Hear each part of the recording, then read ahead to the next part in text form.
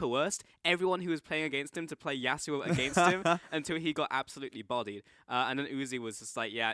As soon as Motto was out, it was just like, it's the Uzi show. Everyone knew he was going to beat every single competitor out of the knockoff stage, and he just demolished Maple in the finals. So it was pretty much we knew Uzi was going to win just because he's such a mechanically good player. Exactly. I mean, granted, from watching the 1v1s themselves as well, he would play for the CS, he'd play slowly, he was recalling at perfect times. Like, it's weird to say, but he is the most hyper-aware 1v1 player that I've seen. Yeah, you lock him into a 1v1 or even a 2v2 and he will absolutely body you. I mean, Maple thought he had him because Kennen was like a massive pick in the 1v1s and he was often banned, but it was, Uzi just stuck to the ADCs, and like, if you gave him Lucian, it was just a free loss. If you gave him actually any ADC, we saw like 3 ADC bans, it's like, well, Uzi's gonna win regardless. I think he won a game on Syndra as well, actually, in the tournament. Yeah, he did. I believe he got attacked in the AD carry position and went towards Syndra and beat a mid laner with Syndra. Which is a bit more insult to injury. As I believe this was one of the best 1v1s we saw at the All-Star event. Maple was the man who took down Mata in the Yasuo off. And Lucian has just been a real key pick for him. It's coming back now, obviously, in this new meta, but if we look back to Royal when they were going to Worlds, and they were doing pretty poorly in, like, domestically, the moment Lucian got that hyper buff, they started winning a lot more games. He's been playing a lot more Lucian now. It's been a key pick. I want to see if he can, if he's going to look to prioritize it this time around. He has to, right? Yeah. 7.5 Lucian. We saw it yesterday. I mean, it was okay yesterday. I don't think we ever saw it hit like late game when you had that like crazy, I think we're in practice mode Lucian version where he's just like dashing everywhere, has the E combos. But maybe like Uzi could bring it out today. That would be super cool to see if he does. But no, I mean, he's just crazy like talented mechanically. So I mean, it's always been that's like carried his team forwards. Even from what we've seen domestically so far in the split, it's just like a lot of wins have been off him just getting a lot of kills and being able to snowball it. He knows exactly what to do with a lead. For example, even that game where he got like gifted 2 kills as Tristana and had like that 8-minute Blaze of the Ruin King, he still like snowballed out of control and knew how to like kill everyone as like Tristana. So it doesn't really matter what you give him. What would you say is your favorite Uzi memory? Like holistically, career-wise, gonna hit it right now. I'll probably start off, and this is a funny one because it kind of hits his personality or just like what you get when you have Uzi. Because he was going into Worlds, it was preseason, and of course preseason going into Worlds. It's not preseason. It was going into a third-party tournament before Worlds, and so it was when they were, they had a bit of a disagreement with the team. He locks in, or at least they lock him in Lucian. He wanted to play a different champion. And so they get a Lucian jungle, and it was the funniest thing that you could ever hear because he wants that champion. He wants to be able to carry a team. He was being a bit of a diva, is what you're saying. That's exactly what was happening. They had a Lucian jungle. Yeah, which is fair enough. Funny memory. You can just see on your screen they are picking out one lucky member of the audience to play up against Uzi. They're doing a 1v1. All right. So good luck. He's beaten literally the best players in the world in a gauntlet type scenario. So best of luck, my friends. There we go. I believe there's only going to be one game today. So this one lucky man, regardless of whether he wins or loses, will have the chance to play against Uzi. I mean, I would love the chance to play against Uzi. I'd happily lose to Uzi at any stage. And I say that lightly. Like, I wouldn't want to lose, but you don't have a choice. You don't. Because it's Uzi. So like, you literally have to just take it as you get it and say, you know what? Oh, this guy is... Oh my God. Oh, he's taking the mic. Wait a minute. He's My ready turn for to this. talk. Give me that really mic. ready for RNG this. is ale. There's a bit of a power struggle between these two. I know. I This guy appreciate is, it. That's not prepared to interview. That's one of the worst things as an interviewer because you're never sure whether you should actually just relinquish the mic. Never give up the mic. The mic is yours to own. So they can touch all over you, but no, keep hold of that microphone. Yeah, dangerous game. Pulse, you're the expert of interviews, man. I can't really comment much further than that. Look at that Varus, dude. Oh, okay. They're about I to thought set it was up. a statue. I think that's actually a real person. My question is, what do you think they're? I guess they have free reigns of picking whatever champion they want in this mode. Don't pick Lucian. Because the last time we saw Lucian being played up in 1v1, it was the Valentine's Day show match. And we saw Lucian versus Quinn.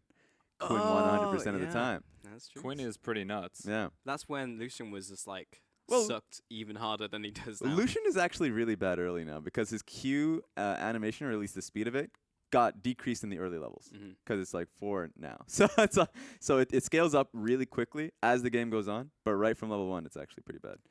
Yeah, because we're probably going by normal 1v1 rules, which is 100 CS. It's first blood. So he actually did he just click on the went towards Assassin's tab? Assassins. Yeah, he wanted it.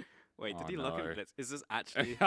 I mean, I agree with it. If you're going up against Uzi, you don't try and match him on skill. You look for the cheese. I'm wondering So, which one picked Blitzcrank though. Who's definitely the challenger. I mean, we saw Uzi was looking at assassins, right? So How do you beat an AD carry? You hook him in and just blow him up. You put them next to you. Yep. Exactly. That's Blitzcrank. And what Blitzcrank would you, if you were going into a 1v1, if you picked Blitzcrank, would you go AD or AP? I mean, You don't have like, to sustain damage with with AP Blitzcrank.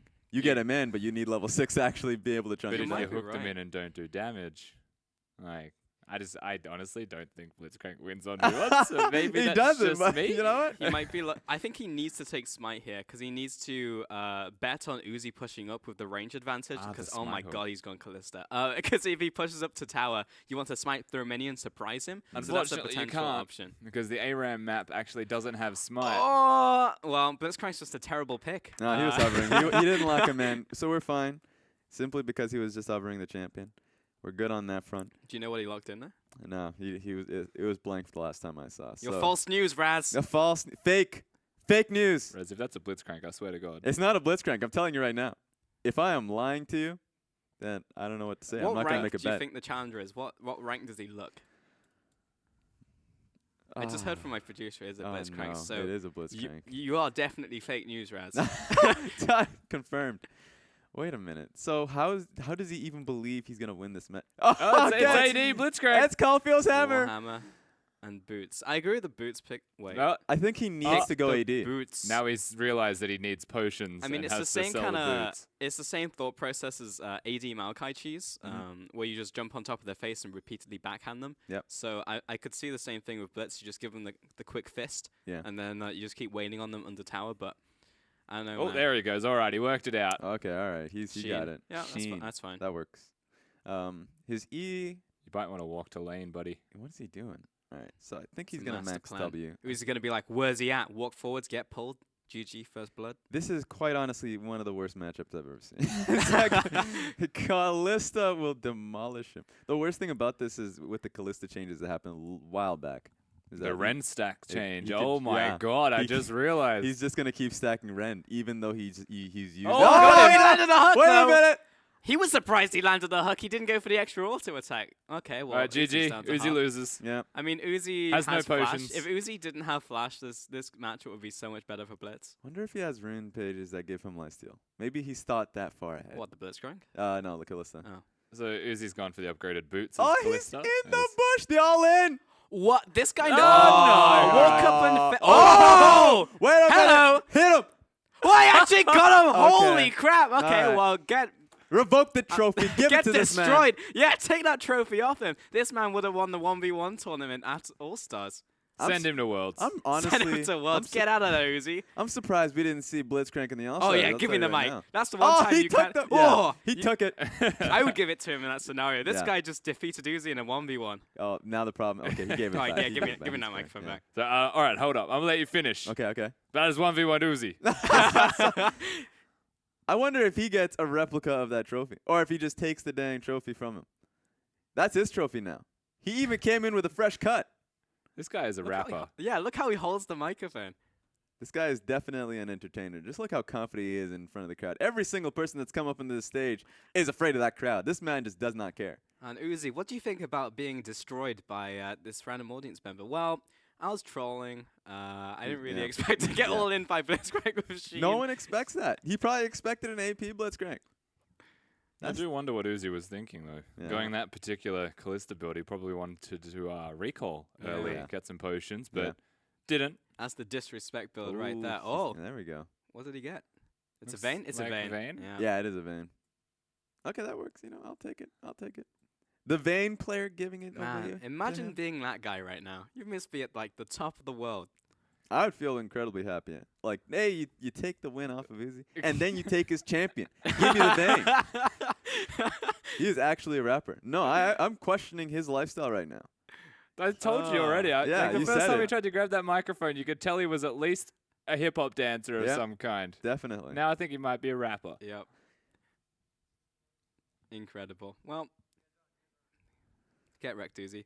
I don't know what to say. I mean, we keep Ooh. talking of Uzi, but This is my favorite memory, even though I mentioned the last catastrophe of a memory. All right, hey, I'm just I mean, you looking can at keep it. looking if you Okay, want. I loved it. Now anyway. they're gone. They've taken it away from us. Yeah, I the mean, season. too distracted. I believe it was season 3 Worlds when he went over there with Corn, mid lane. Now Corn. A lot of those members went over to Star Royal Club in the LSPL, so that's always fun to see. But that was great. That was great to watch. Obviously, they went to Worlds into the finals, and it was a tough finals. But the fact that they were able to go up to those odds were against them. Mm-hmm. Went up against a lot of teams. OMG. It was sad for a lot of those teams. Actually, when you mentioned your favorite memory as well of like watching Uzi play may have been a Lucian jungle, I still think that particular Worlds venture was mine as well. Mm-hmm. He was fantastic throughout that period of time.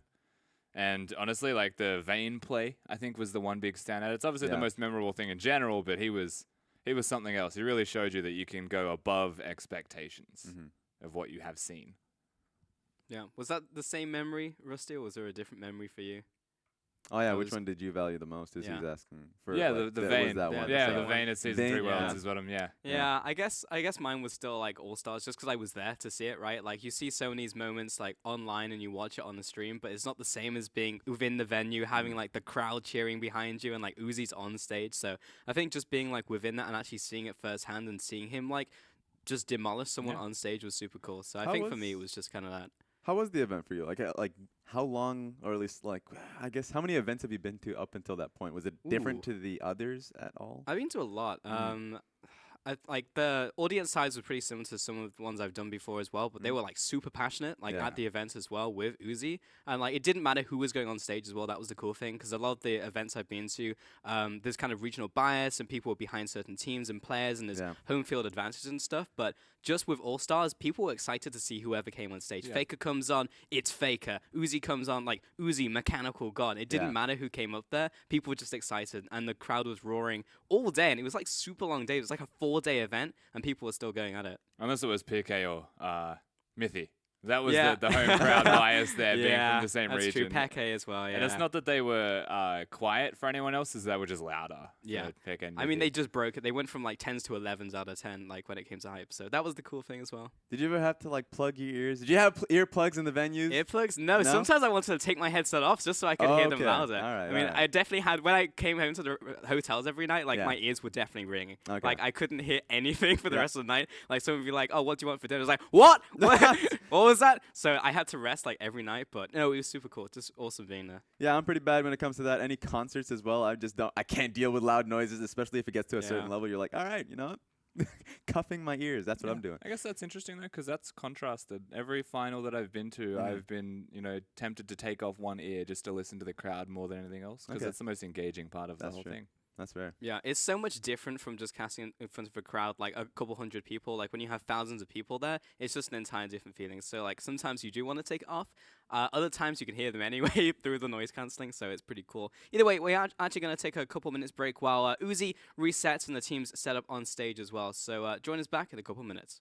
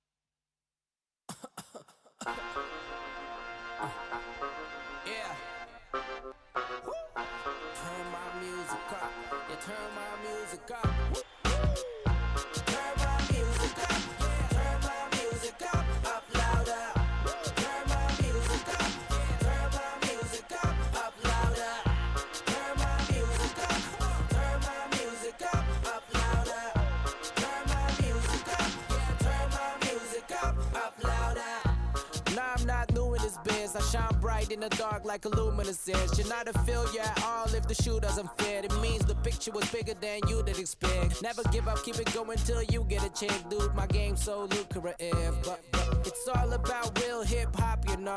Cause we make pop lots more popular. The same game every day, they know ain't nothing changed. Only the strong survive, the rest will go up in flames. They should know about now. They should know about now. They should know about now. They should know about now. Now. Turn my music up. Turn my music up louder. Turn my music up. Turn my music up louder. Welcome back to the LPL, guys. If you did just join us, well, welcome to the LPL. If not, then thank you for sticking with us through our extended pre-game where we just saw Uzi get annihilated by a blitzcrank AD or AP. I'm still undetermined, but welcome back, guys. Honestly, that was pretty crazy. It was just hilarious that Uzi didn't think he was losing until he was like, oh, I'm already dead. And by the time he'd realized that, he couldn't break vision. The blitzcrank just like, I'm going to flash you. I'm going to fist you. There's like nothing you can do. It's done. I was. You mentioned it. It could have been AD. Could have been AP. He just got a sheen. We didn't see past that point. Yeah. No backs happened. The guy just like blew him up. Yep. That was a lot of confidence that guy had on stage, on the rift. That guy's suspicious. Yeah, he definitely acted with a swagger that you didn't expect, and we spent 5 minutes saying, you know what, Uzi's the best 1v1er in the world, and then he lost immediately, so I don't know what to say anymore. Maybe it was a hired hitman, Rusty. Maybe. Yeah. It's existential crisis time for this. Uzi. It was a setup. Let's start talking about yesterday, though. We had some pretty crazy games yesterday, and I was just watching at home. Vici versus IG, the first one. I mean, again, we keep up with the storyline that IG are consistently the most inconsistent team in the league. It's like, well, they should win against Vici, but then Vici somehow pull out a win when Vici, it didn't even seem like they cleaned that much up in terms of their act. Just IG had one of those days. They were like, let's just lose. Yeah, I think you can give a little bit of credit to Vici in terms of we just wanted them to be a little bit more confident in their engages in their fights. Game 3 especially is when they were able to take those team fights a little bit more cleanly. And so that was an improvement that they made, but 100% sure IG should be able to take these sets very cleanly, showcase that they are the 4th best team in the league, or at least in those names competitive. But losing to Vici, it's not going to be able to get that one working for you. There's a reason IG are where they are in the standings. The fact that Vici have been subbing out Bengi, they've been changing roles, they've been struggling consistently. Like at this stage, you would look at IG against Vici and say it was meant to be a clean-cut victory for IG, and they're the ones who make the big mistake. And look at where it puts them now. Yeah. They could have been clear-cut second. I mean, that's what you got to point out, right? Because look at IG, and you think about IG in your heads, and you think, well, IG, top 4, but look at them in the standings, they're tied with IMA and OMG. That's never something you would have even thought about from, like, last week, the fact that they are equal terms with OMG. Yeah, they haven't been doing the best when it comes to cross-conference. It's OMG and IMA that really surged out with 3-set victories as they went in there. And so IG having a little bit of trouble. It's really catching up to them because OMG specifically, OMG have been really turning up. And it's worth mentioning at this stage, even before looking at OMG specifically, that if Snake won yesterday, 4 of the 6 teams would be 5-5. Yeah. Like that's how close Group A still is when we look at the standings from cross-group play. So thank you very much, LPL, for being a very confusing flower that no one understands. It's kind of sad because you know they're going into the next week when they're back in the group fighting each other. You're like, all right, now you can actually take some wins and see where they're going. But now every week still really matters. And it's fun to see that. Some teams are going to be looking to the first few weeks and say, oh, we probably should have been going harder on this one. Do you think IG will start doing better when they go back within their own group versus cross-conference? It's going to be hard. And I think it's going to be hard because OMG, IMA, those 2 teams specifically are very scrappy. And so IG, they can get they have a hard time against scrappy teams. Even Snake as well in the group at the moment. They're starting to get scrappy, even though there's some strategy individually. I think they can keep up. And that's the thing we've highlighted, right? Group A is the best individual players. Group B is meant to be the strategic style of group. Sure. And if you come back to your own group, is IG as strong individuals going to be able to take out strong individuals that are finding form? Yeah. I would say it's actually almost less likely now than what we saw before the cross group. That's a good possibility. Talking about another team who has kind of thrived in cross groups, GT took another win yesterday up against Snake. That was a very entertaining series. It looked like GT could close out 2-0, but then Snake continue to fight back. And I felt like in the end, that series ended with like GT winning in typical GT fashion. It was just like a game that's honestly a 50-50, but then like the flavor text of GT's like, if put in a 50-50, win 100% of the time. Yep. And it came down to the Kog'Maw just going off. And Crystal had a fantastic set, but they didn't win.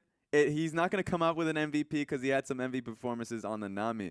It was Zubin who got subbed in, so now it shows that Game Talents are comfortable enough to be subbing in between West and Zubin, and that they were really well, like they are built around playing a protective style around a Kog'Maw. Maybe this is a composition they look towards next time. Yeah, and I feel like that's firstly hitting the meta, which could be a reason as to why Zubin has come back in. Perhaps he's just the better of the Kog'Maw players out of those two, but I agree. I think it's interesting that they have decided to get rid of West to bring him back in and keep him there for the rest of the set.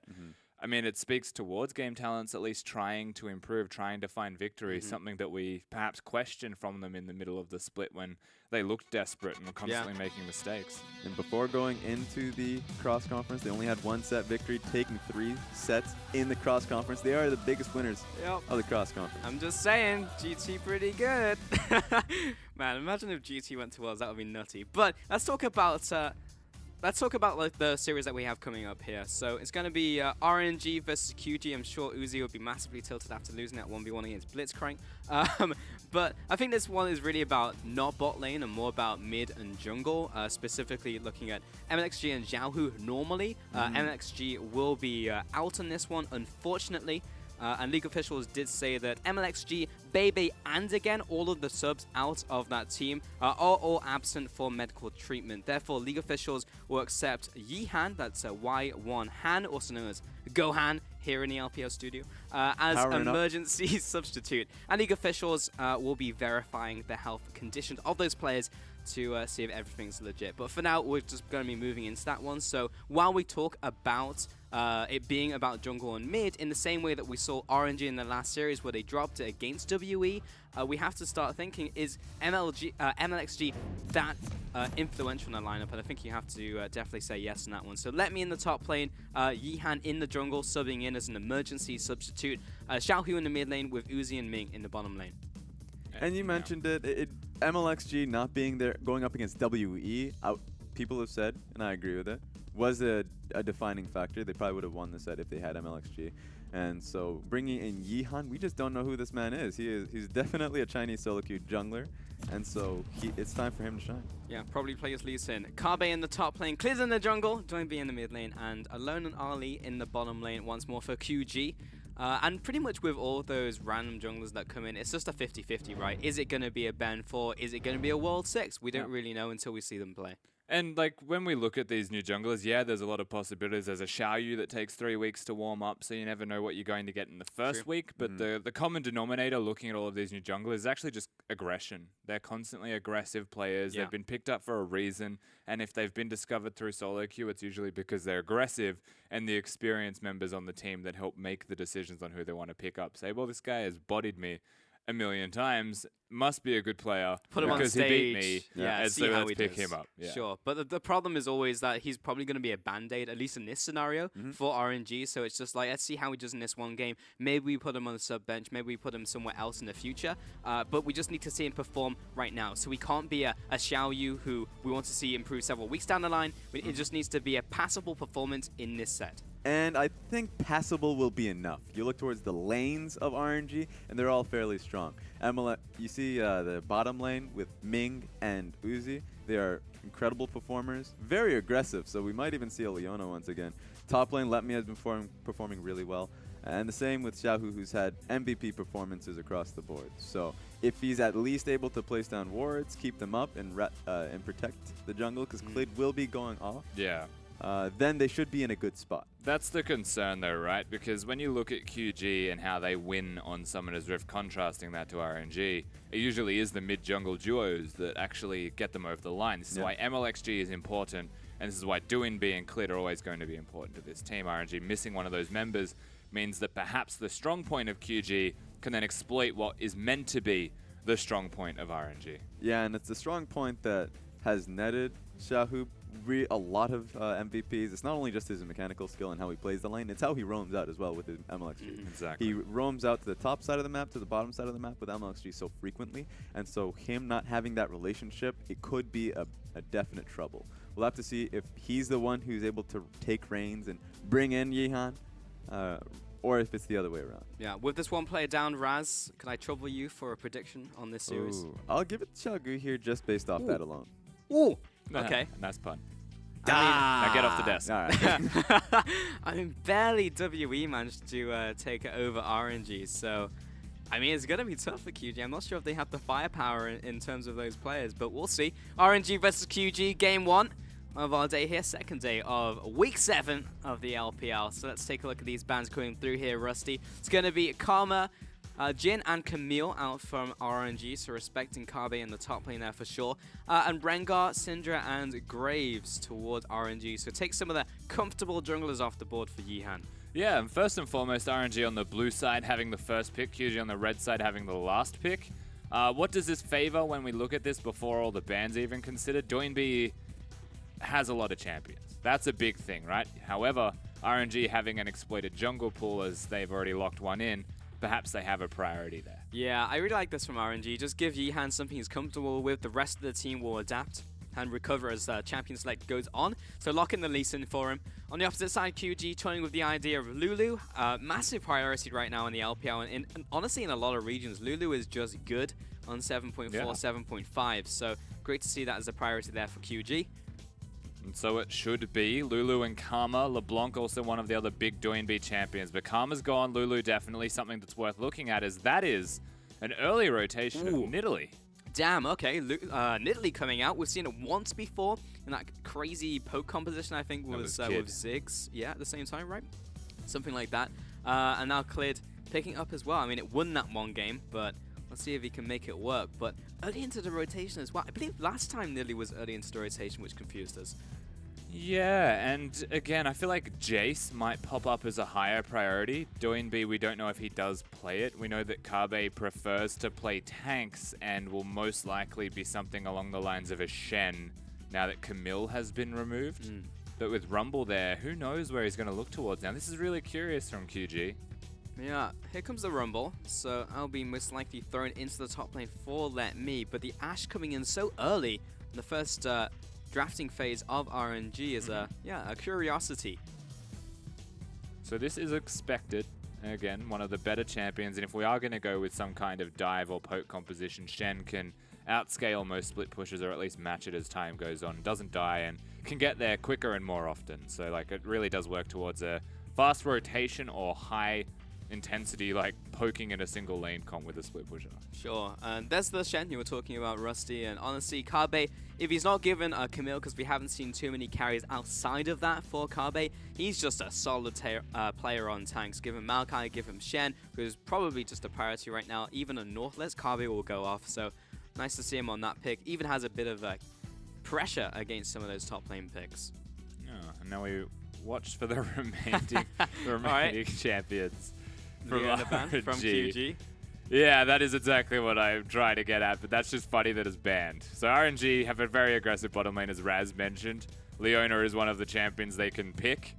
Lulu actually quite good at dealing with a Leona, however, we're not going to see it anyway. And it's support and mid lane, yet they're prioritizing the bans on the support role opposed to mid lane, knowing that Doinb comfortably is going to have a last pick. Interesting. So Thresh also banned out against Ming, so just hitting him hard. Well, RNG are hitting the ADC pool against Alone here. Uzi already has his Ashe, of course, so it doesn't really matter to him.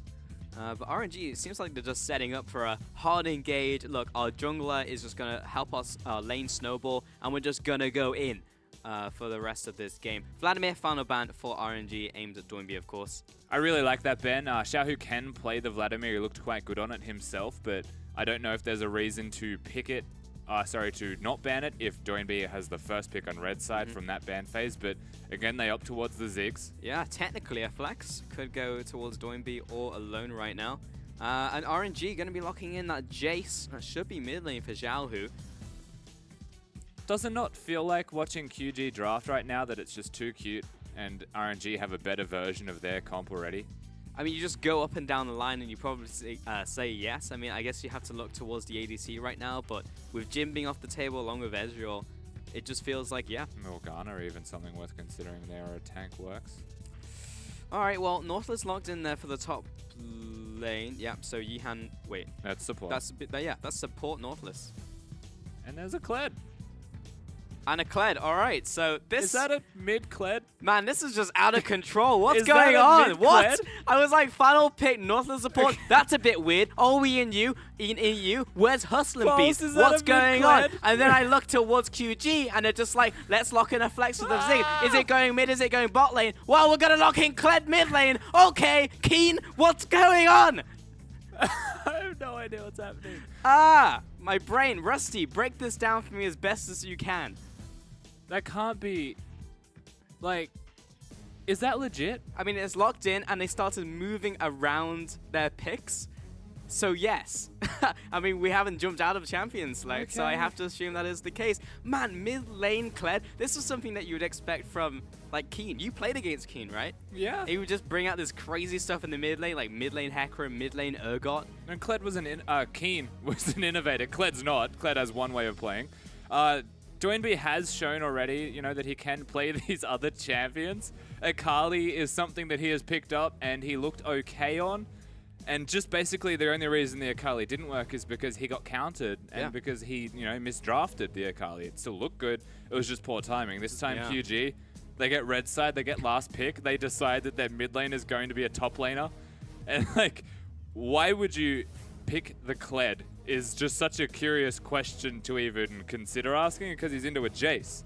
And we went through QG's draft and we're like, this would be a good Jace comp. You know, I feel like QG would really want a Jace here if they're going to go Siege, they're going to go Poke. But it honestly, to me, feels like Kled and Shen are just going to have a great time. Like, if he gets through that laning phase against the Jace, which granted is not the easiest thing to do, I would expect a lot of attention from a Nidalee. If he gets through that, he's got a Lulu, he's got a Shen, and he's got Nidalee heals. Like, that guy goes forwards, he's not going to stop. Yeah, he's going to keep going into whoever's in that backline. Uzi, so good luck on that one. I mean, this is going to be just a crazy game. We're looking for initiates from RNG, from that Ashe, and at the same time, whatever that composition is from QG. Oh man, I just want to see how Doinby does in that mid lane. Because he's played the Akali, he's played the Vladimir, he was the first one to pick Vladimir in LPL. Now he's bringing out Kled. I mean, I'm just excited. I mean, I'm always excited about top lane picks, but You're to see a it Kled in mid lane, enthusiast. yeah, I mean, I am just, this is great, man. So the thing that I don't like about this Kled, we already mentioned that it's into a Jace matchup. Kled himself, not Skarl, the second health bar that he gets, Kled is not durable. Kled will lose this lane massively hard if he ever gets close to being removed from Skarl. And so it's a really dangerous place for him to be in. I like that he went for the Doran's shield, extra sustain, if he could just stop clearly making noises. he's played a lot of Kled because he knows the correct spam buttons. I saw Faker play Kled mid in solo queue. I think he did win that game as well, and he was very good at annoying his opponent with emotes, but whether it's good or not, I don't really know. And to be fair, Faker's play like everything under the sun, including like Tam Kench, but... And for what it's worth, right, the Kled mid is not going to be a standard thing. He does play Korean solo queue. There's a chance that, well, every LPL player does play Korean solo queue. It's pretty low ping. They can actually compete over there. You might have seen someone been playing it. Perhaps it's a Korean trend in solo queue that Doinby's decided he just really liked and started playing in scrims. Yeah. Generally, though, it doesn't make the most sense until we see it work. I still feel like Jace will always have the better of him. Kled having the function of only being able to all in and go forwards. Jace can remove that when he hits level 2. Yeah. I mean, so far, so good, though. I mean, for laning as well, even in negative matchups in top lane, Kled, the fact that he's resourceless, right? And also can farm at range using Bear Trap on the rope. And the fact that Bear Trap on the rope is surprisingly good wave clear, is fast as a projectile, and does a lot of damage, means that he will be able to get some of his farms. So it's not a terrible idea in theory. I just don't see whenever he could use violent tendencies. Again, could just be something he'll be using to like farm it out, and maybe even get the 4th hit using Joust, but it's real tough. Yeah. And credit to Ming just there for getting rid of the explosive plant. Something that I've seen pretty much exclusively from PYL is his obsession with the plant. Just walking around the corner getting rid of it means that a Nidalee, granted it is a Nidalee, so it doesn't matter. Most jungle champions can't get over the wall successfully. It means you can change where you're placing the vision perhaps, but I mean, at the end of the day, it is a Nidalee as we mentioned. And yeah. So far, Clid's doing a full clear, and kudos to him for doing the Raptors so effectively. That was really satisfying to watch him do. Yeah, that's really cool. Oh, Ming. Nice stretch line in the bottom lane. Just going to give both of them a whack. And he'll back away. Doesn't really take much damage at this point in the game. So Ming just allowing Uzi to farm up with this. Priority Ashe, I might add. He did decide to pick this up in the initial rotation. Hello. Is Yihan. First appearance in the game. We'll find Ali. And is just kind of punching him to death right now. Ali will have to back away. Getting a little bit dicey, but he had both summoners still. I mean, it got to the point where it's like, this is starting to hurt. Getting punched in the face. I think maybe I'll have to start flashing, start having to use exhaust. And a good level 4 clear from Mian as well, completely uncontested. Hooks on. Yeah, I mean, the dredge line was definitely hitting, but didn't look for the staggering blow, and he felt like he was going to be under tower, in tower range, so they do not choose to commit on that one.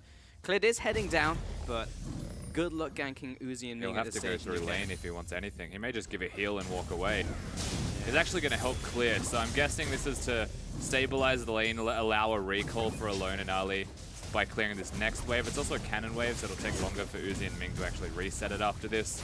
Not a bad call. This is actually a sign of a very aware jungler, cognizant of what his team requires, even though it doesn't feel right to have to do this. At the same time, solo queue junglers take note. He did not tax the creep wave. He was taking them low, so Alone could come in for the last hits.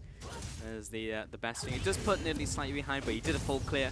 He's definitely ahead in terms of experience when it comes to Yihan. And experience is the most important thing for junglers, so you do not need to tax your lanes. A salty top laner. Yours truly. Yihan. It's just in the jungle right now, in the enemy jungle. He placed down the... That's a solo queue ward if I've ever seen one. The bush, which no one ever really checks if you're on that side of the map. The second red buff spawn brush is what we could call that one. He's already got no Krugs to contest. There's nothing on that side of the jungle. It means that he's protecting the Rumble. But granted, QG, we actually saw them do this about 3 weeks ago and then stop doing it completely. But they're back. If a taunt's on... Nope, it's not. Misses the taunt. Kabe, a rare misstep coming in from him, but with 4 members here, they can't finalize the kill. They only get a flash from Kabe. I mean, that was simply on Kabe. And frankly, that's just embarrassing. It's the kind of thing that should never happen in professional play that easily. He wasn't put under the pump. He wasn't trying to get a multiple person taunt. He just flashed over the top of him. Yeah, that's really tragic. Bad. And RNG are already here. Ashe is on the way. Nautilus is in. What even is this? Kabe gets dragged in. He's got no flash, remember. He'll be dropping fairly low. There is no Ignite on top of him, and it's the continued push coming out from QG, but this is a bizarre game, Rusty. They have a level 4 siege comp. They've just decided this is the perfect time to do it. I mean, Doinby is level 6. If he gets a rotation, there's a chance that he can rotate. In saying that, he's already used his teleport, so it's very ultimate reliant. This is a really curious start to the game. So they force RNG's bottom lane to go top. I would imagine they actually go back bottom now. They're having a really hard time in the 2v2. And so they're trying to actively avoid that 2v2 by bringing them around the map. Unfortunately, RNG keep winning. And so they're getting further ahead every time. So secretly, Doinby just wanted to be a top laner. So QG sent the top lane up there, or the bottom lane, to force the 2v2, meaning that Doinby can now be in a side lane. So it's kind of like top lane. It's just kind of, you know, flipped on its head. But he is against Let Me, so he got his dream. He's finally a real top laner. This is like season 2. Like, they just put their... Oh my god. AD carry and support start in the middle lane. You've got 2 people on side lanes. One of them will lose, the other one will be fine. This is, I'm flabbergasted by QG's strategy. They've taken it to an extreme and it's horrible. Look at the CS between Alone and Uzi. That doesn't win you games. No, that's quite bad. However, Doinby, he is slightly ahead and he finally managed to get his W down to Zhao here. It's the full combo. Really just trying to get him off Skull at the moment, but charge will be enough to send them packing. Yeah, uses the ultimate at the same time as Jace trading, gets a bit of extra combat down onto his opponent, and does ultimately force Xiaohu out of lane, which is handy. And QG, they're just going to run him around. Let's ring around the rosy with RNG, and we'll see if the reservations of RNG will be a problem with their new jungler. if they can make decisions, or from what we're seeing right now, Uzi can rally him with Ming. Yeah, Uzi's like, you know, you're not MOXG, just come down here, help me push. You are my pocket jungler now, Yihan. Just help me hit this tower. That was some of the best like support level last hitting under tower prep from an Italy that I've seen. Yeah, that was legit. That's support goals right there. But Uzi, he's literally getting everything. Top lane, now we're seeing Alone get some alone time Freezes to farm the the minions, I should say.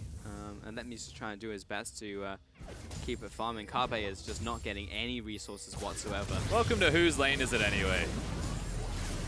Starring RNG Team and comps are QG. made up, and the score doesn't matter. I mean, it does. Pulse, it doesn't. That does. QG would really like a win. Well, here's the Claire Chen combination. Have fun. I mean, you're not going to get out alive. Here comes Zhao, who might be able to turn this one into it. Nope, that's not going to happen. Skull will reset tower aggro. Carbe takes a hit on top of his shield, and that's just as clean as a dive can get. Means top lane will be going down, but it's a race, and RNG are going to win it. They're already in the bottom lane, so towers exchanged. Slight advantage to RNG as they took it first. Yeah, towers exchange, and as you mentioned, it's like goal bonus, but the first blood actually still gives a bit of extra money in the pockets of QG, so it doesn't really make a massive difference monumentally throughout the teams. It's 300 gold at the moment. They're still farming every single lane at the same time. You can see a slight CS edge creeping up now for Clid. They've got an okay position with their mid laners, but this is ultimately what is going to break it apart. An Infernal Drake at 9 minutes. Could change the tides of this. More combat. Could do. You see more fighting, more interaction between these two teams, but that was honestly just the bizarrest early game I've seen in Season 7, just straight up. That was just really, really, quote-unquote, interesting from both teams. And QG are innovators, but this is pretty innovative. Yeah. I mean, typically when you innovate, I expect to see some positive results, but so far Doinby is equal in farm, if not slightly ahead of Zhao, who jungle is ahead of experience and farm, so I mean, that's good. But Carbe is behind significantly in CS, Alone's not doing it too hard, and if they manage to just stall out for a while, then Zig is going to naturally accumulate a lot of farm, and Carbe will do okay with less resources, but RNG, if they continue to get these dragons, that becomes a win condition, and it just all kind of goes downhill. And I guess you have to highlight and kind of look at what RNG are going to do if a 1-3-1 does break out. From QG, they've got a Lulu, Nidalee, and a Ziggs. You can't really kill the Ziggs, and he's going to be able to wave infinitely, as you mentioned. And so who do they put down where the Kled is if it comes to it? Do they actually just try and all in and tower dive and get structures in the middle lane instead, or do they actually try and match the 1-3-1 and think they can competently do it? Rumble can only handle one of them, and can a Jace with Ignite actually match a double teleport? Because then he won't be there, and that's a major part of the poke and the setup for dives. It's true. I mean, theoretically, on paper, that's definitely how this matchup could go, but when you look at RNG and how aggressive they are and able to open up these opportunities by forcibly prying them open against QG, I have faith that they'll be able to find something. But often that was off the back of MLXG, and he's not in this game. It's Yihan who is essentially following around Uzi and Ming, because Ming is that shot caller, so Ming is obviously bot focused and telling him what to do, so if you look at it from that front, maybe it will be difficult for RNG to accelerate the game. And for what it's worth, Doinby is level 9 at the moment against 2 level 6 members of RNG. They have their ultimates, so that'll help, but a 3-level disparity is actually quite substantial. Yeah. Dredge Knight not hitting. Tickle Skull's butt. Yeah, Skull has been doing a lot of cardio. He's lost a lot of weight, so we'll just kind of fly past him. But yeah, 3 levels is a lot. A lot of players don't know that it's around 600 gold's worth of stats every single time you level up, so that's almost just under 2,000 gold extra just on top of him. Here they go again though, RNG making the big plays, trying to get the current gold for the whole team to be higher, as they're not allowed. Yep. They're just not allowed. It's like, ref, they're hitting our top tower. We're the ones making the proactive moves. This is not okay. Hang on a second, ref. I'm Kled. I don't know how this happened. Like 10 minutes into the game, I was like, hang on. I thought I was a Kali. Just as weird. Thanks, Doinby. I think the Akali can definitely work, but like in a situation like this where you have final pick and you're picking into your opposing enemy team, or at least you see their mid laner, because it was literally just a response of, well, I'm going to pick Zillion and you're going to be useless. So it was pretty awful. But it definitely can work. And picks like Kled mid lane, for whatever reason he's decided to go for it, we've yet to see why it's good, but I'm all for it. I'm pretty happy to see what he does with the pick, but it will work in this circumstance. We got to pick into the Jace. And we highlighted already what the Kled can do with the team composition and how they're able to utilize this team composition to find a victory. So the fact that he went even in laning phase, you know, got to a happy point now, got his Tiamat, and then was able to still bully the Jace out, speaks positively towards the Kled pick. Started with the Doran shield, a lot of physical single target damage comes out of the Jace's autos. He removes that completely. So there's a lot of cool things behind it that do make it work or help to make it work. But I don't know if this is what the best thing looks like. If you're going to pick an AD mid laner that can side lane, why not be the Jace? Why not go Zed, you know, and like pick something that can then still be a threat on a side lane on an Ashe? Absolutely, and for a reason, which I don't think it is this reason, but Let Me has only really been performing, ironically, on Kled in the top lane recently, so maybe it was a it was a takeaway. It's not the case. Yeah, not this time. But it is just something funny to think about. As we are back into game, so whatever the problem was, it's no more. It has been resolved. Kabe will hit the taunt on Xiaohu this time, but he's just allowed himself to be set up by Yihan. He's alive. Nice wild growth will keep Kabe alive on this one. While Klid was coming off to the side, Shock Blast, Return Fire. No one will die in the end. And you'd have to say between Doinby and Ali, they're able to hold this anyway. Alone now shows up, so the whole posse is here, and Uzi doesn't fire the arrow, which is kind of confusing. He was sitting in a side bush with a control ward on top of him and chooses not to use the ultimate. I feel like that might have actually helped in killing Kabe. Yeah, he just kind of bailed out on that play. At the same time, Doinby is just soaking experience everywhere he goes. It feels like the team is definitely putting resources towards him. He's level 10 right now, the highest level in the game. And he's starting to dwarf even a lot of those solo laners, so this is going to be a massive Kled. They're constantly just sticking him, may even just send him bot lane now to meet that wave. I don't even know anymore. He's gone towards the Black Cleaver build, which is pretty stock standard. I like the Tiamat adaptation early though, so that he can control the minion waves inside lane, so they're constantly able to rotate. Shen's gone for the Balmy Cinder, Ziggs for the wave clear, just naturally from his kit, and a Tiamat means that all three lanes of QG can hard clear a wave and then disappear. And that's really what they're playing towards right now. It's not so much a pick composition, but as we already highlighted, it's a pretty good fast rotation comp because of how quick they can wave clear. And just being invisible on the map causes RNG to be super confused even as to where are they going next? Who really knows? They're spinning a wheel of fortune to find out what their lane assignments are for the next 3 waves of minions. Yeah, and I'll say, like, from QG's perspective, if they are able to outthink RNG and kind of make a statement in that way, I think that would be very impressive for a team like QG against a top-of-the-table team like RNG. I look towards RNG and I'm like, well, they're very mechanically strong and they make it work as a team, but I don't see them as a smart team in the same way that I look towards WE and I'm like, these guys know what to, every point in the game they know where to be, how to execute. Maybe they don't execute necessarily, but they know what they should be doing at every point in time. Yeah, no, I agree with that, as these guys are just going to hit each other. I think they'll all run away from the giant Kled. The difference and the contrast that I like about watching QG in comparison to that of WE is that the beauty of not knowing where you're going to be means that they can't predict it. WE, they know exactly what the best thing looks like. They're always going to try and do that for themselves. But if QG just don't know where they're going to go next, they're reacting to everything and they're the best reactionary team in the league, then that does still work for you positively. Not all the time against the best teams, but it does. Yeah, I just think straight up it's a really interesting style to have, if they can make it work, of course. And this game will be a good indicator towards that. One other thing as well though, Pulse, is the Blade of the Ruin King rush for Uzi. Blade of the Ruin King did get changed, so it has more AD now, less attack speed.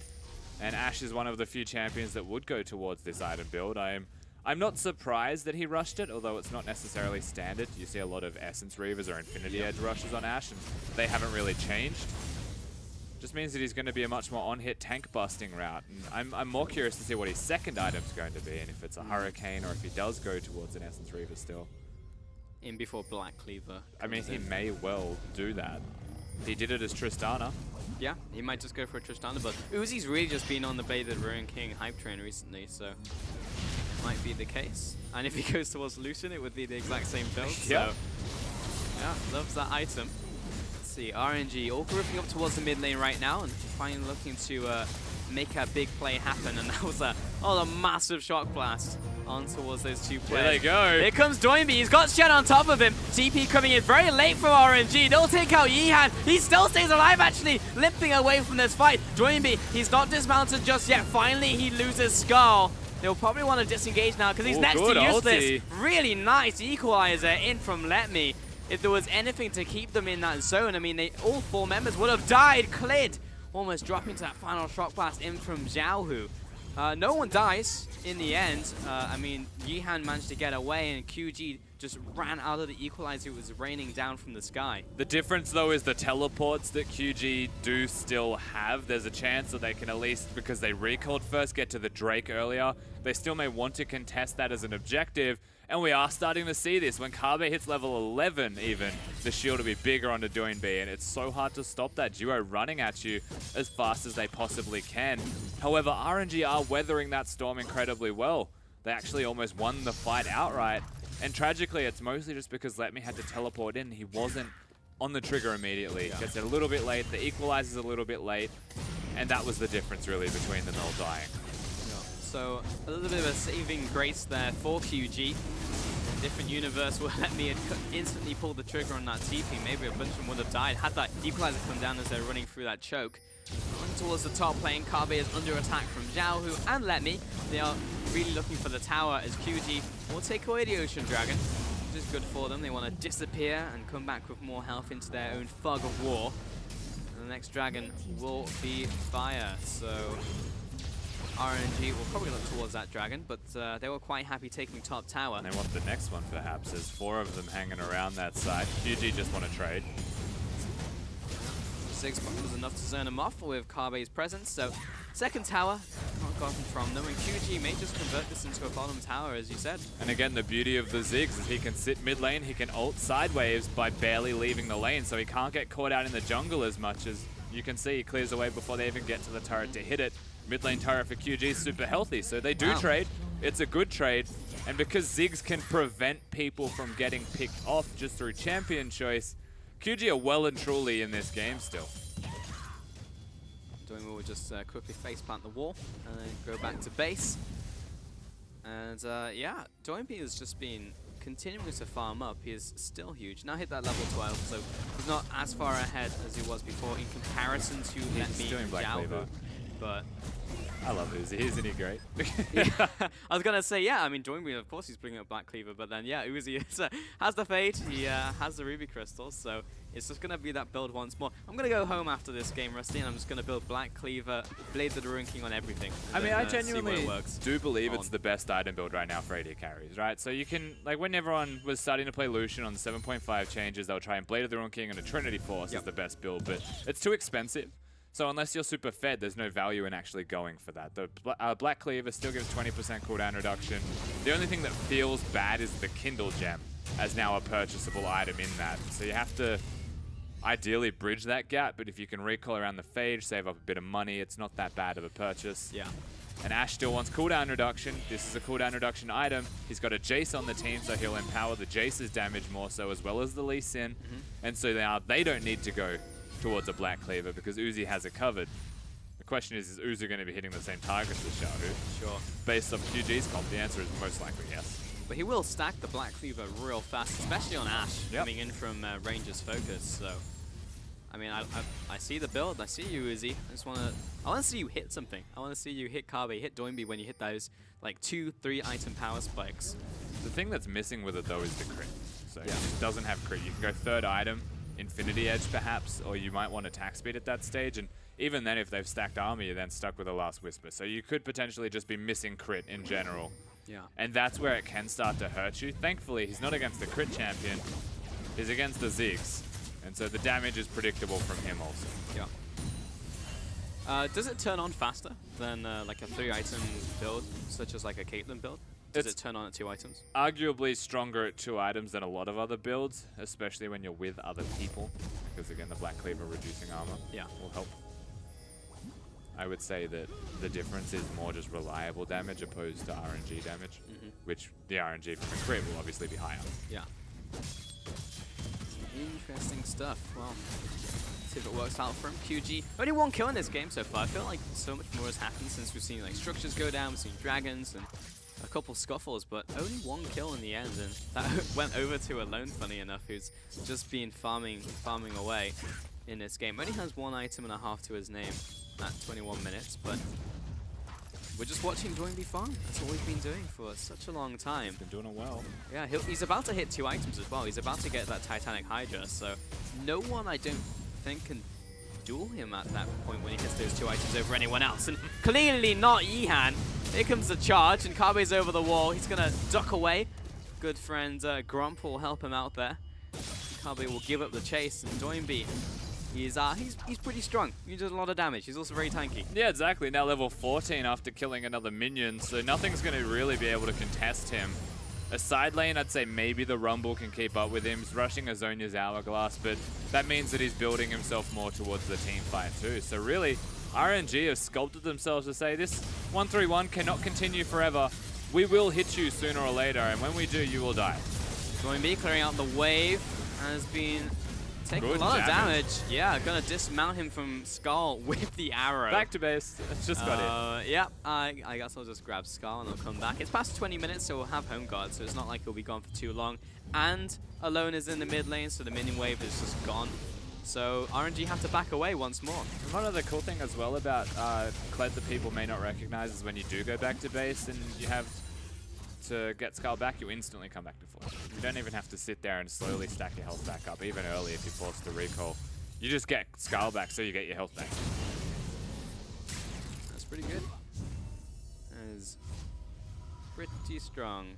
I wish it was the same thing for Quinn, just as a complete side tangent, because she gets it when she dies, she gets Valor when she dies, but not when she recalls. Yeah. It just feels bad. Anyway, clearing out the mid wave. And I think that's pretty much all the farm he's ever going to get from a lane, because otherwise Ziggs is going to just soak it up and he'll go back to his jungle. He's currently sat on Rod of Ages and Runic Echoes on the opposite side. Yihan has gone for the Hex Shrinker. There's a decent amount of Manuk damage on the opposite side, and we'll probably just go tank from here on out. And we expect to see the Hurricane from Uzi now as well as his third build, going towards the attack speed route. So being able to hit multiple members, get the Black Cleaver on multiple people, use the Ranger's Focus. You know, and nobody's going to have armor anymore, because Uzi decrees that as law. But how are RNG going to siege without the Ash Arrow connecting is a real, I guess, scary proposition for them. Ziggs has a death cap. What are you going to do? Well, we can't siege. We have to look for a pick. We have to force a fight. Dragon is going to be the best thing for them, because it will draw QG out into the open. But maybe QG just give it up and then continue to play the scaling game. I mean, it's never going to break. Ziggs is here, so look how fast this wave dies. 2 spells and it's basically gone already. Yeah. Klid will pick up this blue buff, and it's now really about this Infernal. But I think RNG even have to be a little bit scared about QG if they get the right engage with Doinby and Kabe running at them. But it's not even a clear-cut fight for them. So they have this opportunity, but Shock Blast isn't doing damage against Doinby. Yeah, and we have to watch how the Shen ulti goes here as well. You'd expect it does go onto the Kled, and QG are committing to this Drake, so a fight will most likely break out for this. Yeah, it's dropping low. Someone's going to have to smite over it. Got the recall already from Kabe. The teleport now in from Let Me. Yihan comes in, secures the dragon. But QG are going to let this go without a fight. Here comes the equalizer, turning away Ali. He'll back away, but Clint goes down. So does Doinby. He's dismounted. Now Alone having to back off, and Lemmy's leading the charge on that one. He's going to be flamed down. That's a 1 for 3. Dragon over to RNG, and looking for another one. Barely misses Ali, but Uzi's got him in his sights. He's got him in his crosshairs, and that'll be another kill over to the bot laner. And RNG get the team fight that they were waiting for pretty much the whole game. And again, they build for the team fight. They get the Zonias, and he doesn't even need to use it, Let Me. This is exactly what RNG were looking for. And with the second Infernal going to them through that fight, with the towers falling, with all the money in their pockets, surely the Kled strategy is now fully cheesed through. And RNG could actually get towards a victory. Too many holes in that Wensleydale, Rusty, and they're really just starting to open up right now. Look at those minions, man. Those caster minions do some work. And finally, Doinby will head down there. That's half health on that tower alone. That's really what RNG needed. Had that fight gone the other way, that could have been the turning point. I honestly feel like that fight alone may be what will decide this entire game. QG finding it a lot harder to keep these towers alive now. And RNG will start being able to open up fights. They'll look for dives. They can have full control for the next couple minutes. Yeah, and granted it's only 3,000, I wouldn't look at that number and say, you know, that's the GG amount. We're pretty much no chance here for QG. They've definitely still got a shot. Oh yeah. Especially with a Ziggs who can delay the game to 40 minutes for free every single time just by being a Ziggs. But realistically, having that extra gold onto the carries and just having the extra items on RNG's team means that every single time QG try and actually do that fight, use the Kled Shen, use the actual engage on their team, they're running into a big dangerous point. I mean, it's the difference between we win this team fight question mark and just removing that question mark. Now we know that RNG are very likely to win a fight. Carbe will just spot them out there as well, as there was a potential gang coming towards him from RNG. But that is the real turning point. So again, as you mentioned, still a chance for QG to come back to this one. If RNG just lose their fangs or their teeth fall out, and they have no way of just pressuring these fights and looking for them, hitting his Ash arrows, like there's one in the top lane right now. The kick also used, I mean, that's exactly what we were talking about. That's exactly what we need to see from RNG. They pull the trigger, they look for the minion wave, they look for the tower, and if there's one minion wave, so Minx is going to attack the tower. Lucky minion. Yeah, and I guess the layering of CC there means even a Shen who stacks resistances is going to die. Really well done from RNG. Firstly, to get a pick, they get the side lane off. Ziggs ulti's not even going to be used to defend the turret. And so the turret does go down, and once again, 3,000's now 4,000. They can rinse and repeat, but QG don't want that to happen. Oh man, Doinby like point blank charge. He's got the rest of the team coming in, but he's already dead. The team definitely does not want this. I mean, they're all going to be run down now. Anyone who gets CC'd, oh, Yihan lands a beautiful Q. That'll be 2 kills. Ali going to be falling as well. The 5-man ace out from RNG. I don't see how this is just all over. They didn't even use their top laner. Letme's just sit in mid lane. He's still got his ultimate available, and they're just going to freely siege the inhibitor. No minions to speak of yet, so it doesn't look like they can just outright win this game, but they are looking for it as the new wave crashes, and it's only Carbe. Carbe, Yihan just styling on him. Look, I learned this one from Korean solo queue. RNG heading on to the Nexus towers. It's 28 minutes into the game. They just won 2 fights and ended it. Carbe trying his best in his 1 versus 5. We've got the respawns coming in, but here's the do not cross line, and they'll finish off this game. RNG with a game 1 win. And thank God RNG beat Kled. That's all I can say about that one. QG, that was cute.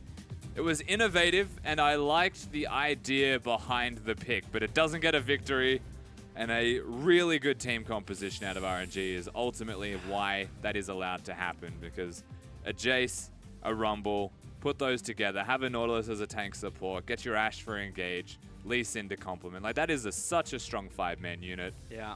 I mean, it absolutely is once it gets ahead as well in this game. And every single time I see Doinby bring out a pick like this, I say, look at that game. It could have gone in a different way, but it doesn't. And that's the point where we have to start questioning them. However, keep on doing it. I enjoy watching it.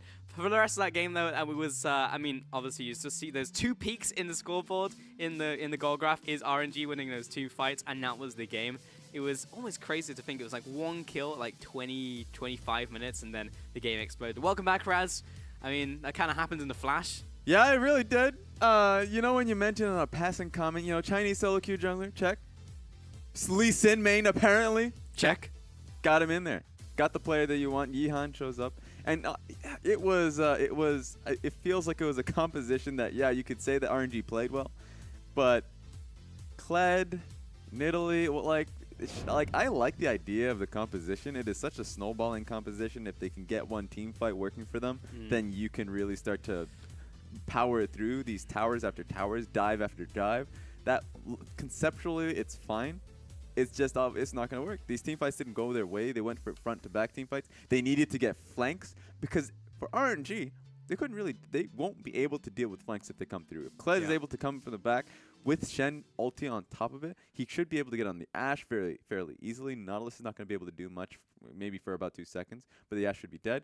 But they lost those two team fights. The game was fairly close up until that point, and you're done at that point. You have a team fight composition, you can't team fight. So it's over. And this one's a 5-minute VOD review for the team, right? It's like going in, it's like, all right, let's take a look at the first team fight. Well, we lost it. We didn't go for the right fight. What happened in the second one? We lost it. And the game was over. And it was just like, well, there you go. That was the game. You couldn't win that team fight. Had they won that, though, we said it during the game, it would have been a very, very different game. Because then suddenly QG have the initiative. They can never be pushed in because they have the Ziggs. Everything works from them. But when they lose, they stay behind.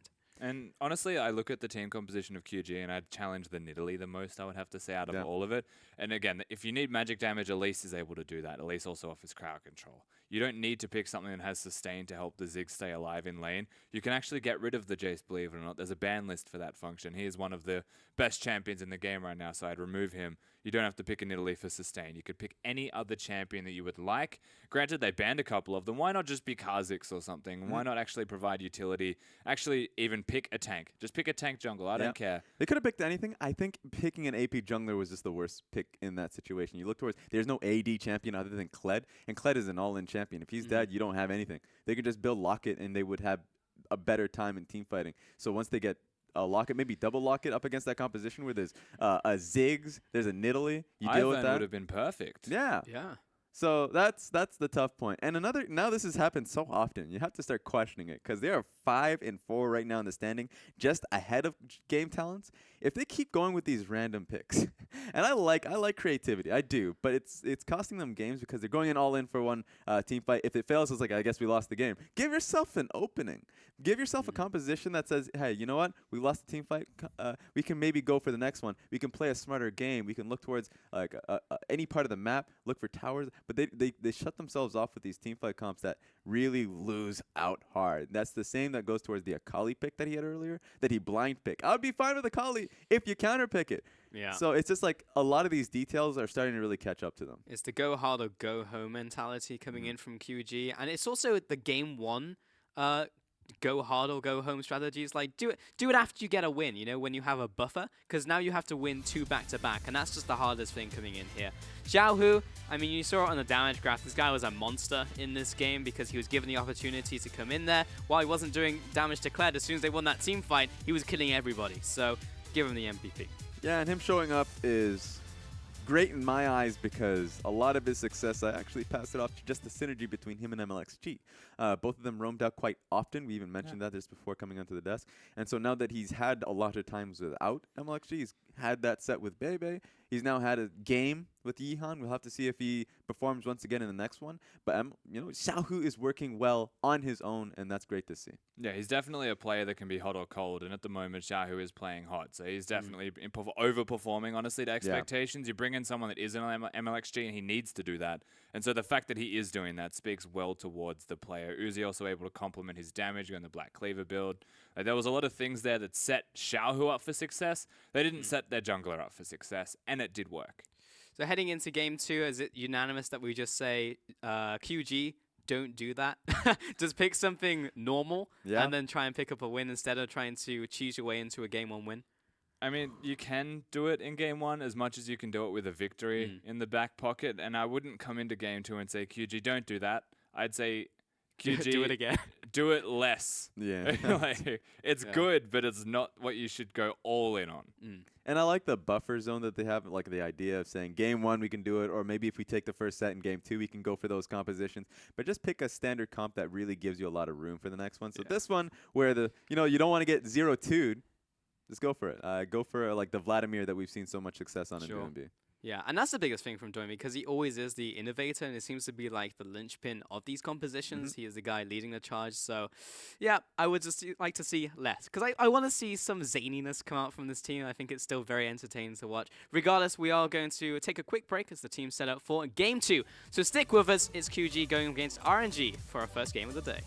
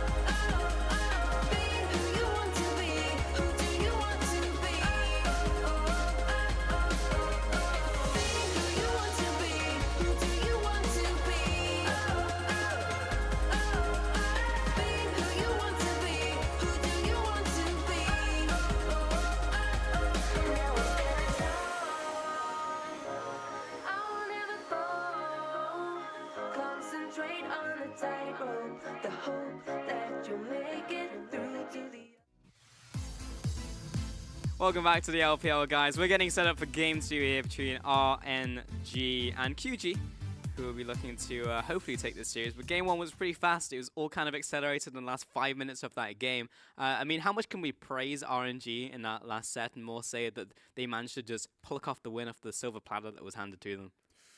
A bit of both.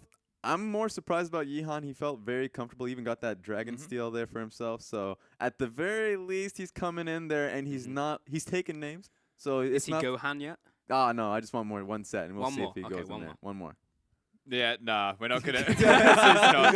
I will still praise RNG though. I think that they played better than expected, having their sub jungler again.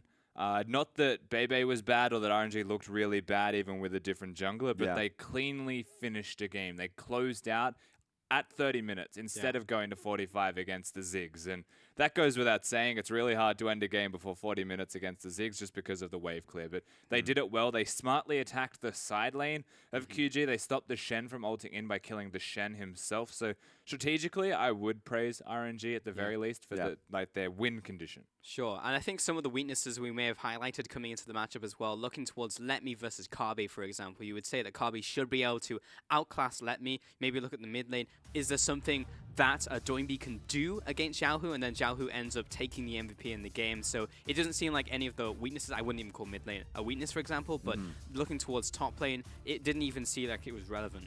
The reason for that is because both these teams have a similar goal in mind. Like, Kabe is a team fight player. And the same goes towards Let Me. He doesn't automatically just win lanes unless, of course, if you have an Elise behind him. So they play towards team fights. It's just that RNG is more disciplined as a team. They set up team fights much better and much earlier, much sooner. Xiaogu, they play towards team fights and they find themselves falling into it. They play a little bit more chaotic, and that's just them not really setting up as properly. So that's why you're seeing these specific matchups being really interesting to see, but it's just RNG coming out clearer ahead because Kabe's strength is not being shown because Let Me is just in a better position at that time. Yeah, and again, he's a really good teleporter, and a lot of that game was defined through not just Let Me being at the right place at the right time, but Kabe being the focus of RNG. Honestly, that last team fight that they won, they didn't even have a rumble. He didn't teleport, he did nothing. He just watched his team 4v4 win a fight after they already killed a Shen. So he just hung out in mid lane and was like, this is sick. Nice this whole wave. This is great. Yeah. I mean, that was pretty much the entire game in a nutshell. So it's gonna be a difficult one to win 2 games back to back against RNG. I think even for the strongest teams in the league, we would say that's a difficult feat. But I mean, we'll see if QG can make it happen. Yeah, if you're not WE, then I mean, it's also WE up against RNG without MLXG as well, right? So we're looking at like a not even final form version of this lineup, and RNG are still performing with the tools they have in their back pocket. I think the first thing that you have to address when you can see them doing this is their support shot calling. Yeah. And again, they bring Ming in to the team for shot calling specifically. He has to just be an aggressive player on the team, right? He gets to play Leona, gets to play that with a Nocturne, and if the Leona doesn't stun the target, the Nocturne can be avoided. The damage can be flashed away from, or he can be protected. It does require a lot of movements. Again, he goes to the right lanes in this series. They beat WE in A game, and when they were winning, they closed it out in like 28 minutes. They looked fantastic when they're ahead. I just wonder if they can do that when behind. Incredibly decisive, and so that's a good question. We'll have to see with Xiaogu. Xiaogu is a team that I'm not too sure if they'll get those early leads. We'll have to see what composition they find themselves with. Oh, what's that? Is that Razzleplasm backtracking on his QG prediction? Oh, no, I'm doubling down. Doubling down. Yep. It's going to be 2 wins in a row. All right, well, the gauntlet has been thrown, Razzleplasm. I will see you in 1 game's time when it will be RNG 2-0. Let's head into game 2. QG up against RNG. It will be Rumble, Renekton, and I believe Graves out from QG, while Karma and Jin in from RNG. It's their first bounce. Yeah, so again, the Karma has to be banned away from QG. Doinby is just fantastic. I still personally believe the Deathfire Touch Karma is obnoxious, and so is Deathfire Touch Victor, which is something that might have been played from Doinby in that last game if he didn't suddenly come down with a case of the Kleds. But no, he was Kled. Yeah. In 7.5, there was nerfs to Deathfire Touch, but only in the AD scaling, not for AP. So those two obnoxious things you just mentioned are still on the table for these players. First pick of Camille, which was banned out last time from RNG. And it will be first picked here for Carbe. So we get to see him on the carry once more, which is real nice. He has been an outstanding Camille specifically carry player. The Shen didn't feel too great in the last game, even though realistically when he's on those tanks, he's meant to look his best. No surprises once again, RNG, and I am surprised that QG didn't attack the Lee Sin. But they are going to lock that one in again. Yihan has shown that he wants to just be Lee Sin. Yep. First pick's a pretty big deal. Twice in a row on both sides.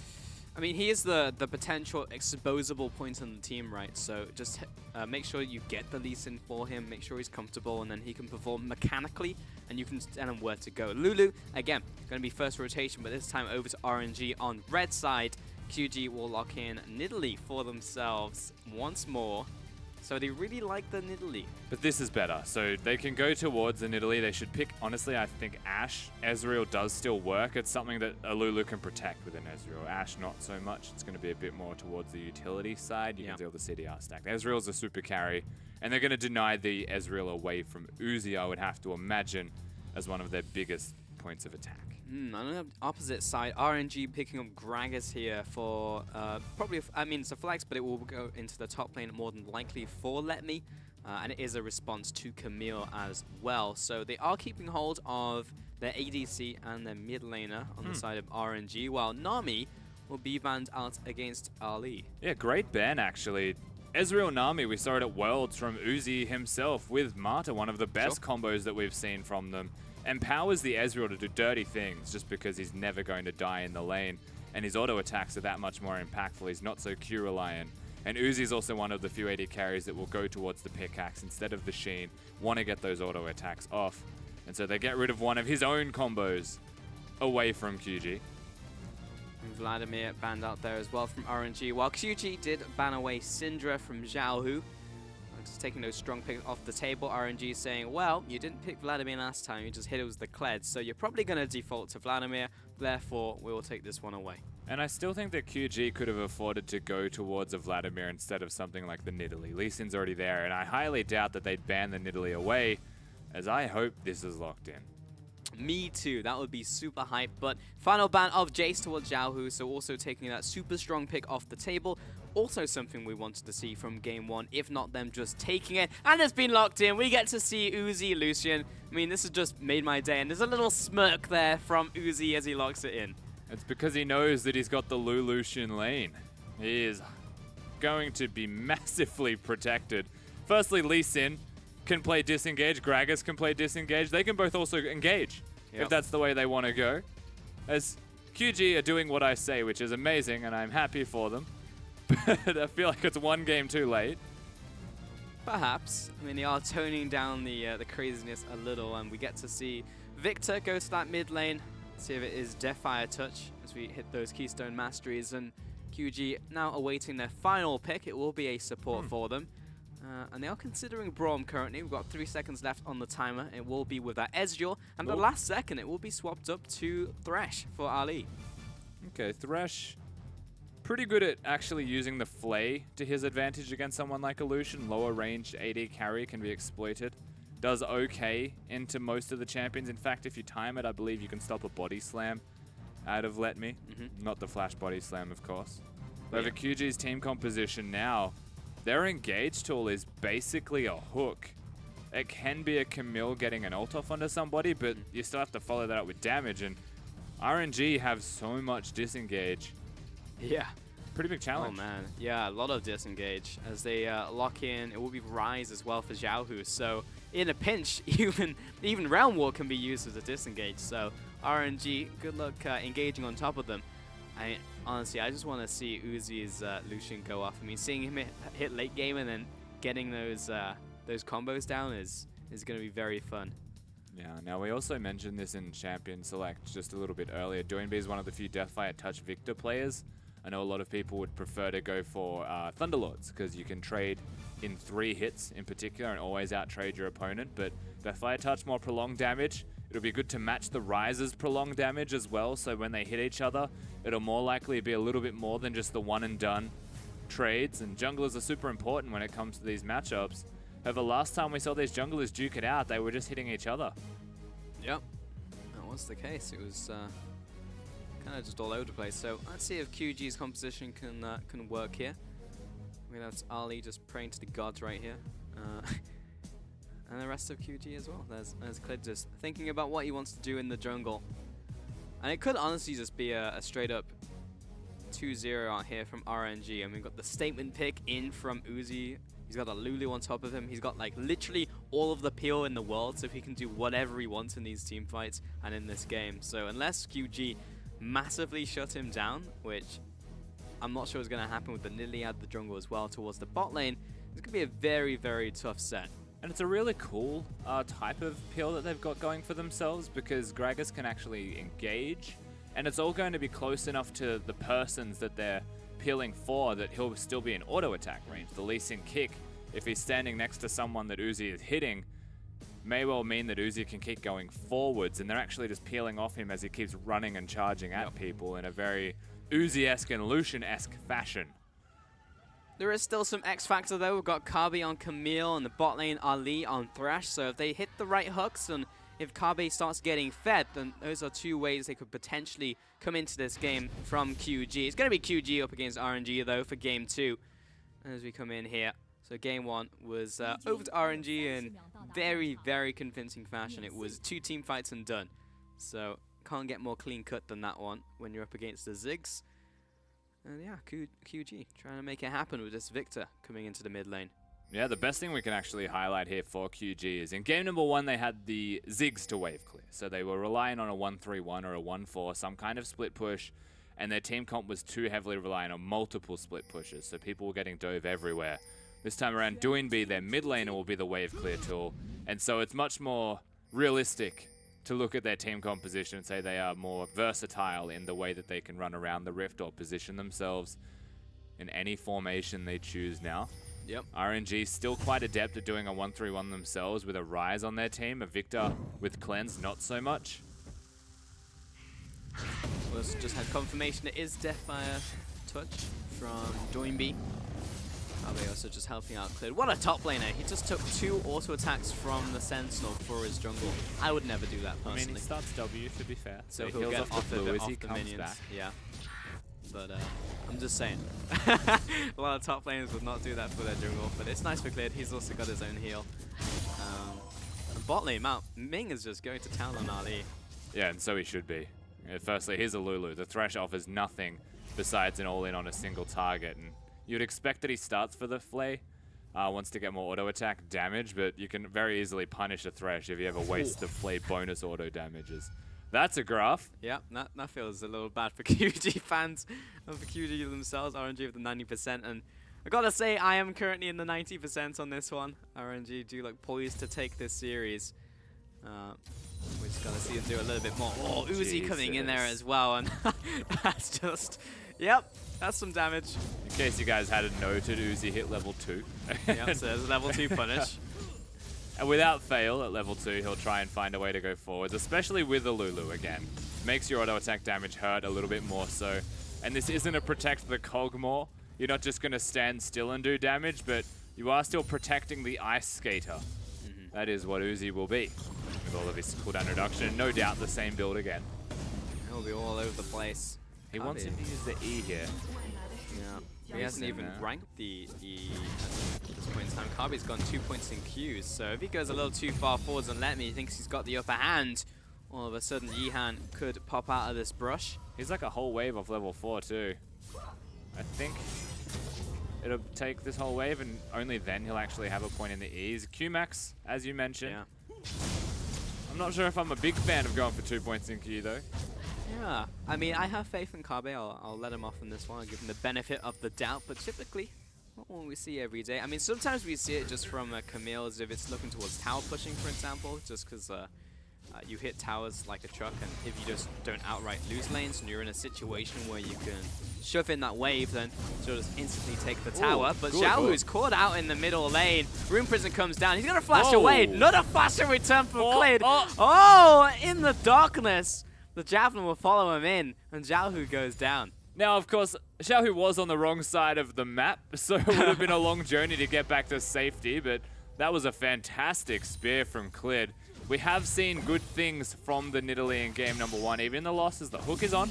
And the flay onto Uzi and Ming, but oh, actually, no, we're just going to turn this one around. Alone will turn and hit them a couple times, those mystic shots and auto attacks, but yeah, RNG just looked at them and was like, you what, mate? I guess we'll just fight you. In case you're wondering, Ali is running the Stoneborn Pact on his Thresh. So whenever he actually uses the flare or hook connects, even the box, every time somebody auto attacks, they'll get health back. He's also a super tanky member. Here they go. Flash, flay onto Uzi. Ignite comes down. We're looking for the hook, but it doesn't land onto Ming, and the gank just completely fizzles out. Yeah, the minions were blocking the hook onto Uzi, so he had to go for Ming, and it also means that it's a predictable angle to be hooked from. Still positive movements from Clid again. He's trying to get around, trying to make things happen and get it done. So RNG is just really slippery. Yihan heading into River, taking with the crab. First dragon is also infernal, so today is a sunny day. Bright patches, not too many clouds. One would say it's hot fire. It is. I even brought out my my bingo card with me, but I didn't bring it to the desk. I'll get it during next break. Top lane. Let me, how's he doing? It's about even right now with Kabe, so it's not too bad. He hasn't even burnt through all of his pots just yet, so he's in pretty good shape. Back towards the mid lane. Of course, that gank did come down onto Xiaohu, but he's not doing too badly in terms of farm either. Joinby is just farming up. He is a blasting wand as well, actually, to his name on that first back. So Joinby will probably lose most of his mana now. When he ticks 6, if the next wave comes in and Xiaohu is hit a pressure, granted he's not, Joinby will be the kind of person to use the ultimate, actually clear the wave with that and then go to his blue buff. That's just the way that he always plays it out. Wants to just make sure that the person he's against is busy when he goes to a buff or when he leaves the lane so they can't stop him. So this time around he gets a little bit lucky, he's able to slowly clear the wave. Might even want to recall in himself before he goes to the blue buff. And without fail, Uzi is looking towards Beta the Ruin King once more, but this time on Lucian, so it is basically the standard build on no matter what Lucian build you're going for nowadays. Farming on the tower, look at this immaculate CSing. Perfect setup. I believe it's something that has been inspired by Faker, watching him for many years. When he last hits, he makes sure the minion is as low health as possible, be as efficient as possible with wave manipulation. Something that a lot of people have started using, because it makes sense. Yeah, for sure. Look at Joinby, he hasn't even put a point in gravity field just yet. Up against Xiaohu, just 3 in laser. 2 points in Q, 3 in laser. Went for the extra shield. Interesting. Yeah. Helps him trade with the Rise. It's very hard to actually lock that Rise down, especially when they're a ghost user. Yeah. But it also means ganks are really difficult to get off. Yeah, right. He can't even just put the gravity field on top of himself and just block out Yihan. I guess he also just respects the fact that Yihan's gonna insect him before he'll get the gravity field down, but still, it's... Even if he does, though, you can gravity field on top of yourself and stun the Lee Sin. Right? So if he's under a turret, then he's stunned under a turret. As RNG, they kick off an Infernal Drake. We've got everyone heading up, and with Clid being on top side, the Letme's going to see him, and QG have zero pressure to even challenge this dragon. So, again, first Infernal over to RNG. What's he doing? Next one's going to be... Oh, got a couple clouds coming in right now. And you could actually just be a weather forecaster for all of the clouds. Cloud cover is measured in 8s. Wow. So it's not active. Good to know. Another good thing to know is Ali is pretty dead. Yihan's just going to murder him in the bottom side. Kill credit to Uzi. Teleport wasn't even needed from Letme. That was even overkill in this scenario. Mid lane, Joinby's going to hit him with the disco ball. Yeah, it just drops the base. Nothing to be seen from it. So QG, they do absolutely nothing but watch as RNG once again make the proactive moves. They make the big plays, and it goes towards Uzi. He's the recipient of everything and more. And Clid was top lane. He could have given the blue buff to the Victor. He could have been doing anything else on the map, but he chose the one place to be that was worth nothing, and he went there. Carve completely in the shadows. Up, no, never mind. He's just gonna hit the ward. Million pings on top of him. They were aware. Yeah. They were on the money. But he was heading down, so he'll go back to base anyway, and he'll take that little bit of extra gold to the bank with him. And he is on his way, of course, to that Triforce, so he'll go for boots. What else are you going to pick up? Look towards the Sheen as well, so this is going to be a mana. What is crystal. Doinby, really? He's gone for the Ryla's Ryla's Crystal first. Scepter Rush. Now, it is cheaper. Doesn't give you as much in terms of stats, though. So it's still curious that he would go towards that as a rush. He's just trying to be as efficient as possible. Deathfire Touch does a lot of damage over time. Ryla's enables you to do more damage over time. So, like, frankly, it's not a bad decision. But I wouldn't have rushed it. There is absolutely no reason for someone to want to rush that when you're a cooldown reliant champion, firstly. What about his Hex Core? He hasn't even upgraded that yet, right? Yep. So he doesn't have the Aftershock from E. Exactly. I have no idea what he's thinking. Yeah, please don't leave alone by himself in a lane against Uzi. Because Uzi will absolutely beat him. And it's actually kind of funny because Lucian is like one of the only champions who will just like straight up just murder him in a 1v1. Look at that culling damage as well. Gives him the love hearts. And the beauty of all of this is Uzi actually kept the wave frozen that whole time before he forced the Ezreal to go back to bases. Here we go again. There you go, Xiaohu. Dance for me. Go back. he's just following him down with his annoying. With pet disco ball. Yeah, he just has to go back to tower. It's just really annoying more than anything else. Just shoving him back. Carve, massive minion wave here for Let Me. It was like 3 minion waves. Speaking of minion waves, that's a happy Thresh. Yeah, he's gonna sucking up collect all this that. bomb. It was great. Happy days for the support. Mid lane, there's just more farming from Doinby. He's ever so slightly ahead of Xiaohu. And I mean, looking at the farm difference from Uzi and alone, almost 30 farm difference between them at 10 minutes is pretty absurd. That's almost perfect CS from Uzi. Look, Uzi is a monster right now. He's on the Lucian. The Lucian's starting to ramp up seriously quickly. He's got Blade of the Ruin King. Yeah, it's and 11 minutes, Rusty. Again, we'll be going towards that Black Cleaver build. I guess if you were to contrast that with anything, though, Doinby's having a pretty fun time in the middle lane himself. Forced really awkward itemization out of Xiaohu. Has to go from tier to a Negatron. He's now actually going for a health crystal. So if he's going Catalyst, that's actually just a really awkward and really poorly timed build out of the Rise. So we'll see where he goes with that health crystal. And so there isn't a lot of positives in that area of the map if you were actually RNG. However, it's all about protecting the AD carry. Yeah, absolutely. So you are basically a Rune Prison bot in this game. As long as Uzi gets rolling, which he is already. But for now, it's just a lot of farming until another dragon spawns. There is something to draw both teams out into the open. Great ward. Yeah, I'm spotting him out there. That's a really random ward as well that like you wouldn't even expect to come out from that lane. But with a spot up there, they have wards to spare. Here comes Xiaohu, here he comes. popping the round warp. Just coming into the bottom lane, the classic gank scenario. And Carbe is pretty much just locked up here. So the best opportunity is to try and pick up kill onto Let Me. He's going to go for it. He'll flash out of his own ultimatum. And we'll call it a day, actually. We'll just walk back away. Doinby comes down, break it up. Yeah, the Have none of scary this. Victor's here. And he's scary enough to make them want to walk away. So they will still pressure this top side. In fact, Oh it might my be god, Uzi, calm down. He just wants to go home. Oh, Ardent Blaze was not enough to finish him. Ever so slightly just out of range on that one. And Clid will come into this top lane, land that spear, but that is not dissuading Yihan, Ming, and Uzi from taking this. And it will be a second tower to RNG. Uzi is an angry man. He's making sure that everybody knows. He's feeling those emotions.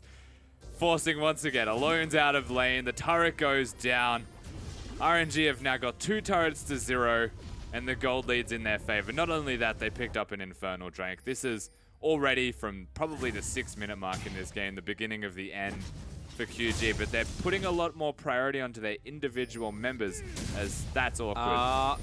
Click it. Yeah, we're going in. Yihan, a man after my own heart. I mean, you need to hit him once more, mate, but Doinby is there to protect him. He may just be dropping here. Well, he's got Rise with him behind him. Oh, it was so close. He thought he had the execute. I think he cancelled an auto before the kick, but not only that, he just, like, Doinby just saved him in the best possible. So Yihan flash queued, and Doinby flashed to intercept the queue that was going to kill Clid. So that was really classy, actually, from the Victor to be there eventually. However, Clid, I mean, he had the inside track of the red buff. They had no vision that he was at the red buff. He just assumed that they did. And here we are. Yeah. So close. Almost a kill. Probably should have been a kill in the end. But that one cancelled auto. Regardless, RNG are still in a great situation. Oh, we're even going to see it again. Thank you very much. Yeah, gets him through the explosive plant. So nice shot. See if we get a slowdown. And this is 100% auto kick. Didn't auto. Ah, yeah. So cooked it.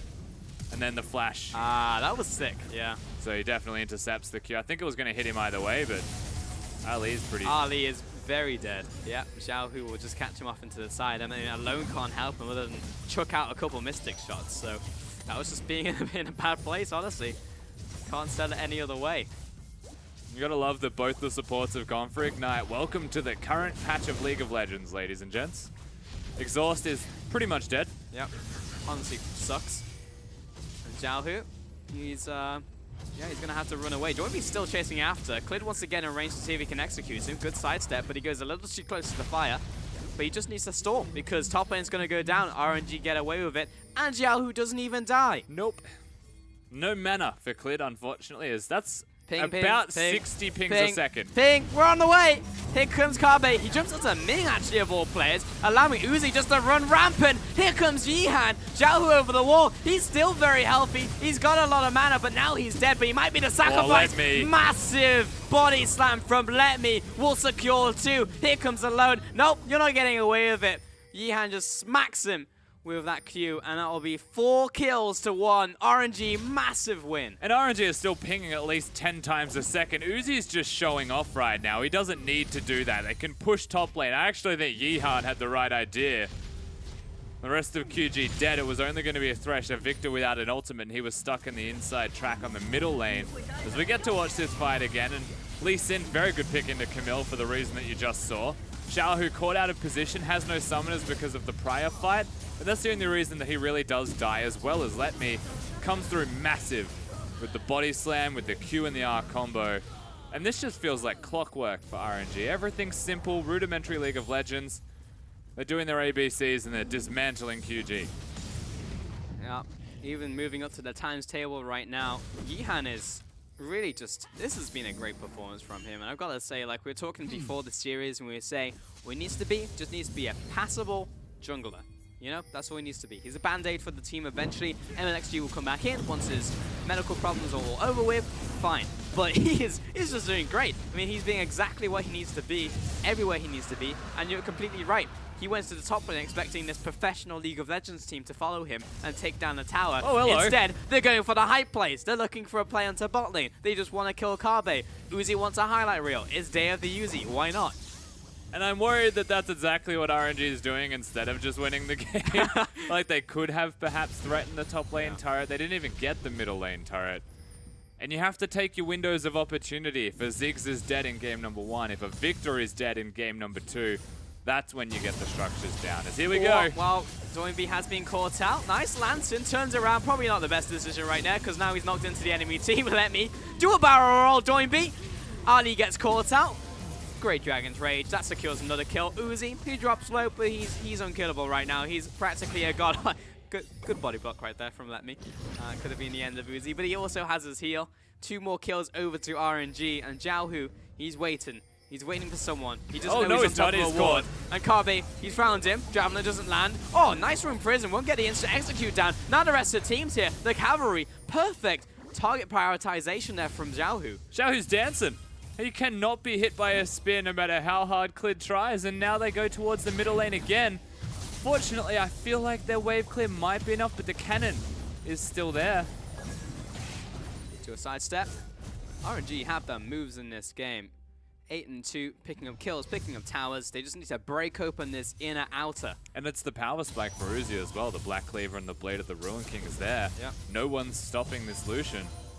He is almost unkillable, even though he is not building resistances, because he's got the Lulu, he's got the Lee Sin, he's got the Gragas.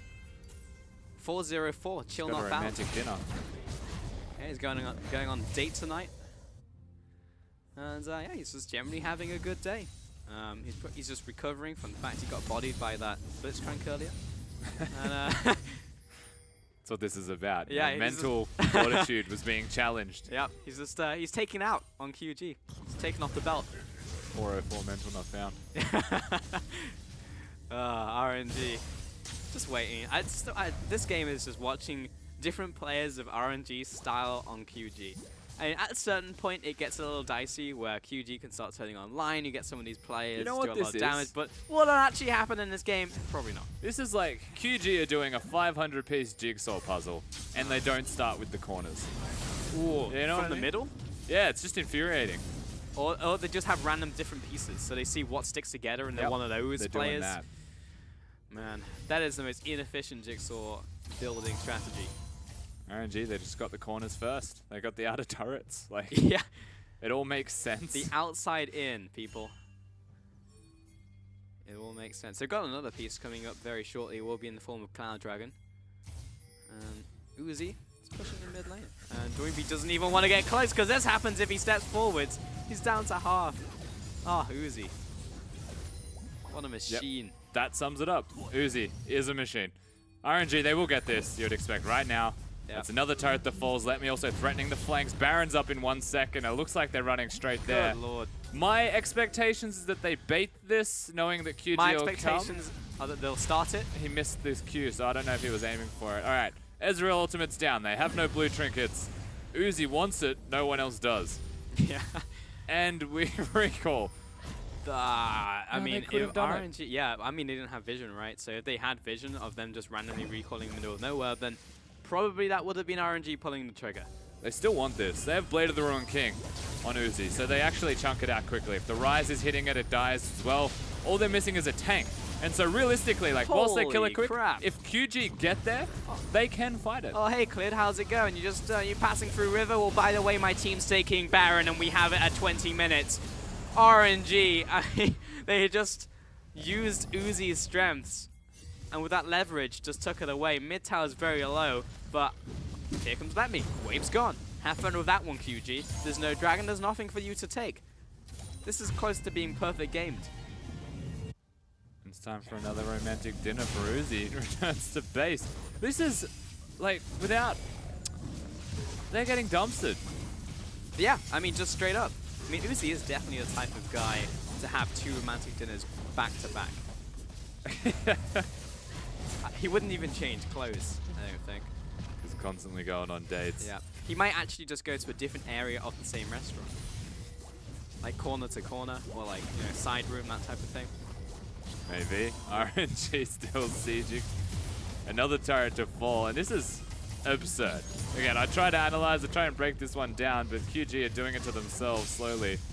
But it also just feels like Yihan has seamlessly transitioned into this team.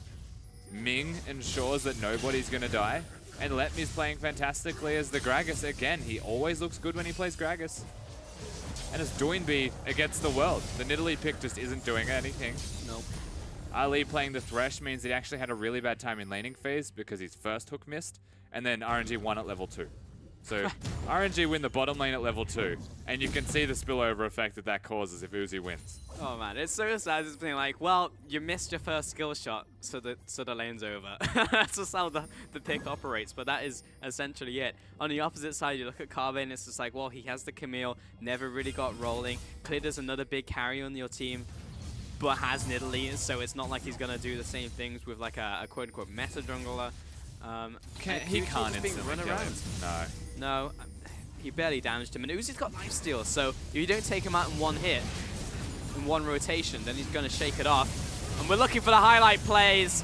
Here's another one, Uzi. Keep me on the team, coach. If I keep feeding you kills, maybe I'll get another shot.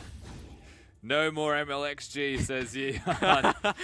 But they still get another kill, and not only do they get a kill, a single kill, they get rid of the Victor, they get rid of the wave clear. RNG are now just straight up diving. Right behind alone. Trapped in Room Prison, trapped in the Death Chamber, and Zhao solidifying another kill for himself. I mean, Uzi, you've got enough. Come on, give me some of the glory. Right now, Yihan, he's just waiting for his Dragon Range to come up once more to stow on another member. He's going to attack, they're just going to go in. he's onto the tower. So is the team.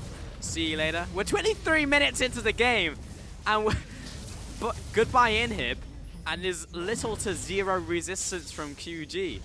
Do they go to the Cloud Drake now? They just secure the Drake, go back to base, get some more items, and then pick another lane, rinse and repeat. Is that what we're going to see here from RNG?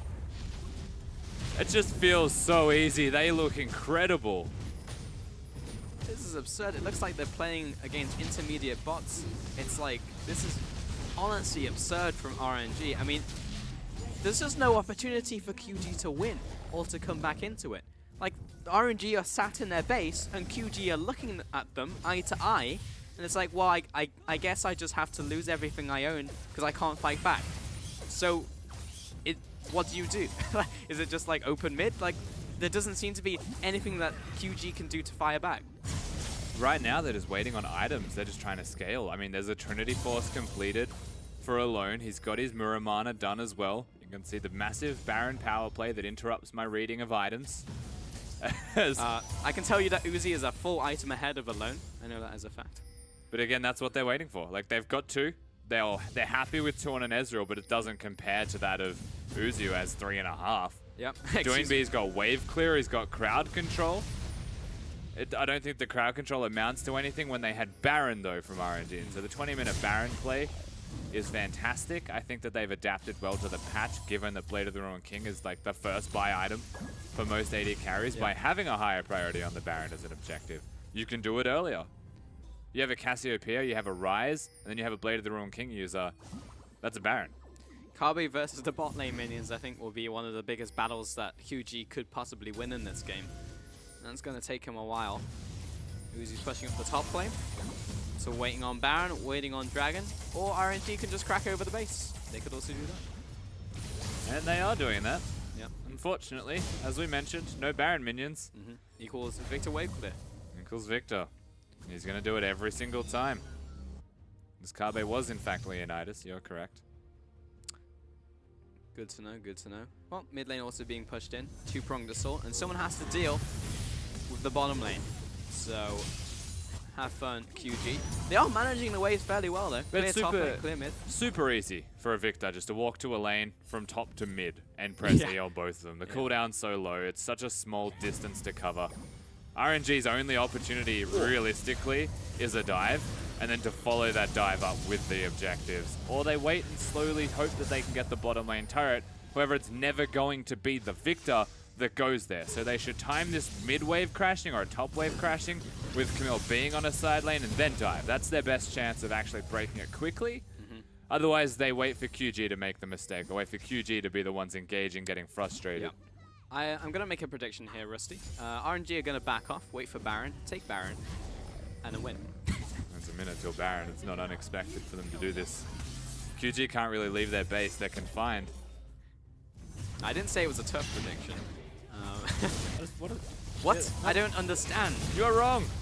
Yeah, apparently QG are just going to allow RNG to just take their mid tower. I mean, it's not completely dead, so, I mean, that's something, I guess. But I don't understand why they would commit so many people to bot lane. Xiaohu does command attention at least. Kabe couldn't 1v1. They need to send 2 down there. But no, not that many. You are correct. As again, 25 seconds to the Baron. QG need to get vision, which is why Ali, I believe, would have to recall soon. But RNG are just going to straight up siege this. They get it down. They can threaten the inhibitor, no problem. It's too low. Second inhib's surely going to fall, and then defending the last tower is nigh impossible. Got the zoning culling out from Uzi. Whoa. The flash engage onto Let Me. I mean, everyone's just going flying in different directions. Ali will go for the initiate, but there's no one really to help him out. Uzi's very low. He'll flash backwards, turn it around onto Kabe. Doinby running for his life, running around in circles like a headless chicken. And the rest of his team are definitely chickens, so they'll all run back to base. Xiaohu turns around. He'll flash after Alone. He wants some glory. And it's now RNG just finishing off the game. My prediction was wrong, but it's fine. I'm a play-by-play. Take down the Nexus turret. 12-2. RNG, complete domination. 2 games and less than an hour. The Nexus falls. Feed Uzi some more kills while you're at it. You don't even need to do this, but it's going to be 2-0. It was way too easy. Over to RNG. Well, if that wasn't clean, I have no idea what was. RNG just absolutely dismantled piece by piece the QG team. It all starts in the drafting phase and ends up with an under 30-minute game, pretty much 2 games in a row. They actually just looked 10 times better than a team that is positive currently in the LPL standings. Weird enough, Doinby was just having a giggle, and on the opposite side, RNG were just like, well, that was boring. Yeah, That damn Uzi. QG just look more happy than RNG do with the win. But I guess this is RNG as an identity. I mean, welcome back, Raz. I saw you like 10 minutes ago. How's it? Yep. Has anything changed? It's like when you say, how's it going to someone you saw like 10 minutes ago. And That's it's just like, coming hey. back. It's an awkward one. It's like, oh, I'm back just to take my umbrella. Goodbye, guys. You know what the literal translation of Yihan? What is that? What a pity. What a pity this game Really? is. Yeah, That's actually, great. yeah, it's hilarious. Thank you, Kelsey, for that one.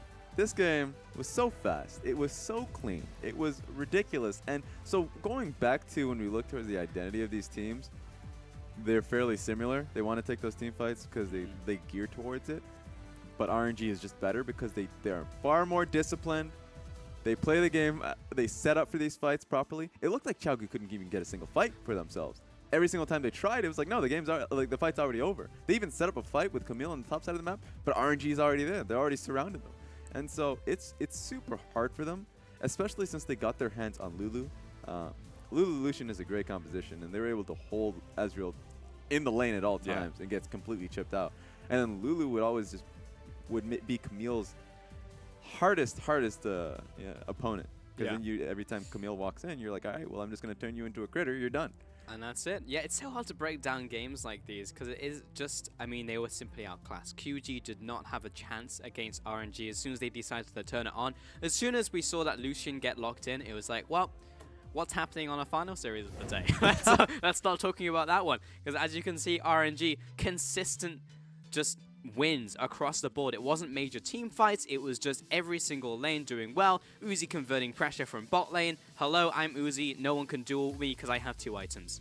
And Xiaogu would find themselves taking wins or being competitive through chaotic team fights. When they went up against IG had clean early games, would have been a stomp 2-0, but then they found themselves in these fights that they would get thrown into.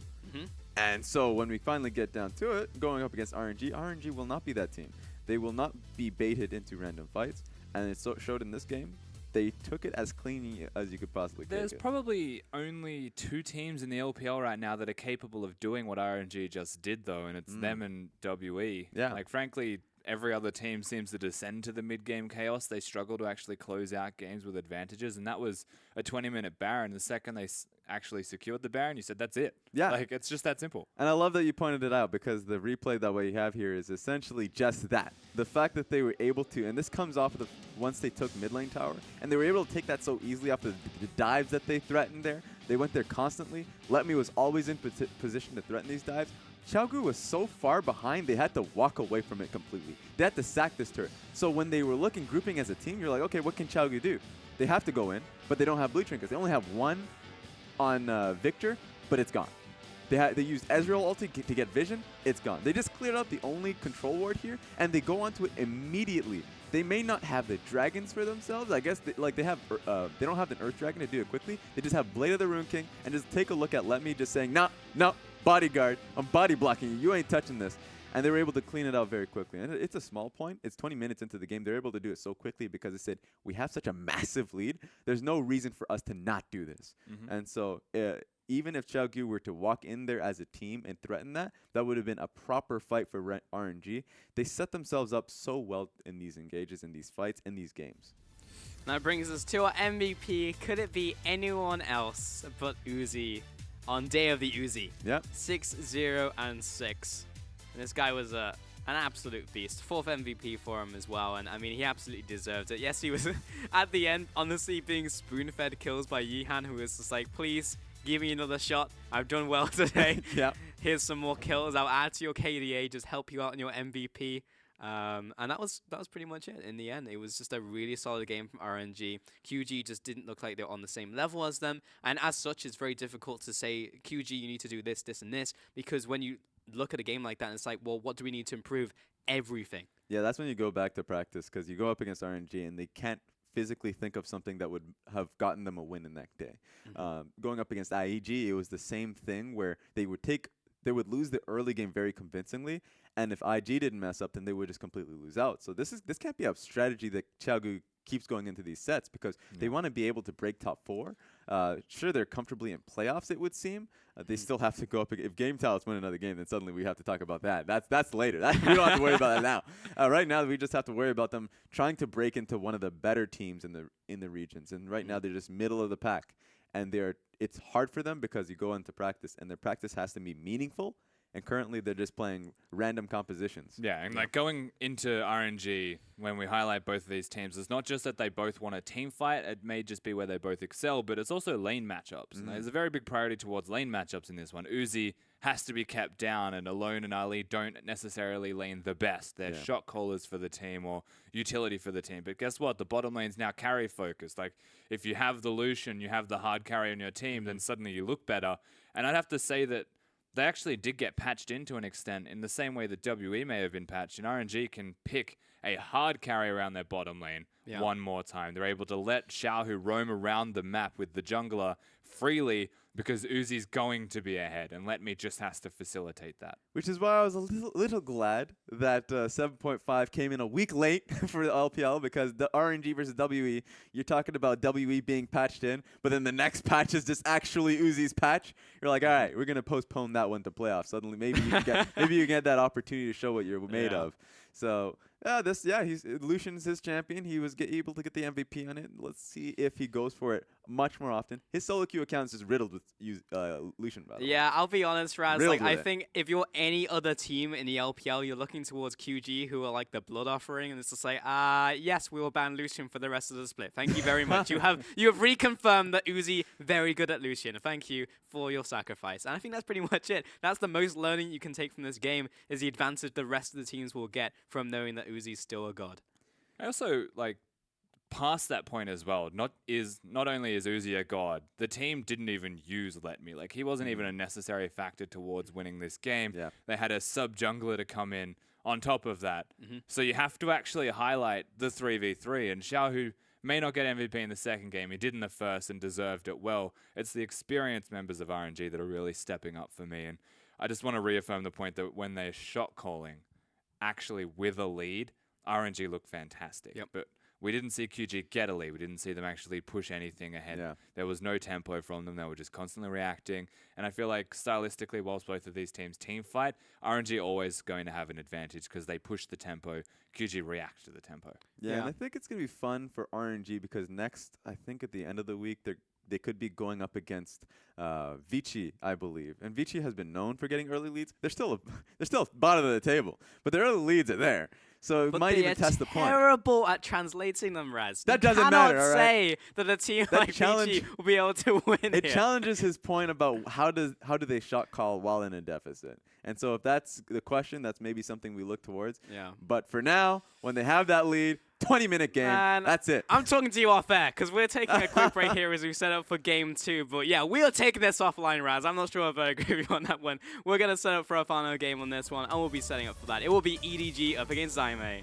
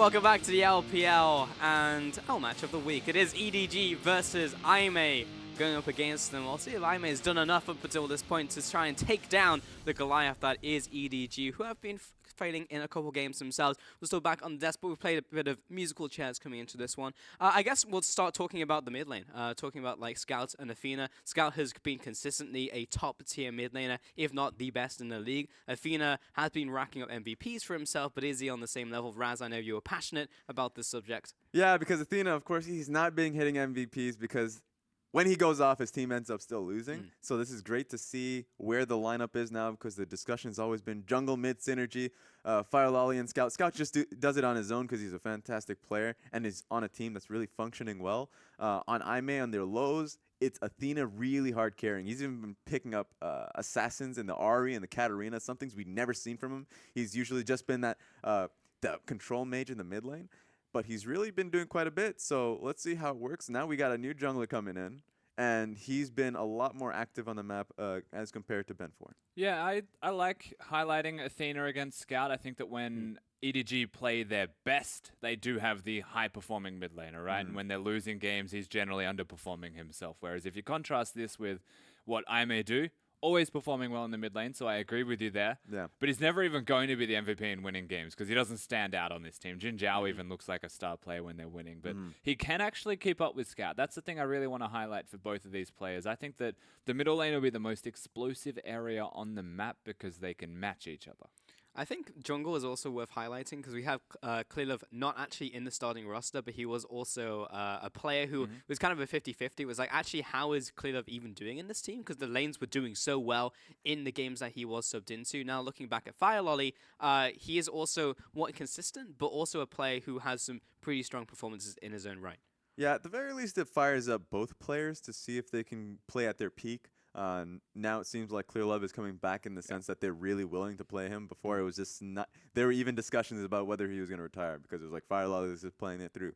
So this time it's going to be Fire Lolly starting up, and with the failure that he had going up against OMG, it was good that Clear Love was the starting lineup just so we can, Fire Lolly can check it out and say, I should push myself harder and be a lot more decisive in the calls that I make. That, and I like that they also put them in for a whole set. So I don't like how Vici, as an example, always sub out their AD carry and it does the exact same thing. I think that EDG can actually put extra pep in the junglers or an extra spark to ignite for them by just keeping them out for the whole series, saying you're off this week.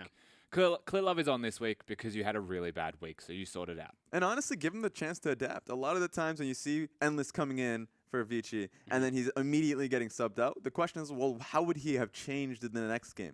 How would he have approached it knowing what happened in the last? You don't give him that opportunity to adapt on stage. And so this time you see Fire Lolly, if he does have a stellar performance in game 1, does he keep on to it if he's disciplined in game 2? Or if it's the opposite where he's playing poorly in game 1, but after the second game, he really picks it up. You don't get to see that when you're constantly swapping them in between. So there's a chance Clear Love also will sub in for the second game, even if he does perform well. So we have to see how they're transitioning him in. I think at the very least, when you look at these rotating rosters for the regular season, it is nice to keep those players who do not necessarily perform in game 1, but have a track record of doing well in the league in general, to see how they adapt and give that experience heading into a playoffs run, which teams will have to start looking towards right now. We're coming into a final week of cross-conference. We only have 2 days left, including like the rest of this one. So teams need to be thinking about how they're going to adapt in these longer series, even when we look towards those best of 5s and not just best of 3s. Yeah, and Aime has been, they're 5-5 right now in the standings. 3 of their wins for sets were just off the cross-conference. So I think they're very much focused on getting into the playoff set, as they have always been fighting for. Last year as well, they've been fighting to get into playoffs, get into third place. They've always been just squeezed in. No different here, where they're in Group A that's incredibly competitive, and they have been performing well in cross-conference groups. So now going into the next week, when they actually have to face the juggernauts of RNG, IG, OMG even, they're going to have a lot of tough fights going ahead. It's a tough run. Yeah. Just love that they're juggernauts now. Yeah, exactly. Within 3 weeks, they've gone from bottom tier teams to being called juggernauts. Well, in their own group now. They don't have to worry about the other juggernauts. Everyone's a juggernaut in relation. This is like a juggernaut, but actually when they hit a wall, they just hit it and just fall over. It's just like, oh, actually not that strong. Because that is a tough strength of schedule. Like, that is incredibly difficult to go up against. However, we need to look at these two teams and say, last year, World representatives, right? These are two massive organizations, massive team rosters. Can you replicate some of that success? And I think if you come in today, you still look towards EDG, who have not necessarily fallen from grace, but have definitely dropped more games. We've even seen this is the first time they're dropping games into domestically, rather. So is there a chance for IMA to actually win? Still think the EDG have the advantage. It's very fun to talk about EDG and saying that they're falling from grace because we have that expectation that they're always taking first place in their domestic. There's never a time where we're like, yeah, you know what? they're going to be falling to second or third. So the fact that they're just falling to third place is insane. So I think that's a fair point. We'll have to see if they move, if they grow as a team. I think just bringing Mouse in permanently will give them that help. Yeah, and again, like just to even add more clarity to what you're saying, EDG's mantra or motto is speak with results. Like they are always meant to be the #1 team. Second is failure, and third is I have no idea how they're reacting to this. There's probably just like explosions everywhere going on in the household. It's not a great experience for them. And this is a set that they should never lose, ever. And yes, they're world's representatives, but EDG should always be the favorites because they're meant to be the better of the two teams. IMA are a former sister team. Like 100% EDG are meant to beat their former sister team, or it's an embarrassment towards EDG to have released a team that is then better than them that went and joined IMA and is now beating them themselves. Yeah. Yeah, I mean, it's really just a statement match coming in and saying, well, we have to make this work for ourselves. And I think still the odds are stacked against IMA. I haven't seen too much so far from IMA to say that they could be able to take a whole series. I definitely, however, think they could start taking maybe a game out of there against EDG just because of the way that they have historically from this split won games, such as looking towards those late game team fights, exploiting opponents, looking towards the later and latter parts of the game. They even have early game strength in the fact that they're bringing in the jungler Flawless, who's really proactive across the map. So they've had the late game, as you mentioned, where if they can get to that point without a massive deficit, they can really carry it through, and we've seen some incredible moments coming out of IMA. But now that the early game answer has been, it looks like it's been solved, it looks really well for them. You look towards EDG, though, their last two sets, they took it to 3 games up against Snake, which is still a bad thing for them. And then the last one, too, they went up against OMG and just lost that set. So this is probably the lowest point EDG will find themselves in. If they lose to IMA, this is going to be the time they do it. And this would definitely be one of their lowest points in the season. Yeah, that'd be the lowest point that EDG have hit in over a year. Yeah. If probably they manage ever. to lose. Probably. Yeah, it would be. Absolutely. Because at this point, hitting that third place and dropping a game against IMA would be huge. Say game, I mean set. Because dropping a game is something I've often done even before this split, but actually losing a series is something completely different. But maybe IMA do come in with that late game haymaker and they just knock them out. It was just be a question of what we see when we hit the rift. But let's take a look at the lines from EDG. We spoke about it, but it's Mouse back in that top lane position with Fire Lolly in the jungle, Scout in the mid lane with Zet and Mako still in that bottom lane. A fantastic team in their own right, but Scout is basically how they live or die at the moment. So it's super important that he shows up against Athena. An amazing Jay back into the top lane. Will never move. Flawless into the jungle though, solving a lot of those early game problems with Athena taking Scout on in the mid lane with Jin Zhao and Starlight in the bottom lane. Jin Zhao and Starlight look really good, exactly. My mate. Yeah. My mate. Jin Zhao?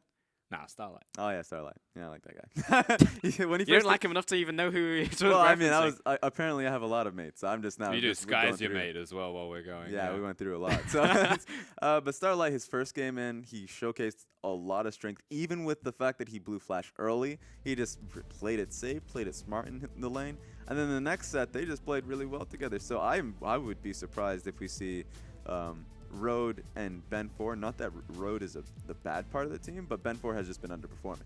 Yeah, consistently. Yeah. And Starlight's a necessary thing in there, right? Because Road is a Korean. Yeah. And that's the reason, once again, that we'll always be seeing Starlight if I may want to keep Flawless playing on the roster. I mean, Road is a fantastic player. He's a unique player. He provides really cool strategies in the early game for IMA. But Flawless can do that tenfold in the jungle position. Yeah, that's the point, right? Is it just more worth having Flawless in the lineup? And that's the question, right? Like, is Flawless in this lineup the best form of IMA? Yeah, if they had the option, they would have Athena, Road, and Flawless. Not gonna happen to them. Like that's just how just it run is. a Korean team. Just there you entirely go. Korean. Get in there. Yeah, that'd be naughty. I mean, that would just make it a lot easier for many teams, actually. But China would be the best. yeah. LCK 2.0. LCK 2.0, but no, even with a lot of the Chinese rosters that we have seen, we've even seen at the top of the table, the Chinese rosters are thriving. So you don't even necessarily have to bring those Koreans in. If they fit into their team, you look towards the like of a Duke who just walks in and starts blasting people regardless of his language and where he comes from, then that can work, but you can't apply that mantra to every single player who comes in.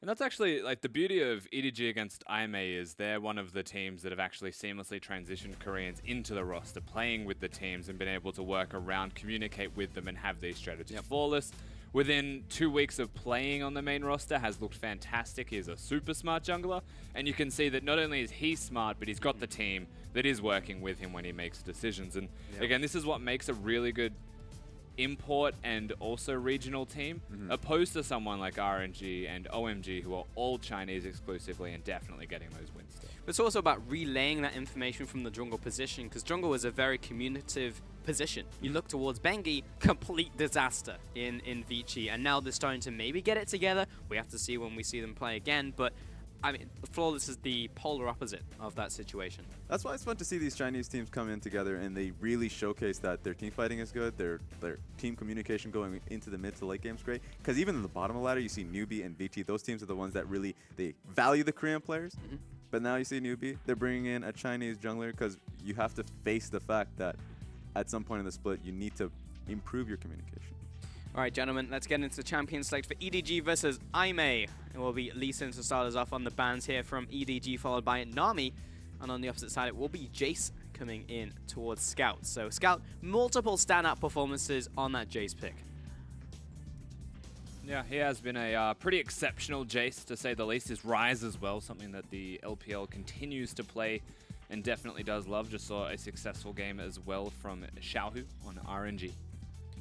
From EDG once more, it will be the Graves towards Flawless, banned away, taking those meta junglers off the board. Still Rengar open, Kha'Zix for example, Elise even, so jungler's not going to be hurting that much, but we may see priority now from EDG. Lulu still open, has been a high priority for many teams around the world, but Camille will be the final ban here. Amazing J did not want to have to deal with it. You have to believe that both of these teams are going to be prioritizing supports here. As you mentioned, the Lulu, but also Karma. Because if IMA doesn't get a hold of Karma in the first rotation, they're going to be going for a different pick that is just going to be a B-tier support at the second phase. That's just going to get banned out by EDG. Will be Lulu locked in there from EDG, so as we were talking about, no real surprise. Now it's towards IMA to see if they'll start to spice it up just a little. Will it be priority from Amazing J? Will they just first pick Nautilus again? Or will it actually just be giving Flawless the priority on jungle? And indeed that will be the case. Rengar locked in. I like the Rengar pickup because Graves got banned out by EDG, and if you give EDG the hand of saying, hey, you will have Lulu and then Rengar, or Lulu and then Graves, yeah, make it easier for them if you just say, okay, Graves is off the table, we can just pick up the other jungler and we'll have the benefit of that one. Again, an early pickup of Ashe today. So we saw that earlier in from RNG, but IMA copying that strat. And will be coming in for Jin Zhao. So getting a priority right off the bat. Now back over to EDG, and the ball is in their court. And you would have to have expectations on, if not this pick, the next one before the ban phase. EDG will probably go for their AD carry too, just to match it so that it can't be banned out. Now the Ashe is there.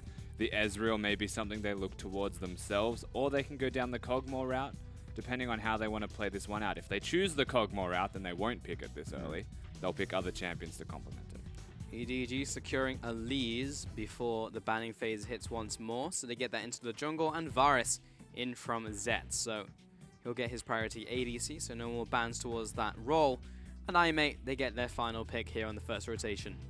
It's fun to see Varus coming back up. He's just a difference in his building pattern, because he's going straight back into the Blade of the Rune King. No more the poke builds. He actually does a lot more damage now that you get Blade of the Rune King, because you can. Is it this patch that he changed the Q cooldown? That if you can stack up Blight, you hit Q, it gives you a shorter cooldown? Believe so. I believe so, yeah. Yeah, it is 7.5. 7.6, he had some other changes. Was actually another buff towards him on 7.6, so definitely changed up a little, but he has gone away. The days of the Legolas build have all but disappeared. Oh, they went for Nautilus. That's still a flex, so that's interesting for IMA. They have a priority towards that pick, where Amazing J has showcased that he's had a great Nautilus play in or out of meta. And it could also do very well in the bottom lane because of Stormborn Pact. But the fact that they went towards that means that EDG, they looked at their bans, they could go towards a Karma ban. That's what I was expecting from EDG. Mm. Just to take it away, and even if it is a flex, so be it, right? As a Nautilus, it doesn't mean a whole lot. Like, Amazing J is most likely going to be the recipient of it. If he isn't, then he's just going to pick another tank, most likely. Look at that flurry of mid lane bans. Syndra, Ari, Talon in from Imei and EDG, waiting for that final ban in from EDG now. Vladimir, so all of the mid lane bans. Yeah, Orianna's still up and available. Imei could look towards that and say that works well for our comp. Give it to the knife cat. Yeah, it's already being covered. I still think Karma would be a better pick unless they really do not want Scout to get the Orianna themselves. In saying that, Scout might see the Orianna and say, oh look, a free opportunity to play my Ryze one more time, and have a fantastic time with that. As it isn't banned, but a lot of other things are. They might even be going towards double hooking their pick. So even if the Karma gets picked out, and an off chance, if EDG decide to just go towards a Karma mid, then Imei could just say, hey, we'll have a Thresh in the bottom lane, and we'll have Nautilus in the top side. It may not be the best composition, but it's something that they've gone towards in the past. Almost like a preparation here, but it will be EDG locking in Zed here Wow. for Scout. So you ban away Talent, I'll pick the next best thing. It will be Zed coming in there. Ooh, And I'm is waiting that for that double final ninja? pick. Double Ninja, got the lore battle, but they're on the same team. That's what's hilarious, is that the fact that they are definitely villains, but they work so well together based off their kit. Shen ulti, the Zed, he goes all in. Yeah, they're going to lock it in. Arch Nemesis is what we locked in here for Mouse actually picking up that Shen pick. So EDG's composition has been locked in and confirmed. And Imei, it will be either a support or a top laner. I have expectations it'll be a support. Yeah, when you have like Amazing J and there's Nautilus locked in on like first rotation. Yeah. It's like, yeah, probably gonna be Nautilus. And there you go. Starlight will lock in Karma for himself and we'll give Amazing J Nautilus unless it is the legendary tank Karma build. No, it's not gonna happen. No. The fact that the Karma went through pick ban, especially second phase of bans, is basically robbery. Didn't get picked away. I guess EDG respected the Nautilus flex quite a lot. Nah, that's pretty dumb. They just put more priority in having a Zed. Zed can kill the Rengar quite successfully. We'll deal with the Ashe quite well also, but when there's a Karma and an Orianna protecting those carries, like I do wonder why they put more emphasis on getting the Zed, getting the Shen combo. Yeah. And if it just means they want to focus more heavily on actually playing the 1-3-1 split push, but the Zed can't fight the Nautilus, it's not a carry top laner, and so it's just about forcing somebody to go to that side lane, because Orianna doesn't want a side lane ever. They made it very single-focused in the early portions of the game, where they can never really get into those team fights that you were talking about, because Nautilus and Karma is just going to deny every single thing you go for. Zed, though, if he works well with Elise in the early game, should take control of the early game and look towards bottom lane. So the bottom lane dive is still very real. Yeah. And as you already mentioned, the lane assignments should work well for Zed. But once, if Imei can get the pace going, if they can get onto objectives earlier, that means Dragon, maybe even topside tower. If they ever get initial point where EDG have to respond, then they're just demolished. I think they're at a really bad point in the game. Is there a team composition that you guys are favoring heading into this match? And one's a lot more standard. I'd say that Imei, if they get the slightest inkling of a lead, is going to have enough strength to close out a victory. Anytime that they want to actually bring a Nautilus in, Amazing J, fantastic at teleporting.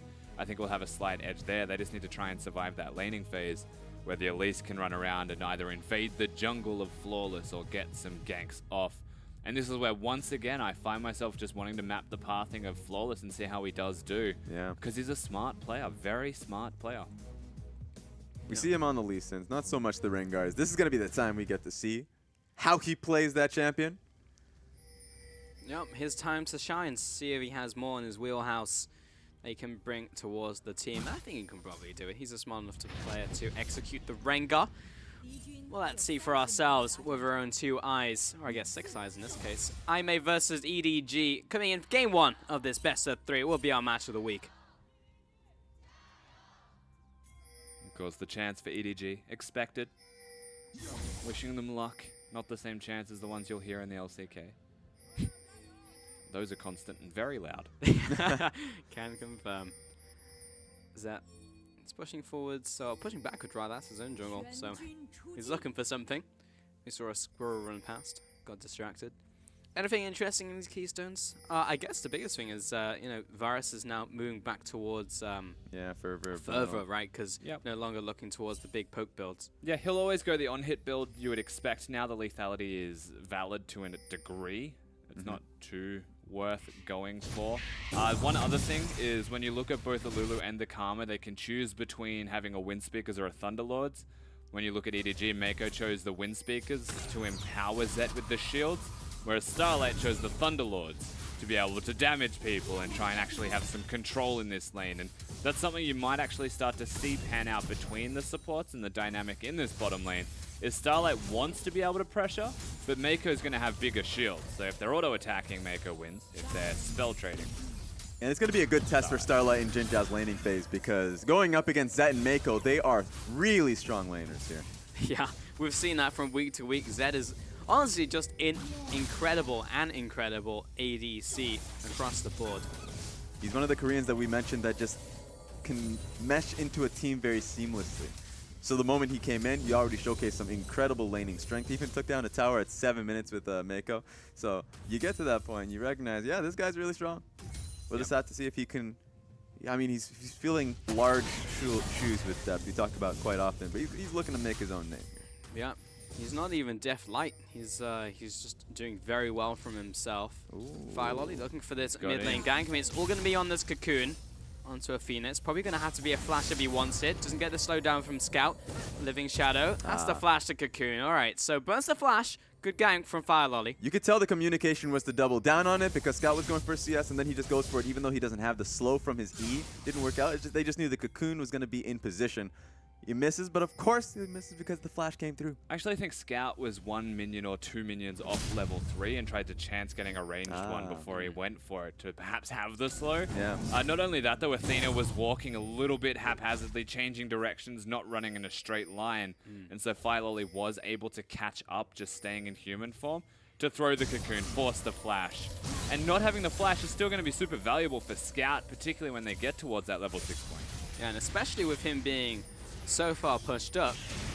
Could be a repeat gank coming in, but Flawless is paying attention towards the middle lane, and he's even helping out Athena just farm out here so he can push the wave. Yeah, Flawless was initially trying to walk in towards getting position on the Raptors, but Lulu started to walk towards him. He recognized the flank was, or at least the collapse was happening, and so he backed away and he walked towards mid. So he's, at the very least, he's recognizing the pressure that EDG is willing to place towards him.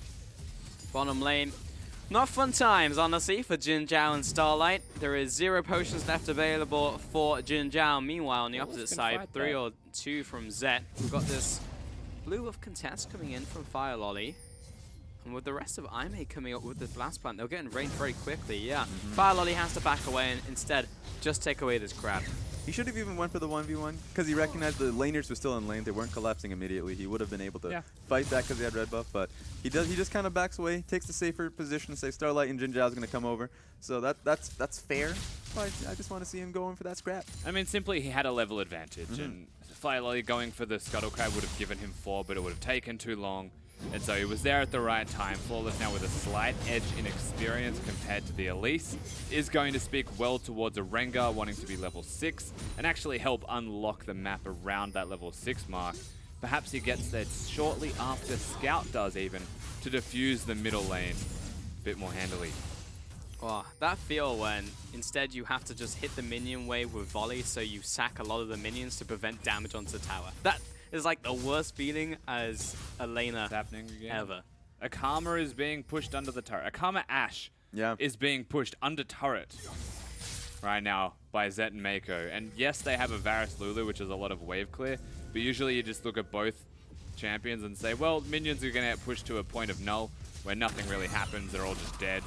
And they're positioning well within the lane, because both Varus and Lulu can damage through the wave, so they're just positioning behind the wave where Ashe and Karma cannot. So it's based on positioning where Jin Zhao and Starlight have to move around the wave to be able to get any bit of damage based with their abilities, but it's very difficult for them to do so. I was actually wondering with the item changes whether, or just changes to Varus, whether Varus would start maxing W or E, which was the old max, but it's still going for Q here. Zed is still maxing that Q. We've got Flawless coming in from behind though, and this is very good gank timing, but he chooses to back away. Jin Jiao and Starlight saying we can't do it.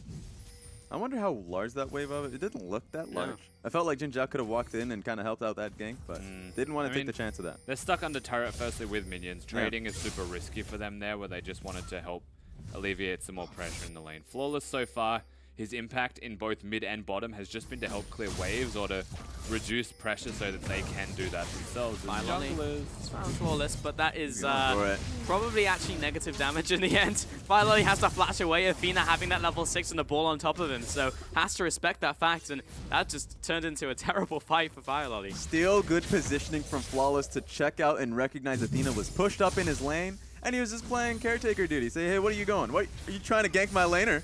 I don't think so. Flash down on Firelolly, so that was good positioning from Flawless. He's in a good position right now. Yeah, but Scout just chunked out Athena as well. He had to use both of his potions, so he's recalling, and now he has to stay because it's pushed under the turret. The Zed's having a fantastic time with his lethality rush.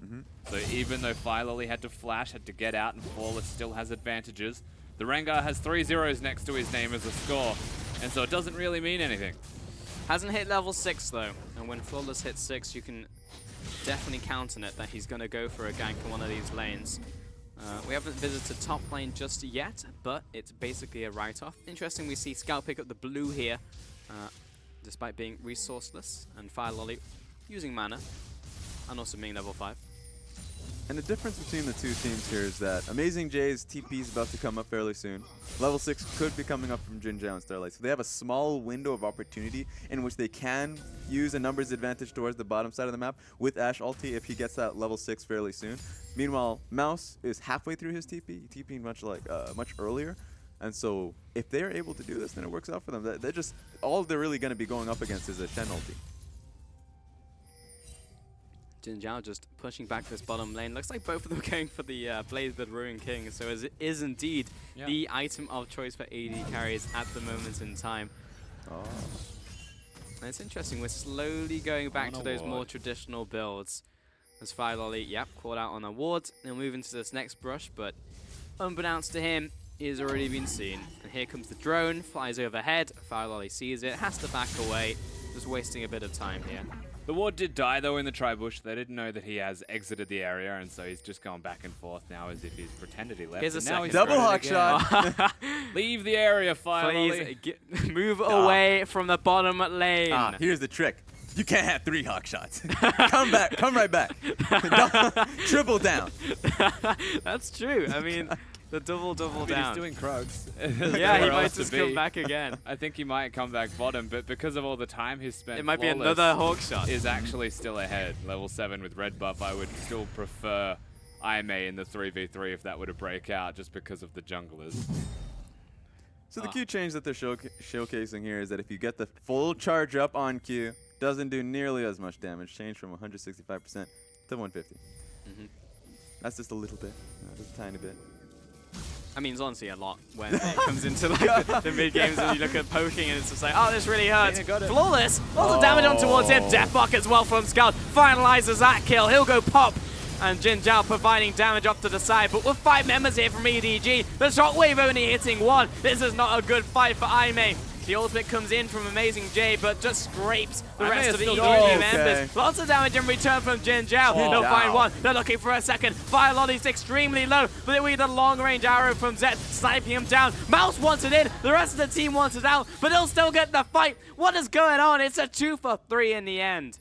That was a pretty big fight from EDG at first, and then Aimee just hold it down and still managed to get a lot back that they should not have had in the first place. So as an end result of this, EDG still with a big advantage. They'll be able to go back and spend a lot of money, but Jin Jiao and Athena, they show up pretty big. Both AD carries were really just able to output so much damage. Take a look at Flawless, of course. Not going to be able to do much. Awkward moment, just going back and forth. But EDG were able to just go down on this, group up as a team to take this fight. It's how long they take this fight that's the problem. Because they really want to commit to taking down Amazing J. But Jin Jiao is able to deal so much damage along with Athena. That last hook was able to get that kill too. So that was just perfect from Aimee. to be able to trade back those kills. Yeah, even the awareness of Mouse to be able to come back over the wall as I may overextended towards the end of it as well. This is my favorite thing about EDG. Control wards, refillable potions, they're all about efficiency. It is fantastic to watch. Apart from Zet. Zet's going to pick up pots instead. And the funny thing was, at the end of that fight, actually, Scout picked up the kill with Ignite. The arrow was just ever so short of Northless, so it was that kill in the end. And probably didn't need to commit as hard had they known, but I mean, they're not machines, they are human. And Flawless will jump in there as well. So all in all, it was an advantage to EDG in the end. Ooh, this is really cute from IMA. They're setting up here. They actually put Ashe into the mid lane with Enchanted Crystal Arrow. They might be going for a pick. Rengar jumps onto Scout. Oh, dodges the arrow with Deathmark. He's still gonna die, but he gets the kill and returns to Flawless. They'll find a second onto Starlight, who was just not in the right place at the right time. That was sick. That is a perfect answer from Scout to be able to do that. Now you look towards the bottom side of the map. Zet was able to just farm up the entire storm by doing nothing. Now he's looking to just auto attack this tower. Might be able to take it down. The next wave is coming in as well. And we've got Mako to block Ashe, Yeah, so no, yeah, they've got it's the gonna turret. happen. Yeah. That's a major win from EDG in a fight that IMA initiated. They thought they could take the free kill on Scout. Wasn't going to happen for them. Was not free. It didn't have a price tag on it. They thought they were going to buy it, and in the end, they got swindled. 6-3 right now, and EDG in a great position. First Blood Tower, all that gold over to Zet as well. 650 gold. He's going to be an absolute monster as he goes back to base and all but finishes Beta the Ruin King. I find it hard to think that he wouldn't with 120 farm and an extra tower. But before they go back, Pulse, they have to get an Infernal Drake for themselves. We're seeing a lot of fire in tonight's games. What kind of fire was that? Only you can say it. That was Hellfire. That's what that was. Ah, I don't have my bingo card. That would have been two on the card.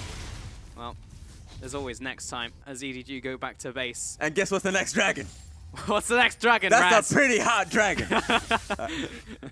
Unfortunately, I don't get more points in bingo for the same one, so... You've said it once. I guess it's fine. Yeah. Flawless going to take away red. I mean, that's also... I mean, it's kind of red-colored, so there you go. It's basically an Infernal, right? 6-3, and already EDG have a gigantic gold lead, massive item advantage, and a moving Zet mid lane. And you can't disagree with what IMA did when Scout still manages to outplay them, right? He had no flash, they just had a team fight, they were looking for a skirmish, they've got an Ashe for engage, and Ori has enough damage at this stage anyway to still be able to lock people down. Of course, going for the Rod of Ages build, so it's not going to be as efficient, and I don't like the Rod of Ages build when you should have a Seekers and perhaps a Lost Chapter as your items, but it is what it is. They still would have had enough. They just completely got matched on rotation. EDG acknowledging that they were missing, and they went mid knowing that's where they go. It's definitely that mix of out-rotation and at the same time out-skilled. And that's what EDG provides in a lot of games. A lot of talent and a really smart team that you have to be able to go up against. So if they had done that same thing up against any other team, they would have succeeded about 9 out of 10 times. This time around, they get punished so heavily in what their minds was one of the best plays they can make. Here they go bottom towards Athena. Let's see if Athena can make the same type of outplay. Firelord, a lot of damage, but he's shielded back to full health. Athena still under attack under the tower, but he's not dying just yet. Mouse needs to take him out. Finalizes that one. Scout flashes away. Deathmark will be the living shadow. In fact, an Amazing J pulls him in with the dredge line to secure that kill. It'll be a 2-for-1 over to IMA. But mid tower still going to go down towards EDG, and again, you put all this emphasis on diving a bottom lane turret. You can afford to do that because you have a Shen, at least very good at diving, as is a Zed because of the turret aggro swap for all of them. But IMA were actually there and can match it. However, a lot of summoners burn to even just secure the kills as a countermeasure, and EDG still with the best foot forward, getting gold for the entire team with objectives. That's what's really scary about EDG is that even when they look like A, if they're in the back foot, seemingly in the back foot. A, B, if it looks like, okay, they took the wrong trade. They lost out in kills. That was great from IMA, but Zet's on the opposite side of the map, able to accrue gold. Sure, if he was in the fight, it would have been a little better for them, but it's such an insurance policy to say, hey, if we lose this, we still get a tower off of it, and that's going to set us up better on for the next few minutes. His mouth senses the tingling. Aww. He knows someone's there, but they've already backed away. Yeah. He's a bit too tingly. He'll go towards his crooks. Check the brush. Ah, no one was here. I guess I'll go into the bot lane now. Clear out the rest of these minions, and Aimee is going back to base. We've got Blade of the Ruin King now picked up from Jin Zhao. So he will be able to match a little bit of what Zet is bringing to the table, but he's well on his way to his next item. So Amazing J, I don't think can actually 1v1 Zet at all. He's 2 levels ahead, he's got a red buff, and he is a big Nautilus, but he has a Spirit Visage against the Blade of the Ruin King, so he's just going to completely destroy that health bar of the Nautilus. He'll be okay because he can wave clear, but if he doesn't know where the rest of EDG are, he's not okay. And it might look like Aimee setting something up. They're waiting as a team to really look to set up top side. With that being said, EDG is not, they don't want anything to do with it. They don't want that tower. They're going to be going for this nice Herald. I wonder who they're going to give it to. Probably Zet. Either Zet or probably Lolly. Ain't nobody going to give it to the Lulu. I will bet Oh. Scout. Yeah, you know, I didn't even see him. I win. Didn't even participate. Why would he take it if he didn't participate? Come on. This guy. Yeah, well. Such an entitled mid laner. Millennial.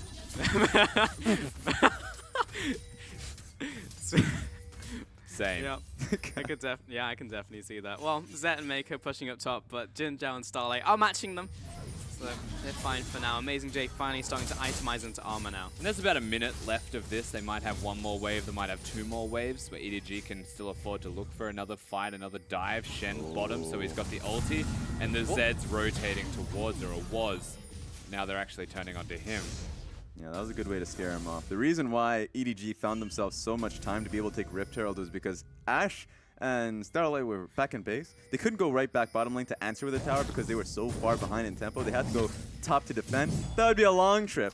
So EDG just says, hey, you know what? We're already in the area. We're going to get Rift Herald, and we're going to go straight back and take 2v2. So this is great position from EDG, but they have to watch out for the Enchanted Crystal Arrow setup that Aimee's still looking for. Yeah, I mean, no Rengar ult will hurt it a little bit, and the thing that they've got going for them now, EDG, is they can clear this wave for free. No one's going to siege on top of them, and then recall and go back towards the Inferno Drake. They've already got the first one. They can look to set up. Lulu, at the very least, might want to go back, get some control wards, and place things for it. But this comes down to the decision-making of what EDG want to do. There's an Infernal in 40. Do we fight for it, and do we want to actually team fight against the Nautilus, Rengar, Orianna, Ashe, Karma? Like, that's a scary team fighting comp. Or do we want to actually keep them top lane? Or do we want to stay top lane so that we don't have to fight them, we can still get gold? I would say best decision for EDG with how much pressure they're putting topside is to say, hey, you know what, if you want to put down the numbers towards Dragon to take it, sure, that could be our second Dragon, but we take top lane tower. That's all of the outer towers for you guys. That would put us in a perfect position. Meanwhile, that Infernal Dragon is not going to do anything for you guys at all. That's not a stack for you. However, the perfect play is still the insurance policy of a second Infernal, where they can then translate the 16% AP and AD to the top lane tower. That's Easier true. to get the gold, you'll take it down quicker. And you can see they're now on the bottom side looking for it. And Zet will absolutely tear through this dragon if they get near it. So Aimee are the first to the punch. Whether that punch actually has any weight behind it is another question entirely. What's he building? Yeah, Is that a Gwynzoo's? that's probably a Gwynzoo's. That might be a Anyway, Gwynzoo's on Zed. That's I may have started it. It's going to come down to a potential Oh, steal attempt. nobody. Arrow goes through the multiple goalposts laid down by EDG.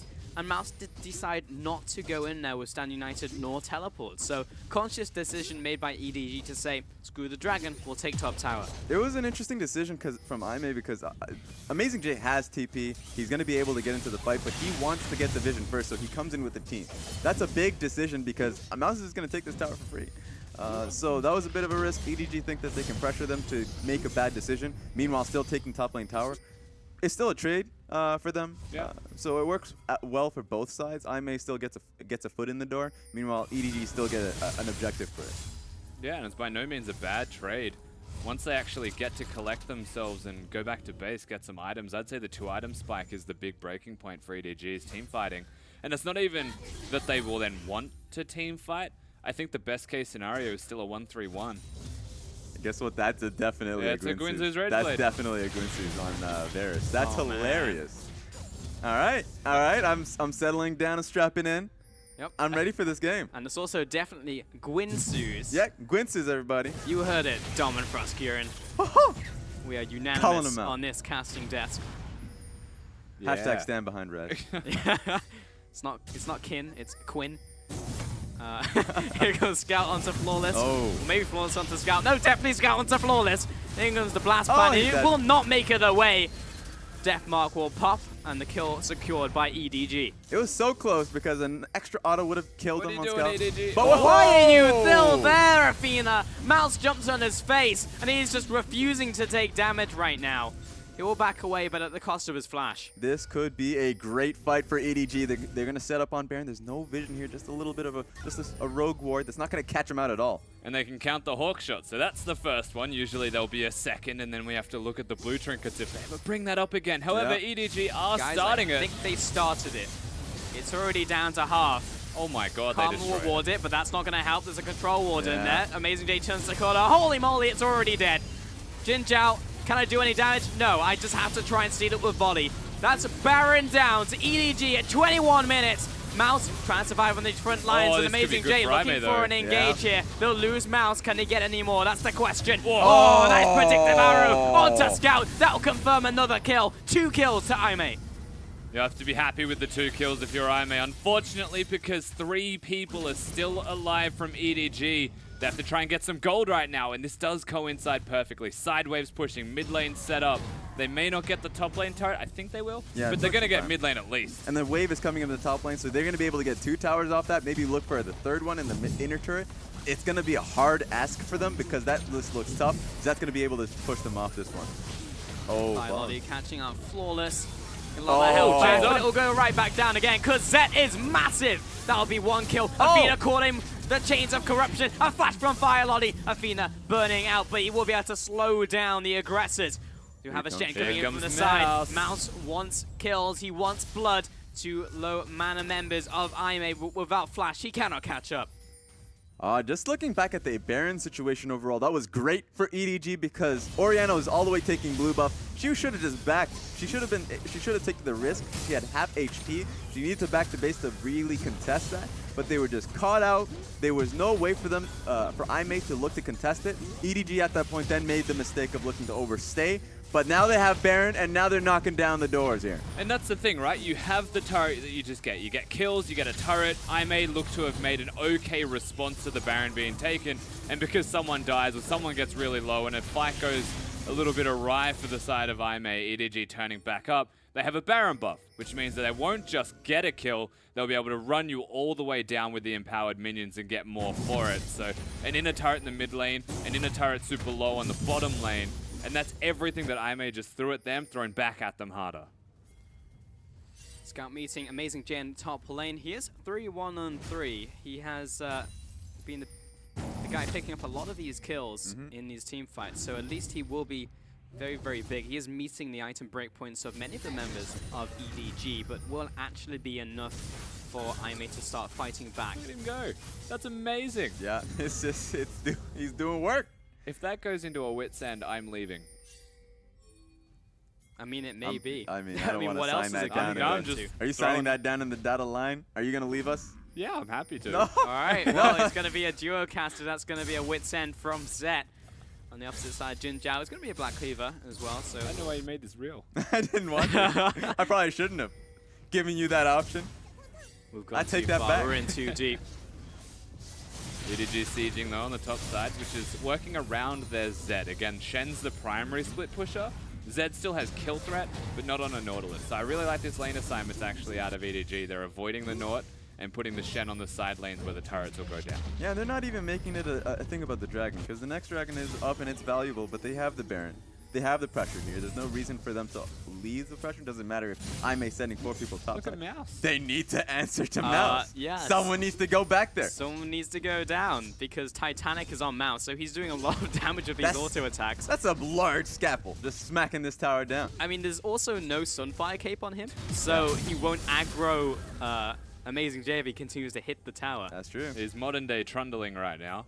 He really is. Mouse is close to unstoppable, and again, by having the ultimate means you're not teleport reliant, you're not teleport blocked. Amazing J has made multiple conscious decisions to walk to places opposed to teleporting to them, and that's how EDG are able to get free turrets time and again. And it's because of the priority and where it does lie for both of these teams. Aime want to be 5, they want a team fight as 5, and they want EDG to come to where they've set up so that they can get the engages off. They're gonna have to fight this, even if it isn't on their terms. Dragon already goes down though. Welcome to percent damage with Zet having your Ginsus. Like, Ginsus will just tear through that objective. And I may have very few bullets left in the chamber to fire back in this. Okay, yeah, thank God. Okay. We get to keep Rusty. Yep, you're staying with us. You're trapped. You're under contract now. Damn. That's right. Lord Laplasm's word is unbreakable. It's unbreakable. I'm not. It would work out for me if it wasn't, but. It'd be Hurricane, right? Or at least, like, if he goes towards a penetration item, I'd expect something like that from him. Yeah. There's a lot of armor actually on the side of Aime, but he doesn't go that route. He's got another dagger. What was this dagger going into, friends? Should be Hurricane. Hurricane? Yeah, Hurricane. At least, I'd say maybe even Zeal. Which builds into Hurricane. It does. Yep. But it can do other things. It can. Ooh. It's a possibility. I would definitely like a Black Cleaver on him. Just not gonna lie, just to be able to take down Amazing J with all these items. Raz, you say that about every item build. Well, they still build Black Cleaver, so I'm not wrong. So you know what? Technicalities. You won on technicalities. Speaking of though, Jinzhao also doing the Uzi build. It's going to be I call it the Uzi build because he did it before it was actually good. He did it before it was And he cool. did it as Tristana, and that champion still isn't good. So he's managed to revolutionize an item build and not quite a champion.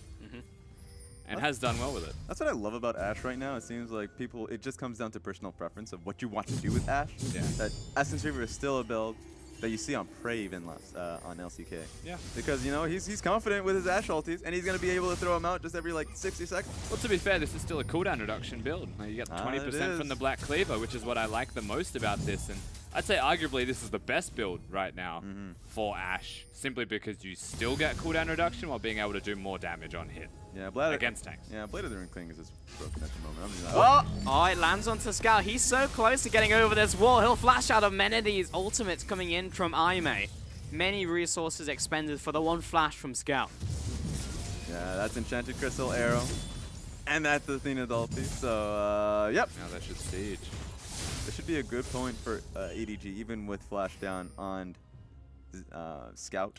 He still has the ability to just magic shield it with the Edge of Night. Well, I mean, Athena not having Shockwave is a big deal. Unfortunately, there's not a lot of poke from the side of EDG. I think it's mostly reliant on the Shen, and as I say that, they're all going bottom to a turret that's already lower. And Shen has a GA, so I don't think he really cares too much.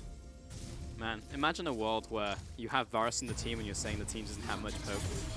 That just feels bad. How things change, yeah, right? in So like quickly. a few patches. Just like 2 patches. He's like, he's the best poke champion. Now it's like, now he's just all he wants to do is It's a auto long attack. range tickle. Yeah. Really did do basically nothing on Flawless there. EDG did waste time though. Yeah. They should be on the top side of the map. That tower has been up for far too long. Leave Shen on his own. He's been doing well, very well, might I add. That tower should be gone on the top side of the map. Now they're just starting to move. They're already moving there. Oh, they might even just take Baron 29 minutes into the game. Yeah. Why not? Baron's up. Get a second Baron for themselves. It'd be a good timing to do so. That's absolutely fine. Man, Zen is love just debating watching us this. with his I item build. This is like Kog'Maw when he was just a machine gun. Oh, the 5 attack speed Kog'Maw, Yeah. where you actually just couldn't like micro that at all. You just had to just sit down and Unless just you were deft. spray. Yeah, unless you were deft, he could do it with like 4 attack speed, and that was genuinely impressive. Baron was started off, but there's a control ward in there as well from Aime, so EDG will back away, but this is the pressure that they're exerting right now, saying, look, this is how fast we can take Baron. But this is what Aime wants, and this is what's kind of difficult for should do it EDG. again. They should just try up again, but they don't have really a tank, and this is what's difficult when you have just full squishies. If you do get stopped constantly, and then you're not able to just go for a hard engage, then you're just going to get chipped down. Yeah. So EDG, theoretically, the safer pick is just go for the tower on the top side. The scary thing to me, though, is how quickly they will do the Baron if Lulu ever uses the shield and the W onto a Varus. That's true. Because the empowered attack speed, as well as the extra on-hit damage, the Varus won't take damage. And he has a Blade of the Wrong King. It dies, I'm going to say, in 10 seconds at most. 10 seconds seems like a long time, honestly. And Aime have regrouped. They have gone back to base, picked up items, so they're in better fighting shape. Bottom lane still being shoved in from Mouse. Yeah, Shen is doing battle with Nautilus. You look to top lane, and the minions are just winning out in the blue side. So EDG have a great opportunity towards just going back towards the Baron. They might not be able to start it, but they should just reassure Vision just behind the pit. Just because Ashe has to answer that now. So that's great for EDG, but what does it turn into? You would think it turns into Baron. Maybe they just start for it now. I mean, eventually it should turn into a Baron, but how many times can they ward over the wall? Orianna's ball also doesn't get impeded with Vision.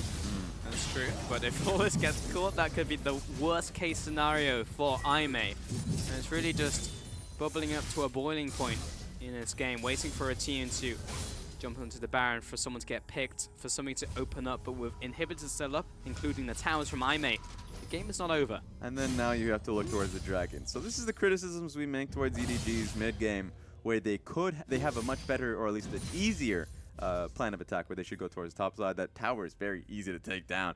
But now that it's gotten stalled out for so long, Aime is able to stop the Shen in the bottom lane. Amazing J has no way. He doesn't have to go towards the rest of the team because they're just doing fine stopping them. So EDG, new plan of attack. Let's go towards the Shen. I mean, the best period of time for EDG is about now, to be fair, because the QSS is going to be there for Scout. But he also had a Edge of Night available for him anyway, and now they waited for this period, so there should be no engage available from Jin Zhao into the primary targets on the team that he's with, against rather. Fire Lolly in good shape. He's going to finish off this Dragon by himself while the rest of his team pressure out these lanes. In just a second. There you go. Dragon over to them, including a Mountain Dragon, which is really good in this situation where they want to burn down a Baron. What I love is who's doing the primary damage from Aime. They already taken position. A dagger for a long sword.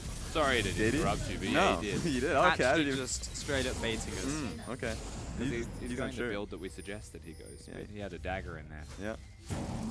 For effect. Talking about builds, because I like how Nautilus went towards a Knight's Vow as well. So they recognize the primary damage is going to be going towards Ashe and Orianna. Orianna's going to have to probably sell a few items if she wants to be doing a lot of damage right now. She's got Zhonya's and Rod of Ages. There's an optimal build. She doesn't have it. Ooh. Arrow barely missing 2 members of EDG. But it's just taking these Hail Mary shots right now, seeing if they can connect it onto any member, honestly, of EDG outside of Mouse. And if they can potentially get a pick, even just burn summoners, it's something that Aime can look to fire back. And we complimented Aime for their late game fights, the fact that they can come in with these late game haymakers and finally finish off an opponent, but EDG are just too strong. And to be fair, whilst that arrow skimmed the outside stump, it didn't actually connect with anything. He was going for the Elise, not the Zed, because the Elise doesn't have a QSS and is an AP build at the moment. Also just likes getting hit by Baron. Yeah. But realistically, this is like the only opportunity that they have because they don't want to use it on a Shen. The Lulu's going to be standing behind people unless they catch her placing vision. It is mostly about now hitting the Elise if you are Jin Zhao. It's always fun to, it's actually really hard for that Ashe because even if you are looking towards Elise, you're just basically wanting to force her to get into Repel to set up another fight. Yeah. That's about it. That's all they can really hope for. And they're looking for something. TP coming in towards the flank. It's Amazing J. Arrow doesn't connect once more, but Fire Lolly separating from the pack, but he's got Mouse on top of him. We need this one to come in. Massive taunt, massive knock-up in from EDG. They do lose their jungler, but at the cost of an ADC. Amazing J is tanking up everyone from EDG right now and is keeping this fight. Oh, huge shockwave into Dissonant. It's not enough to finish off the fight, but it's enough to send EDG packing. And that is an example of what Aime can do as the fight goes on because that was incredible from Athena to be able to get that. But he doesn't have a lot of damage at this point in the game. He has Zhonya's Rod of Ages. You can believe if he went a lot more, rather than defensively, because he's worrying about the Zed, if he went more offensively, that ulti would have deleted them. And not just that, he used it at the end of a fight. So he's not able to set his team up. Everyone's dead before he gets a shockwave off. And it was more of an afterthought and a preventative measure from them getting a Baron after a one fight or anything like that. But realistically, that's still the way you want it to go if you were EDG. I really like how they executed on that. By having Fire Lolly legitimately bait the Rengar ultimate, the Repel goes up, and he has a Shen already coming in. So it times perfectly, with no Ashe arrow to connect. The Rengars then used his combo on the front-facing member of the team, which was the Elise, and none of it did damage. Yeah, it's actually really smart, because even from a spectator's perspective, it looked like, what is Fire Lolly doing? He's out of position, he's going to die. but instead it was just a massive mind game. Completely went the opposite direction. I was still suspect. I don't know if I would give him that credit. I will. But They they have to because of the channel. It was Alright. timed too well. Yeah. He knew what he was doing. It was a nice little maneuver. Aime will take this opportunity to push down mid, but this may be the end of it as Scout will come in, jump onto Jin Zhao. my 4-man knock-up! Scout's looking for more. Jin Zhao is already low. Hard to even hit anyone. He'll flash after the ADC. He goes down. Draw Trader's life for it. But in the meantime, the rest of the team gets pushed back. Zed and Mako low. We've got Flawless jumping in. He used the dash, but also Trader's life for it. 4 members fall for the price of 2, and Athena, no way he's getting out of this predicament. Mouse is following after. The redemption saves him for a little bit longer, and it's Fire Lolly waiting for him to catch up. It's going to be the longest chase in history, but in the end, Athena falls a 5 for 2. And it is very hard for EDG to be able to execute on these fights, but Scout goes in, has the Shen ulti to back him up, and he's able to assassinate Jin Zhao, the primary damage, and they are able to take the fight on that one. And he has Mako to knock everybody up at the same time. EDG are playing these fights as best they can against a really good team fighting composition. As a result, they get an inhibitor, they can set up for the Baron one more time, and thankfully for Aime again, a shockwave hits, and Flawless is able to take out Zet, because if he didn't, might have just been game. With the base being cracked as well, especially the bottom inhibitor when you have a Baron being contested. Worst case scenario for Aime. Got to be questioning as well why they were shoving up mid so far when you could have an easy flank from Scout. They didn't have side lane vision and have any vision, honestly. And it was just the easiest engage in the world from EDG. Any team would have taken that fight. And that has just maybe just sealed the death contract for Aime. That was blind confidence, and honestly, I would agree with the confidence if Athena would be doing damage, because you saw that ult, he didn't do much at all. So EDG's already starting up on this. They have an Earth Dragon. Of course, Zet's got that crazy attack speed build. You have to respect it. Yeah, they just wanted to turn it around, though, because Mouse was coming in with a flank, as was Scout as well. Arrow comes in, lands onto Mouse, but Mouse doesn't even care. He grimaces and shakes it off. Ultimate out from Athena does practically nothing, and that's the worst thing that could possibly happen here for Aime. They'll all have to back away. Starlight and Flawless not in condition to carry on fighting. And the problem with the Orianna ultimate is they were all on the other side of a wall. You can't bring them to the middle, and so the combo isn't going to be there from Aime. Shen's never going to die, and whilst Amazing J is the same, someone now has to deal with a wave that's amassing on the bottom side, and EDG have enough damage to smash the Baron or keep them around. Yeah, but there's just 3 members, and none of them are going to be able to deal with the damage that Baron is outputting. Sure, you got the redemption, and on top of that, you got a little bit of a few fruits, a variety of sorts. You'll be able to heal yourself back up. It's a minute from now, though, Raz, where the problems start to really come up, you'd have to say, for Aime. Look at the bottom lane wave. That one's massive. Someone has to get it. Oh, Amazing J. Well, he's got the TP, but this puts them in a pincer position. They have to do something right here. Flawless has no vision over this one. They burnt the control wards. They're out of control wards. It's got to be a complete shot in the dark. 2K. Got the control ward coming in right They're now. leaving It's low. This They're is going to looking be for the hard. turnaround. Amazing J walking through the Baron pit. They lose Starlight. Mako, he's low himself. Looking towards the front line. Scout is actually unkillable. Massive shockwave from Athena. This could be the turnaround, but Mouse is keeping the back line occupied. Zed will fall to Flawless. Amazing J keeping up Fire Lolly. The massive Titan of the Depths is absolutely unstoppable. And EDG have to back away. Here comes Flawless, though. He's looking for Scout or Fire Lolly. Oh, he dodges it. Doesn't even want to get in there. But that was really well played from Aime, especially Athena's ulti to be able to take them down low. They were already low to start to be when they were going for Baron. But EDG's sticking towards this area. They recognize Aime has to deal with the multiple waves hammering at the turrets and their Nexus towers, so they're able to take the vision here. Yeah, and that is the biggest thing between these teams right now, is that EDG are setting up sideways before the fights actually happen, because they're the ones with advantage on the map. They're able to pressure the Baron and actually get the other team to have to teleport, to have to come in and fight, where really Mouse doesn't need to teleport. He's got his ultimate. And from what started as a potentially great fight for EDG, it's the shockwave every single time. Like, Mouse is doing his part, but Athena is destroying them and giving Flawless all the time in the world to actually do the same. Yeah, and this time around, Jin Zhao's able to stick around for a much longer to be able to do much more damage. Earlier fights, it's on EDG to just pop him from the get-go. This time around, he's able to survive a little longer. It's also worth mentioning that EDG got absolutely shreked by Baron. The two members got knocked up by the tail, so Zet was not able to hit anyone for like 5 seconds. Ooh, EDG starting this back up, but Orianna does have Rabbit on Look at his Death Cap. health. They have the positioning. I mean, it's over. gone. It was all down to that Mantra Q seeding it, and that's not a situation you want to be in if you're Aime. It was just positioning. That was like a magic trick from EDG. Now you see it, now Baron's dead. I feel like with this buff, that's exactly what they need to get through Aime's team comp as well. The Orianna's going to have a hard time wave clearing. So is the Ashe. Amazing Jay. He's a big Titan right now, but I mean, with that Baron being down, that's probably all EDG need to close out this game outside of a miracle shockwave from Athena. Yeah, and how much preparation EDG are able to put in these side lanes. Bottom lane's going to just do it on its own because of the inhib that was taken much earlier. But the top side of the map constantly really gets getting shoved in before the Baron was even there. So it gives them more opportunities in one fight. That's all it takes at this point. If they win that one fight, they're able to win the game because of how easy it is to access that Nexus turret. Yeah, push the lanes in, maybe even look towards the Elder Dragon right now if they can't crack the base. I think the easiest thing that they will get though is the bottom lane inhibitor having the Baron buff because of the pressure that just sieging on 2 lanes at once draws. Whereas Mouse is pretty much at that point where, you know, Nautilus is just going to tickle him, and if they're having a tickle off, or one of them is going to have Baron empowered minions pushing an inhibitor down. So EDG with this wave, you would expect everyone now rotates up, and if they don't, the tower just dies. All right, one. The tower's gone. I was about to count it down, but they back away.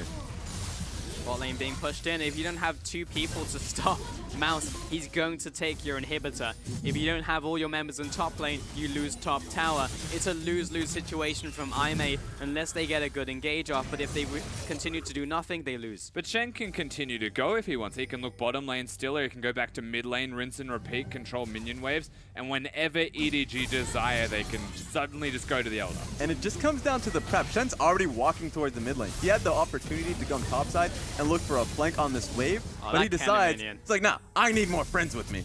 He's going to bring an army. Cannon minion almost took it out. 35 health left on the tower. It's regenning just a little bit. 39, 40. Someone auto-attack that thing. Scout wants to do it. We all know it's Zed. Get in there. Got it. Well, base cracked open completely from EDG. Arrow goes right through all of EDG. That is just flat out unfortunate. Mouse will take the mid tower. Aime, they need to look for a fight. They'll jump onto Zed. This could be it. But look at the Shen shield. Look at the shielding onto Zed. No one can kill him. Scout will finally fall here. Surely, no, he stays alive. And the rest of Aime completely evaporate. Zed is standing still. He'll eventually go down. Now Mako and Mouse caught in a battle to the death with Amazing Jay and Starlight. But in the end, there's nothing you can do. Mouse is completely unkillable. And this will be game right here for EDG as they just need to sign the paperwork and finish this one off. Zed essentially played it like a Kog'Maw. He just stood still and took it because he's doing way too much damage at this point. EDG, fantastic fight. And that's it, gentlemen. Game 1, all over to EDG. And quite simply, they cross their T's, they dot their I's, they win League of Legends by getting the Baron buff in standard EDG fashion. Took a little bit longer than that of an RNG win, but nonetheless, that's exactly what you expect from EDG, beating out their former sister team. Yeah. With a Guinzoo's Rage Blade. With a Guinzoo's Rage Blade. And it's a tough pill to swallow as well from Aime because it felt like they did pretty much everything that they could have done. They went for the right plays. It was just a lot of mis-execution when we saw the early game, mid game, and late game. It was a lot of Ashe arrows missing, moving to mid lane up, they out-rotated us, or they got there at the same time. Scout randomly just outplayed us. Like, it's hard, honestly. It's just like you can't just #play better from game 1 to game 2, but you make the right decisions. They definitely played it on hard mode. You can see how that one just slid all the way down by in EDG's favor. The first setup that Aime made was great. That one, I'll give him that one, even though it didn't really work out well for them at all. It's just, Jin Zhao is usually a fantastic Ashe player. He's one of the Ashe players that I would justify first rotationing it. A lot of the teams have been doing that, but you look towards Aime, I would want them to do that because Jin Zhao has showcased some great Ashe plays. This game was not a good game for him. those arrows were not going anywhere near champions. So that's a little unfortunate, but it's justified. Pressure was on putting it. I just wonder if it's him or if it's EDG being aware of the Ash arrows, because he was never really off target. It's that every time he went near someone, he was skimming them. Like he was that close to hitting them, and EDG would always dodge. Yeah. So whether he's missing or whether they're just really aware of it, like it was close every time. It was, to be fair, very, very close. And I think that was pretty much the game in a lot of these fights. He was like, there was a game of honestly inches in a lot of the fights. It was like, if one kill goes over, maybe this is a turnaround. There was a good fight around Baron. Athena was a big proponent of Aimee and the ways to win that game. As you said, Rusty, during the game, it was maybe if he'd gone towards a heavier damage orientated build, if he didn't have to be scared of Scout constantly killing him through that game, we could have seen those ultimates instantly delete them. And that's what we saw at Baron. We saw it multiple times through that game. And that's why I was interested in why EDG picks up such a, I guess it was a very risky style there. They could have made it, like they had the Shen, they had the Zed, they should have made look towards constant number situations. The top lane tower I constantly poke towards because it's like, well, they're looking to force team fights around Baron, but they're not a team that can really do that. So they tried and tried again. They were able to out-execute certain team fights, able to constantly get into the back line towards Jin Zhao. There was one team fight where he was able to survive just a little bit longer, but just one misplay, just a tiny one, and EDG would have lost that fight, or at least lost the hold of that game. And frankly, before we even look at MVP, I'd give it to Mouse because I think he played the game of his life. Honestly, watching him play that Shen, triple kill in the last team fight, was getting the big taunts off while they were able to get these combos. And yeah, we can look at Athena, we can criticize the Orianna's item build, and yeah, it was very defensive. A Deathcat might have actually given him one team fights at a few spots there, but if he didn't have the rod, he was dead because he was always getting taunted. He was always having a lot of trouble with the back line hitting him and the front line actually always on top of him. Yeah, I have to agree, honestly. I mean, I didn't see who else you would give that to, honestly. I mean, we did have some nice outplays coming in from the likes of Scout. Zet was also doing incredibly well. But this team fight was terrible from Aimee. It was like, yes, we're in a stare-down situation. We need to be able to challenge them for Barret. Let's rush down mid and take the inner tower. Yeah, they think that it works well for them, and from their perspective, they have a great 5v5 team composition. And it goes to Scout. Okay. Yeah, it was probably because of like the outplays that he had in the game. He had a few outplays. Yeah, like specifically mid lane, for example. But I would still personally give it to Mouse in the top lane. However, I am biased for top laners. Well, I mean, we all give it to Mouse. I gave it to Mouse because there was one team fight where he was just sticking on top of that Ashe. We talk about how he was getting crucial Shen taunts. He was always in the bottom side of the map where he needs to be. And so he played a fantastic game in team fights, and then, of course, out of team fights. And granted, Scout Zed is immaculate as well, right? Oh, yeah. The thing is, he was essentially like a suicide bomber, I guess, in that fight, right? Like, he just had to go in. He had a Lulu that would always ult him. He was guaranteed to be protected by the Shen and the Lulu. So Zed's job was to live for as long as possible through everything his team gave him, but killing whoever he could and take them out with him as he goes. And I mean, it works because he was getting these kills. He was making sure Jin Zhao was always dead, and it's a successful outcome. And he just needed to go for that one person. Just go over Jin Zhao, because if he can get that one kill, even if it's just a 1-for-1 kill, okay, Zed's down. Okay, Ashe is down. Who's going to be doing damage on Aimee's team? It's going to be Orianna, and she just has to go front to back. You look towards an untouched Guinsoo's Varus. That's a little bit of a problem. Elisa is going to be on your face as well, and Shen does a lot of damage going into the diving into the back line. So EDG, if they can just take that one kill, they had a better time. Yeah, it was honestly just a really tough game for Aimee to win in the end. We'll talk about how they can maybe bring it back in game 2, as we'll be taking a quick break as the teams will set up for that next game and maybe the final game. Join us then after the break.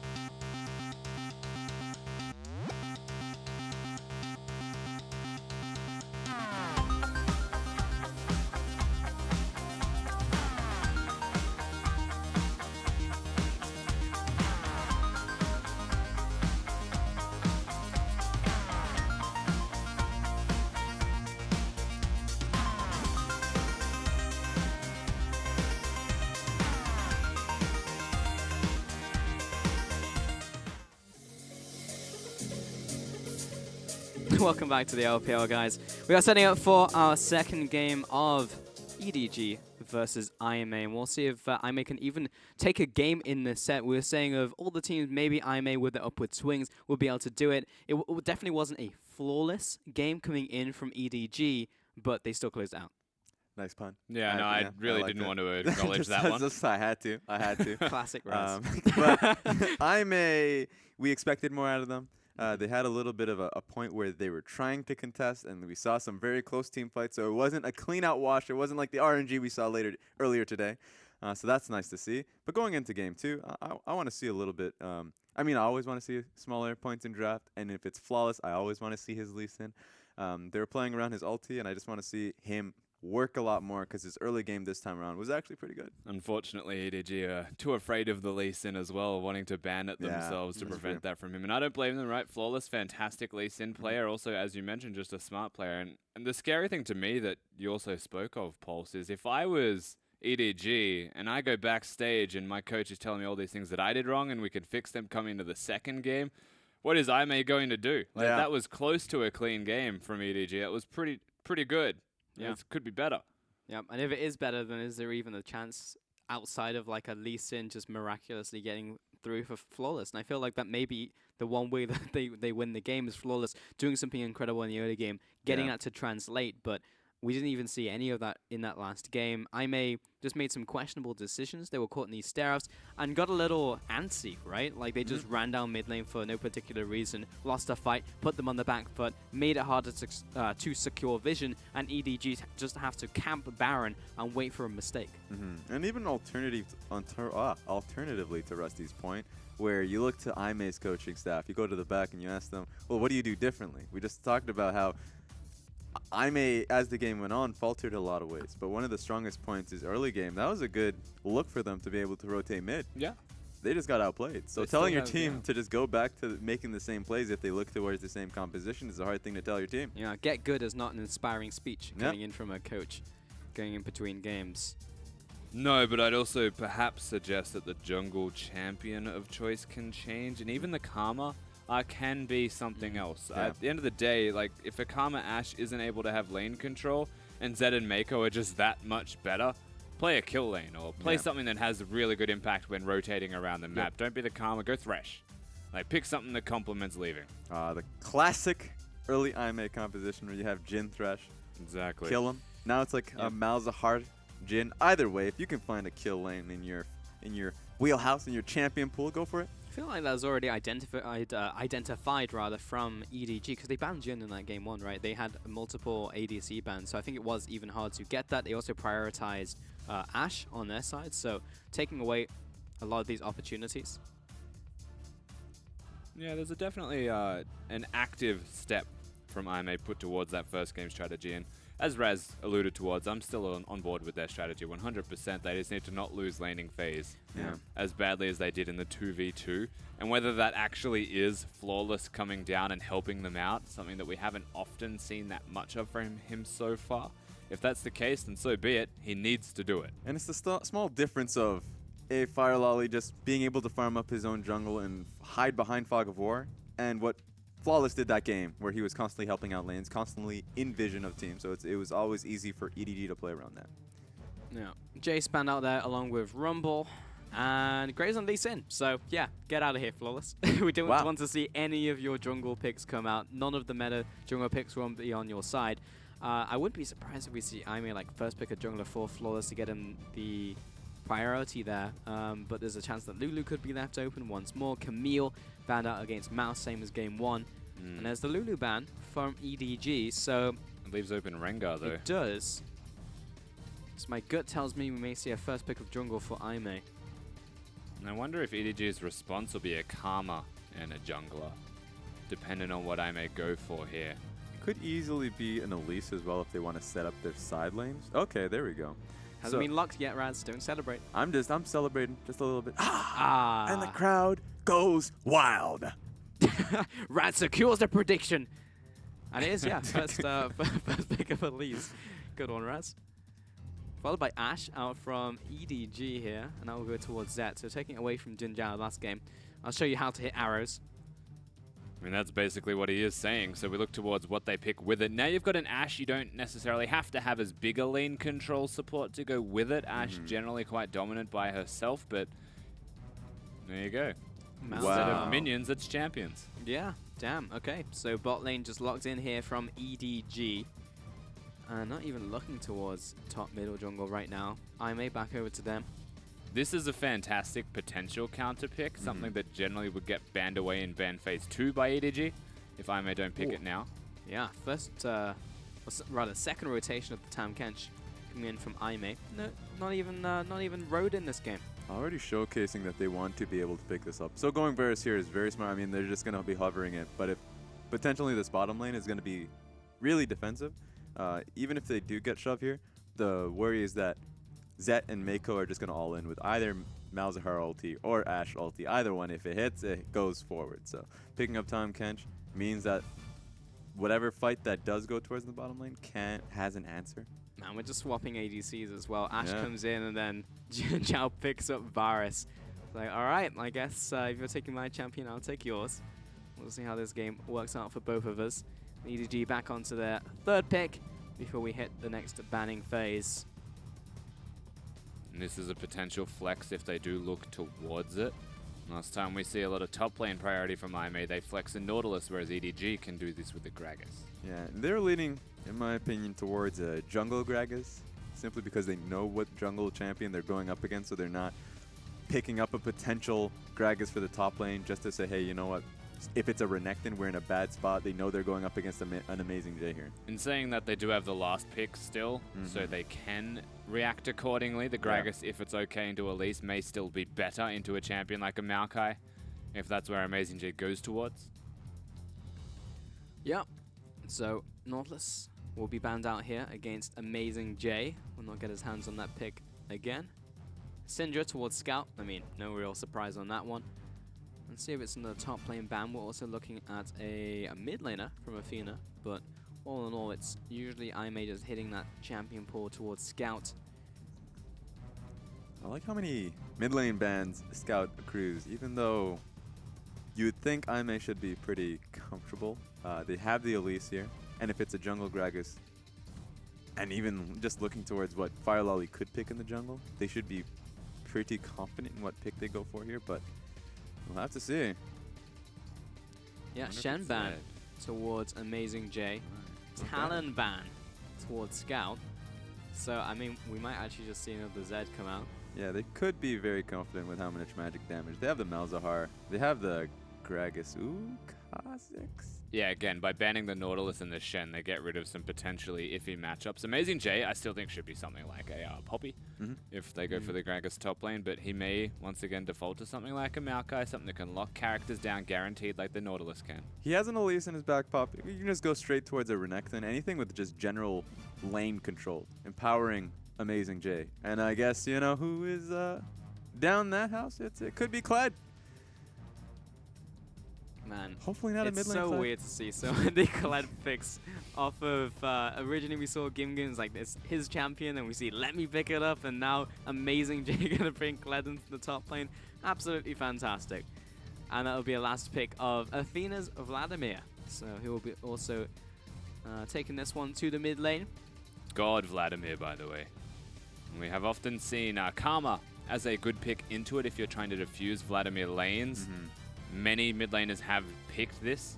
Orianna is a lesser version of the same thing. There's a bit more outplay potential still going to be there for a Vladimir, whereas with Karma, the tether connects the whole time. So a little bit tragic that they've gone towards this. However, the AoE will still be handy on a Shockwave. Yeah. For sure.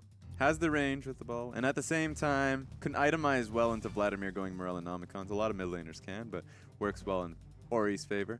Athena on the Vladimir. I was a little afraid that I was going to be mid lane Varus. We've seen him try and pull that out again, but he had a very bad time on it the last time we saw it earlier on in the split. So that's Vladimir mid, and if we look towards Vladimir, we're like, okay, Doinby, that's his champion. That's something that he goes towards a lot of the times. But Athena has seen a lot of success on this champion, so even if he does get shoved in and has a difficult time in the early game, I want to see if he can really empower himself later going into the mid to late game. Yeah, there's a lot of importance for just honestly both mid laners again. Athena, last time we saw him play Vladimir, was incredible. Actually the best player on that team, and almost brought back a game that went to 50 minutes when it was over at 15. And so this is one of the scariest things that I would have to say someone will play against. And the Scout is strong mental player. Really definitely does play up to occasions. I was a bit surprised he didn't go towards his Twisted Fate, but because he was on red side, he did have the option of picking into the Vladimir. You don't want to blind pick into a Vladimir as Twisted Fate. That'd be horrendous. Yep, that would be pretty bad. We haven't seen 2 Twisted Fates so far. One did very well. One did awfully. Which is surprising, given that our league is consisted of a lot of Twisted Fate players. Yeah. A lot of them are kind of comfortable. It doesn't matter what lanes they go into. Even if it's like a skill lane against Syndra, they still pick them up in there. With the Rod of Ages. I mean, it's never Rod of Ages. It's Catalyst into Hex, GLP. Yeah. I always wanted to be Rod of Ages. That's Why? the old build. You used to see a lot of Rod of Ages. I guess that's just before Hex That was GLP before came GLP, in. yeah. So I'm just sad about that. I don't know. I love Rod of Ages. The Super Soaker's so good though. Yeah. So good. Even Predabelt is amazing. You get him with the stun, you hit him with the rockets, point blank, amazing. Shotgun Twisted Fate all the way back in beta.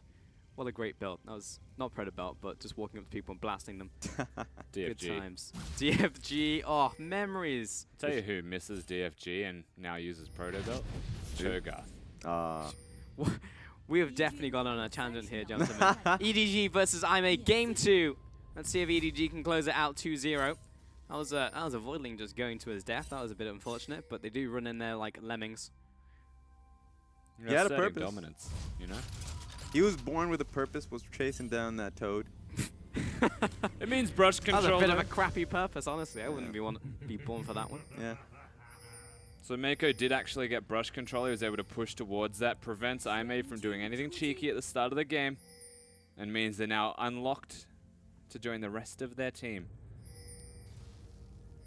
I believe this will be a Raptors preventative start. However, he's not doing Raptors. He's a blue buff. So Indeed. I wonder how EDG will react. They've got the Voidlings. They can actually do the Raptors if they wanted to try. Yeah, they could just take it out right with Zet right there as well.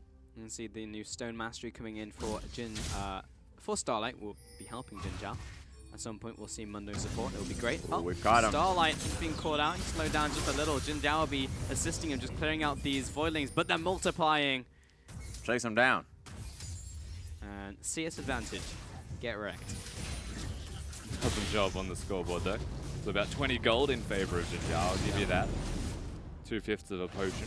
We'll just have to remember that for the rest of the game, that he did get those 3 minions at the start of the game. It's going to be a little bit difficult for Jin Zhao once again in this lane because Tom Kent should just get poked down time and time again by Malzahar. Auto attack, auto attack.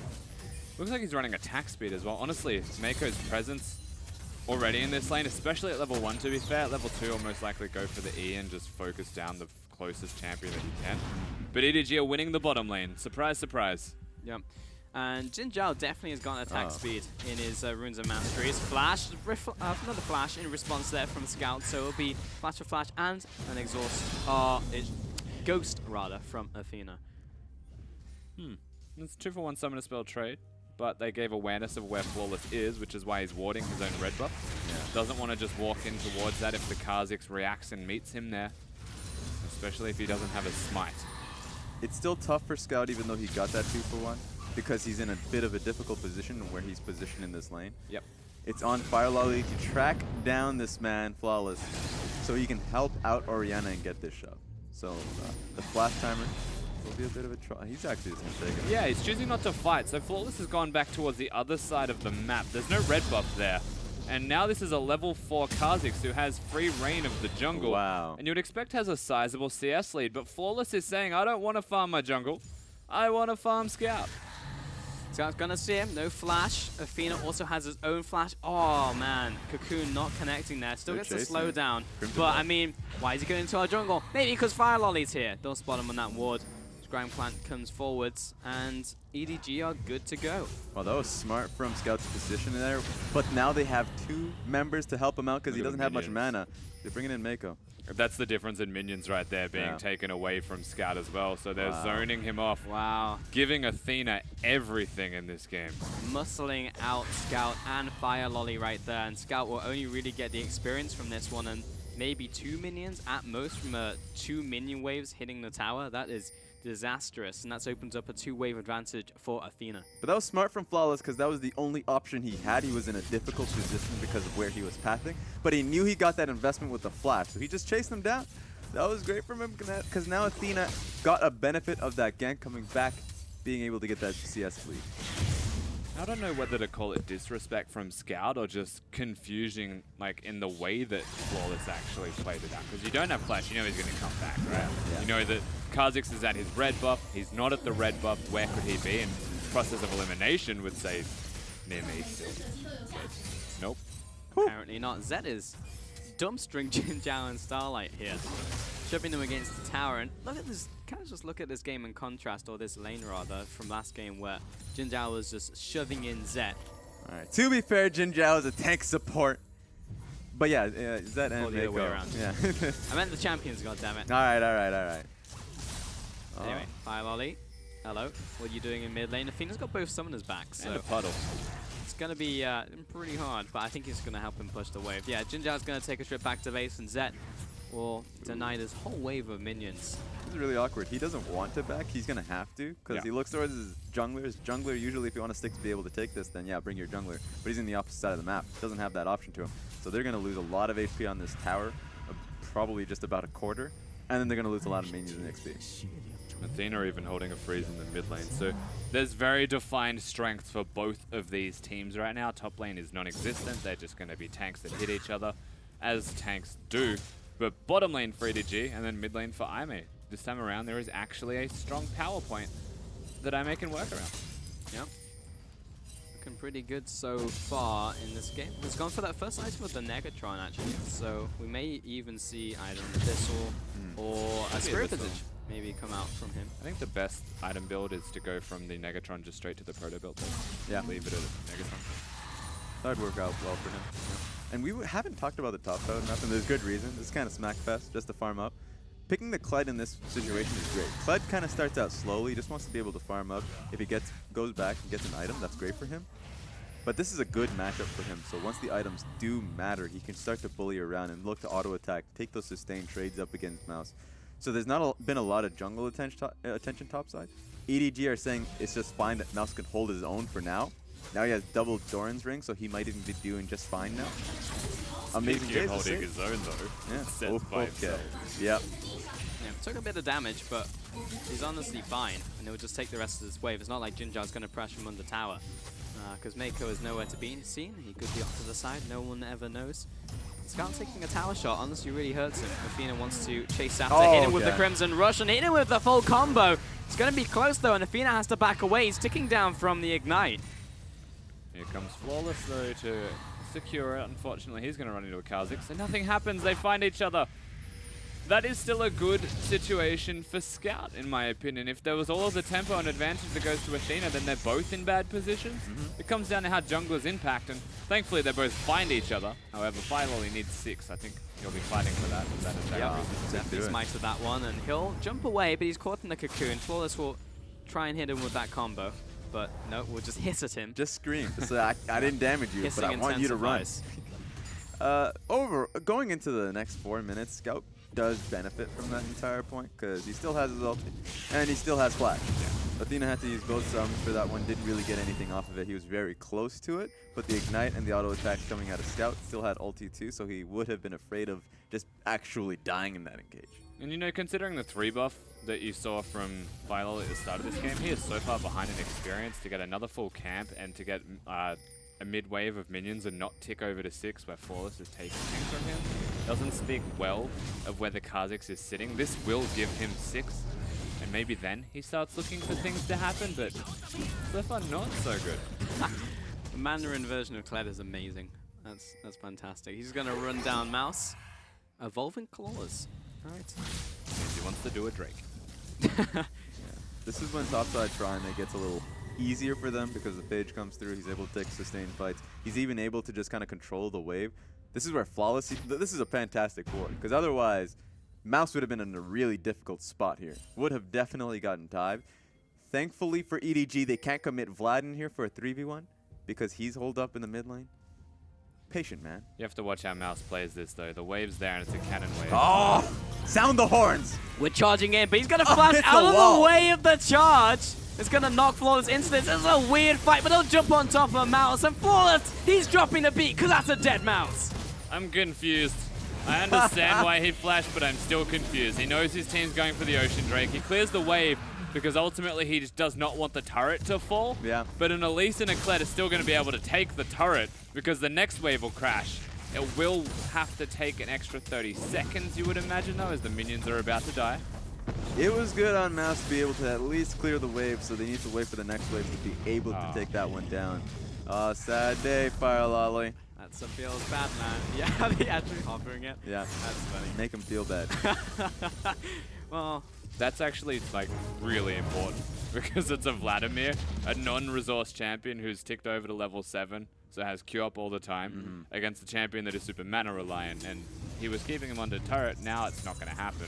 It's a shift in focus now. I may now have a bit of a power play where Vladimir is going to start to ramp back up because he can just stick in lane a lot longer. If EDG have passed away that blue buff, sure, top lane goes down, Mouse goes down, or he can at least keep Athena down for a longer period of time. But now he needs a little bit of help if he wants to be able to do that.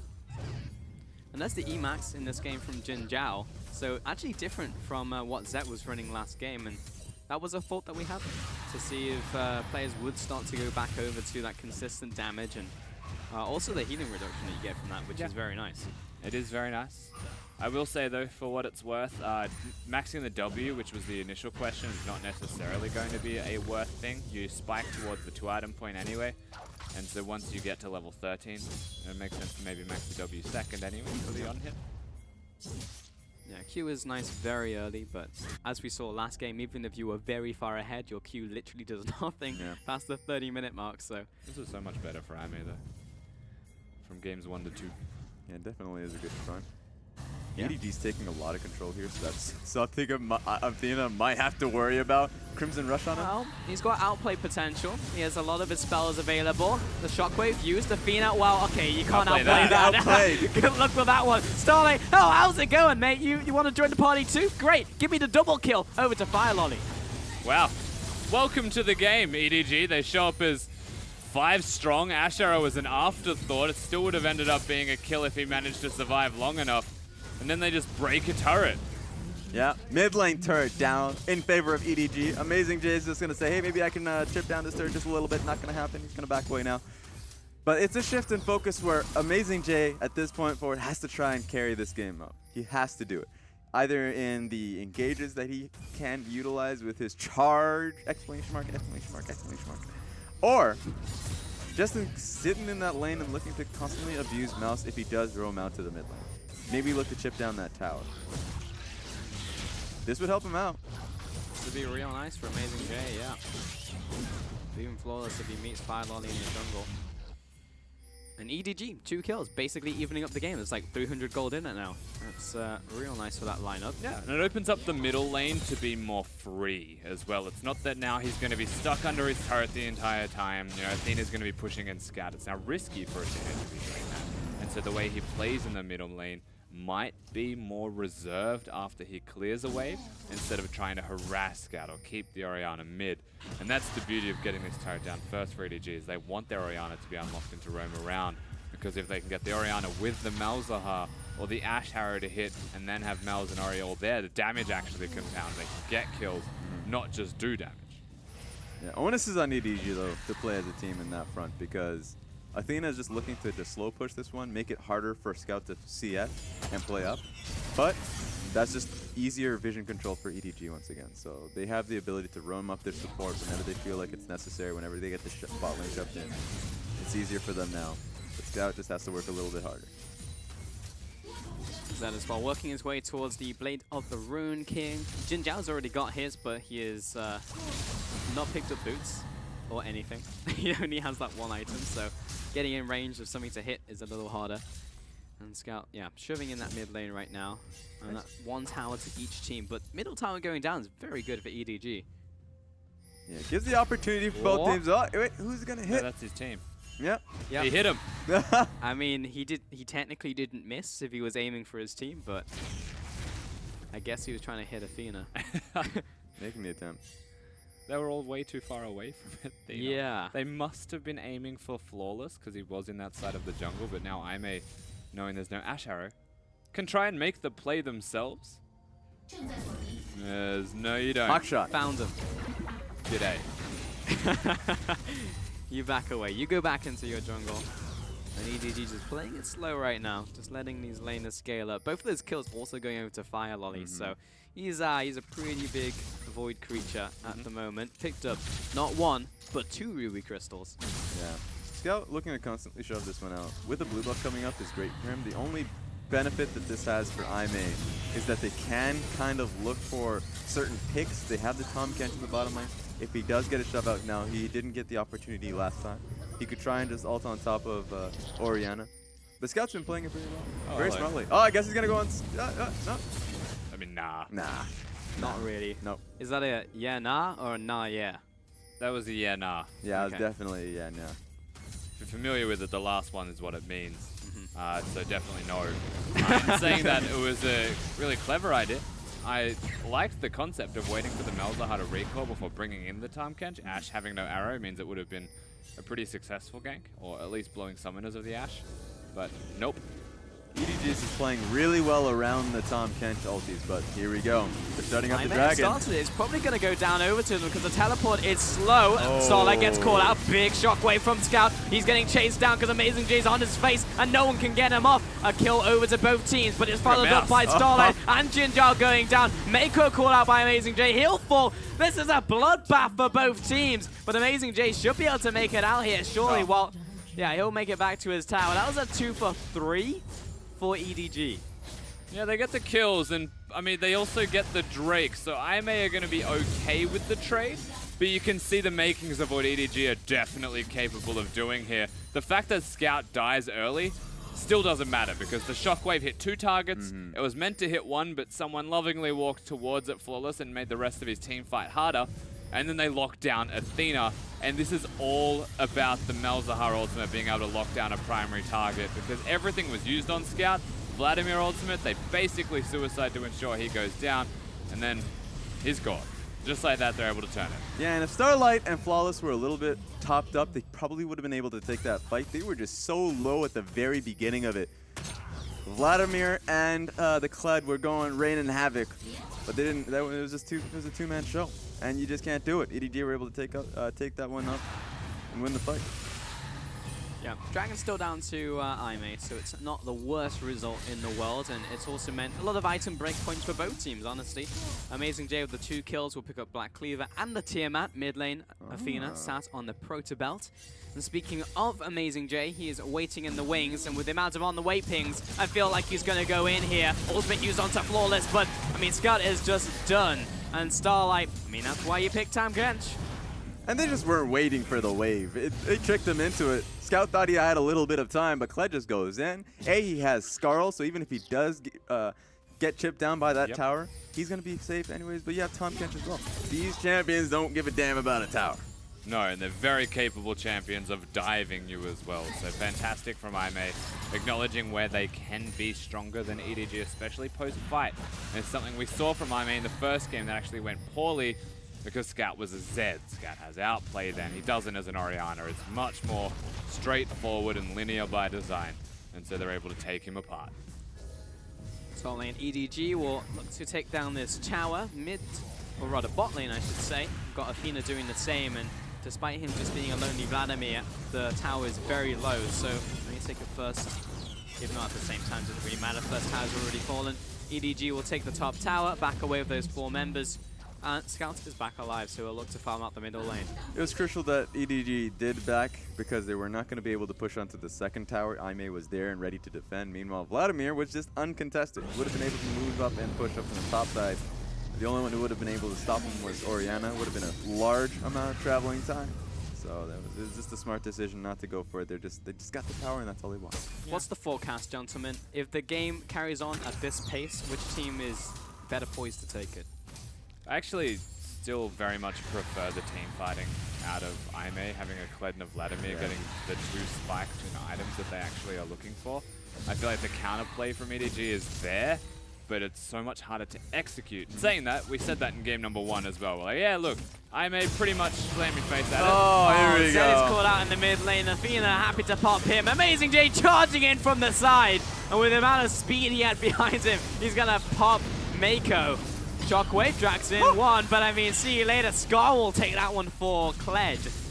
With those 2 kills, I'm in great shape. And we didn't get to see how that started off, but that's knows that Mako was there as a response as well, so he died off to start.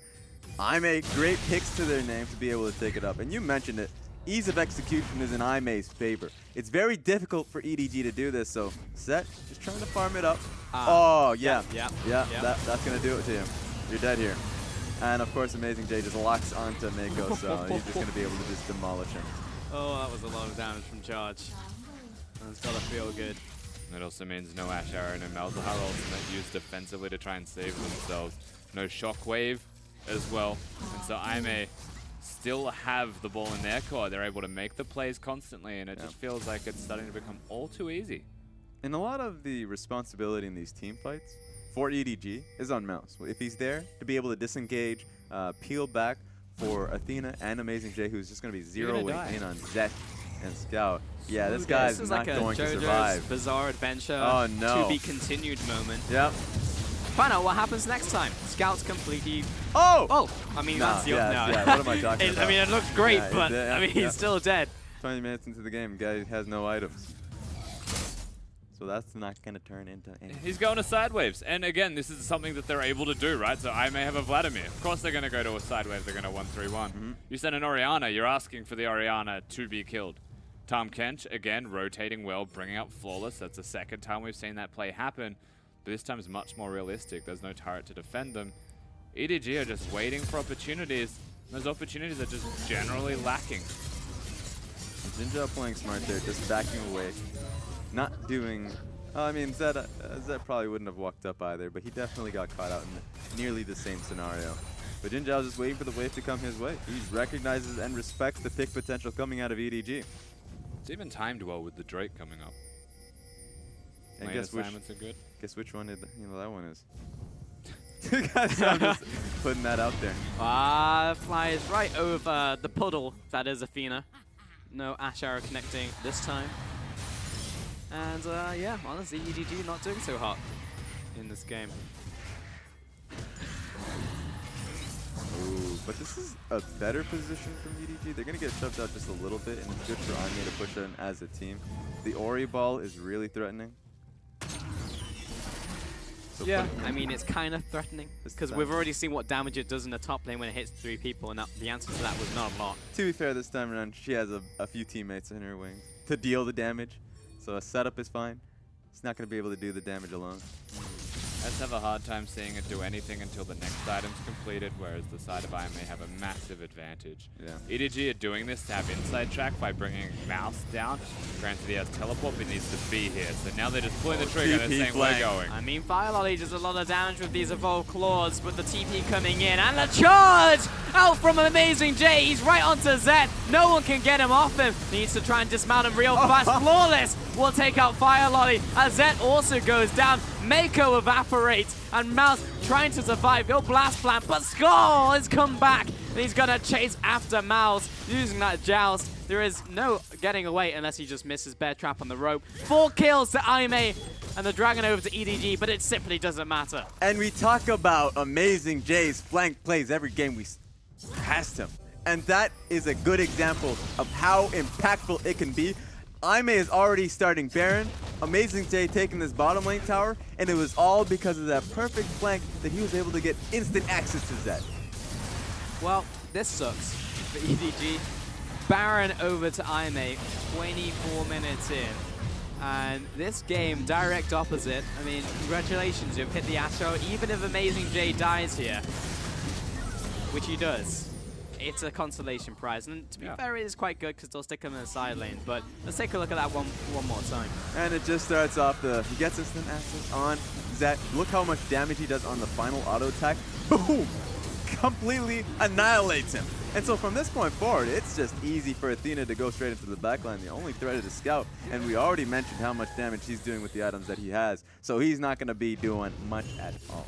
Yeah, 0-4, the Orianna not having a good day. And honestly, that's the fight that you expect from IMA. That's how they should be doing it. And it's not like EDG came into the Dragon Pit and was like, oh no, we've got a free objective for us. Of course they're going to fight it. Like, that makes no sense for them not to fight it. It's EDG being desperate and like trying to either generate a team fight or saying, we're better players. We can just win a team fight because we're better players and we'll outplay them. That was their attempt there. You'd have to say that's close to their final attempt. And everything from this point is probably not going to work even as close as what it did in the last one. So what did IMA do so well in the early game that got them to this point? Because, I mean, we were coming out of game 1 saying it wasn't quite the cleanest performance from EDG, but it was damn good. And we're seeing the exact opposite in this game. Well, they're able to answer evenly, I would say, in the early portions of the game, because Athena had a little bit of problems. He was getting pushed in quite frequently. Mid lane tower even got killed out. But the top side of the map, Amazing J is just doing incredibly well. He was just passively farming up, and we completely ignored him for the most of the game because it was just because he was getting items. He took a while to get Phage, but from that point forward, the dive came through, and he just got untouched. And so the flanks are really turning out, and right now Athena, he's doing quite well for himself too. He's got a few items. And so these team fights are going well for him.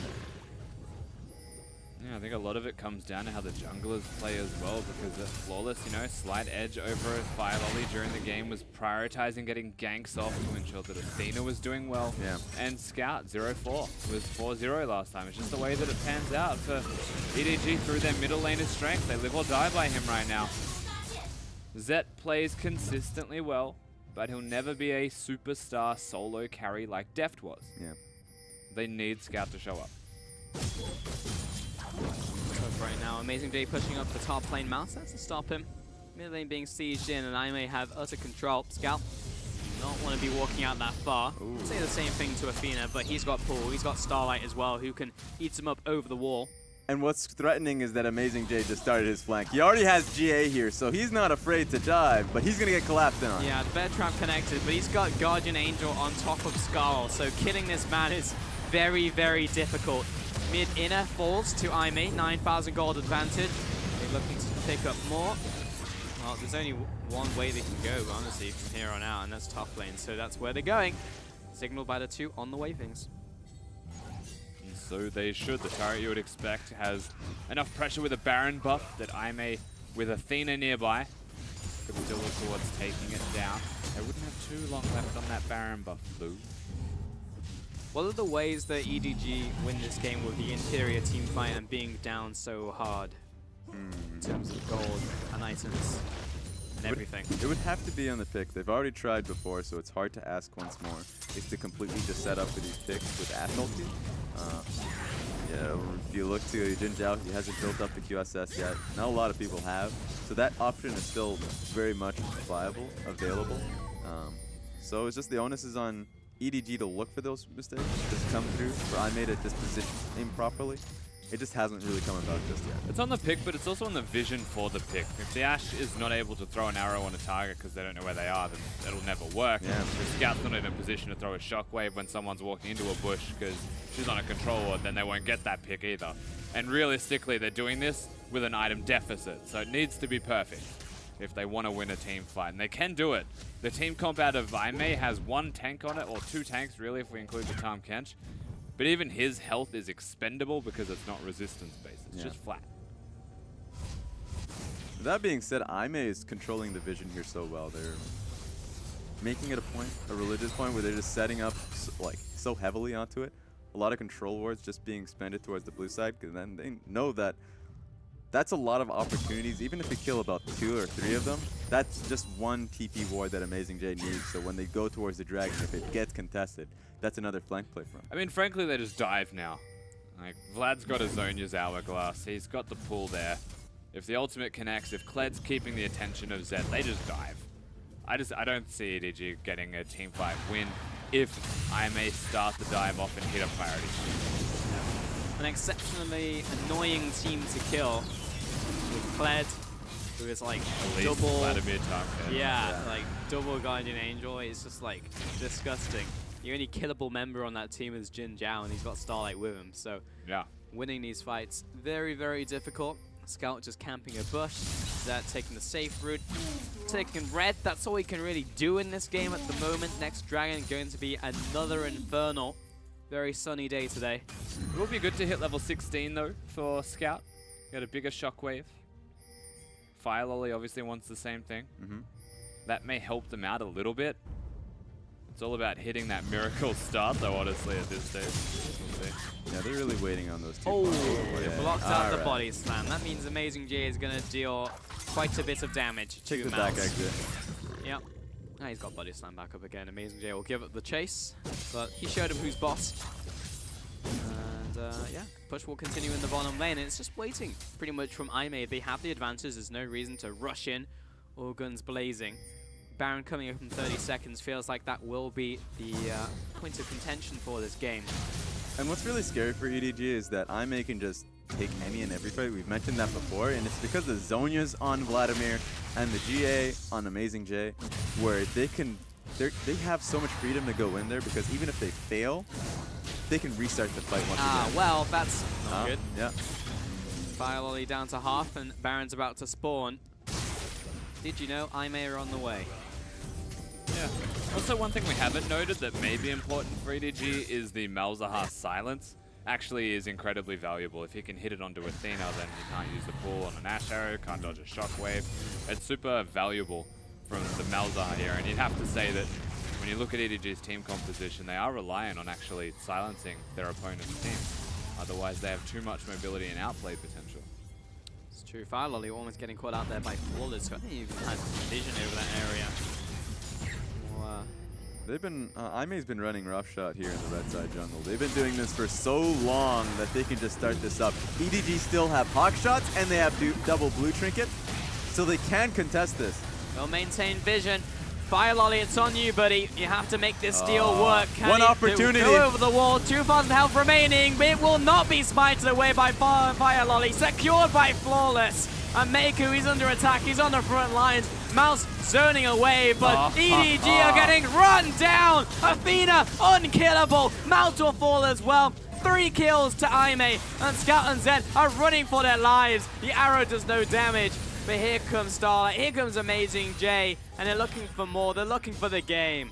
There is no response available for EDG. Again, the desperate play. Aimee go for the Baron. They set everything up the right way, and they just win the team fight handily by saying, come at us to EDG. The desperate ploy to try and steal the Baron is not enough. Yeah. And you would expect that as a result of that, Aimee should be able to get a game. And I'm surprised Aimee were looking for that 50-50 essentially. They had the team fight, and even though the double blue trinkets are still up and available, the hawk shot was up and available for EDG, they just can't take a team fight. And so if Vladimir went in, Amazing J2, that would have just been a complete wash. And it happened afterwards. But they get the Baron, a little bit of a risk, but now they're just cashing out. Here's the thing, right? If EDG make a decision as a team that we're going to steal the Baron, they jump over the wall, you don't go around the other side of the river and fight them. You either make a call that you're committing to the fight or you're committing to the steal, and they did both. So they died and didn't get it. Even if they stole the Baron and everybody dies for it, that's not worth it. Yeah, that's like a solo queue move where people just don't get it. But EDG, you expect them to be smart enough, cohesive enough as a team, for that not to be the case. But now, going from bad to worse, and EDG, I don't see the chance of winning this game being particularly high. Such a far cry from what we saw in game 1. I mean, frankly, they have to win a team fight right now. Yeah.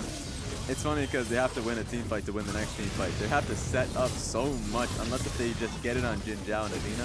If they can get those 2 targets, even maybe flawless, then sure, they could just win that team fight outright. But Amazing J is always in front of you, always really goading a fight. I mean, he'll teleport to a minion probably as well. These 2 in the middle lane will go from mid pressure upwards towards top lane. So as the next minions crash, you would imagine this is when Aimee say go.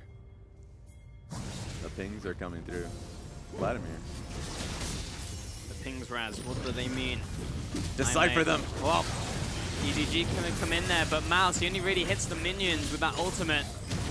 It's not what they were looking for. They wanted a bit more from that big cooldown. But Vlad is still in good position, so he's just leading in the wave, much like a shepherd, leading the herd. And so EDG have to set people to deal with the wave. It's going to be Orianna. The wave right now is coming in for Aimee. Guess who else we're is? charging in. Here comes Amazing J. He's jumping right onto Zed. They do break the bear trap though, but the tower's down. And EDG, they need a miracle in this fight. In comes the redemption. I don't think it's going to be near enough. No one's died just yet. Inhibitor down. Aimee got what they came for. Mid lane being pushed in. Bottom lane is the only tower remaining. And not a hold from EDG because everything does go down. So not quite defensible as a Vladimir still with an ultimate present would be what tips the scales. And here we go again. Third and final inhib. Amazing J, so fast, so strong. Scout has the ultimate still. It is the single bullet they have in their chamber to pull this one back. Mouse being shoved in. There's the shockwave. Drop flawless low into his Guardian Angel. Mouse on the back lines. Amazing J tanking up everyone at the same time. Sterix is going to be popped. Bottom lane tower's dead. So the inhib. Triple inhibs down. And Mouse, he's going to get caught out in the middle of all of those Aimee members.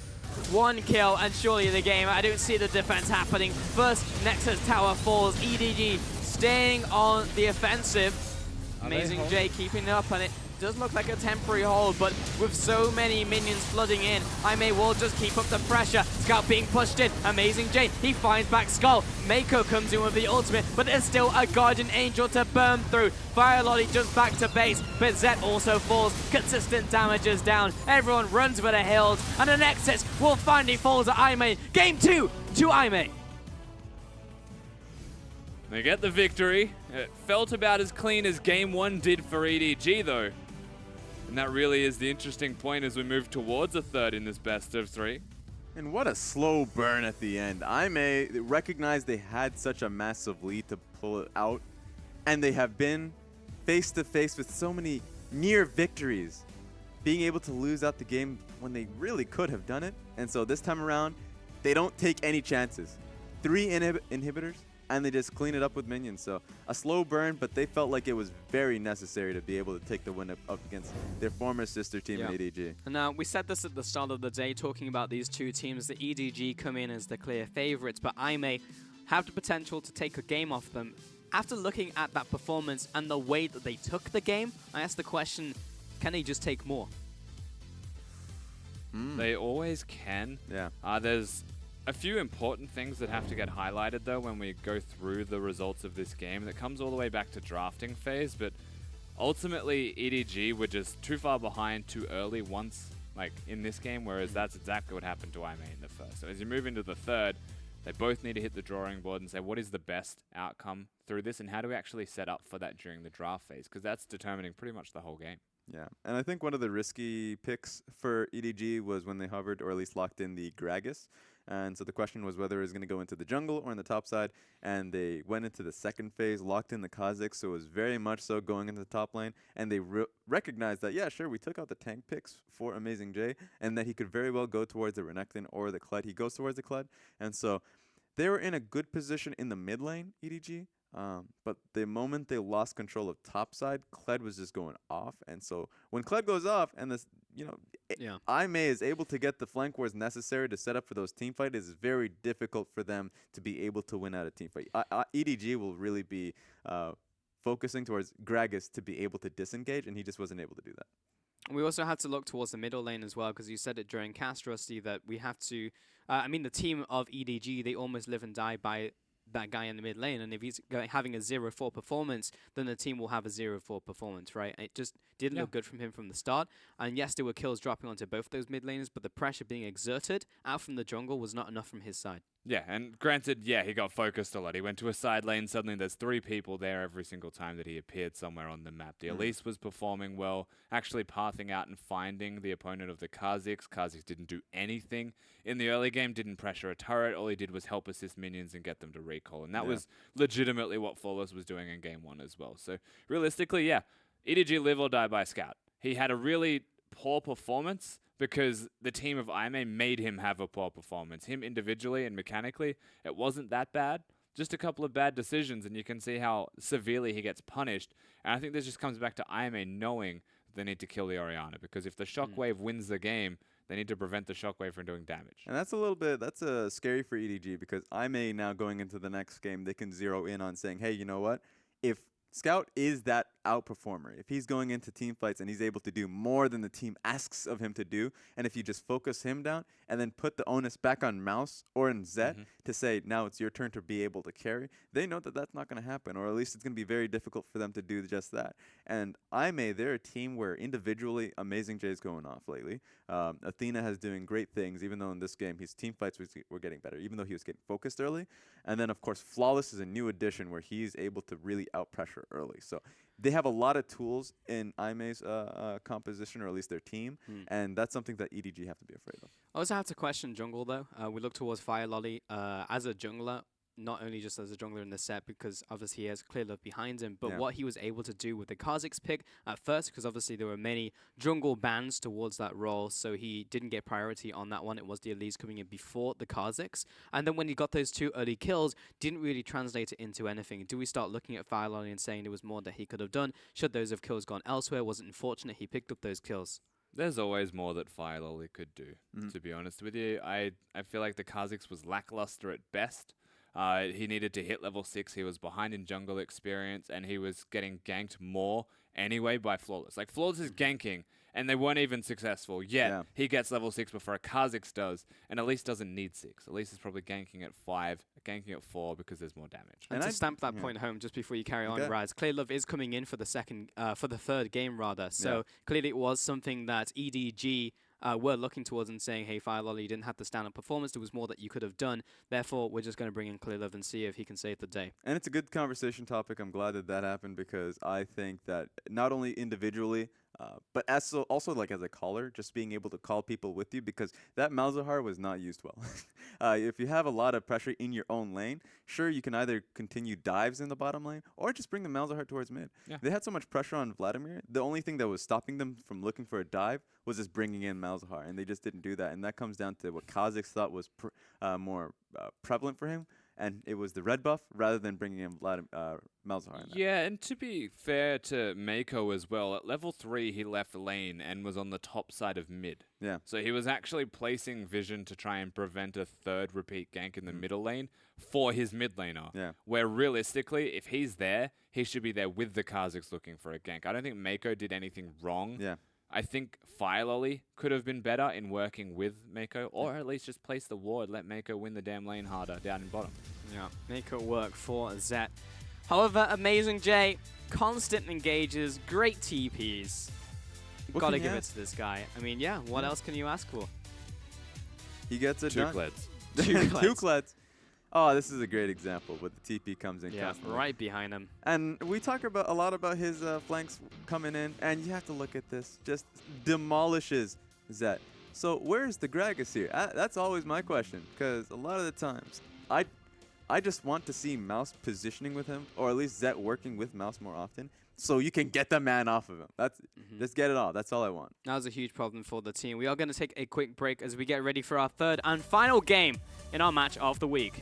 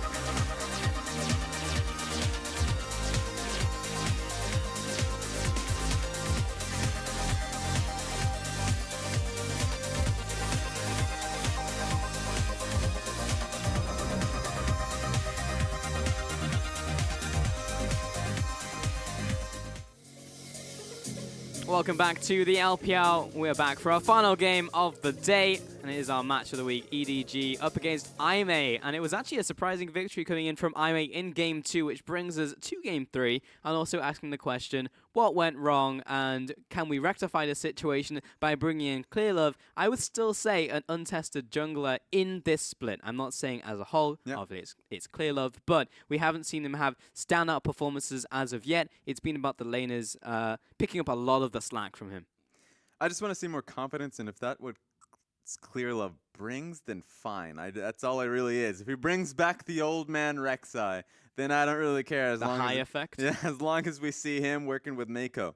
So that's going to be better. And that's the important part, working with Mako. He's played with this whole team before. He communicates with this whole team. Firelol is actually the new addition. And granted, they've played a whole split together now. Clearlove's still the expert. He's still the old blood that has been with this team for a long time. And so every transition back should be seamless. Hopefully, that's what you have to hope towards. And can he do more with the jungle? If we see a continued pinch on the jungle pool, do you feel like if he was put in that situation in Game 2 where he was kind of having to pick the Rek'Sai with nothing else left available for him outside of a B tier support, that he would have been able to do more by sheerly just being Clearlove?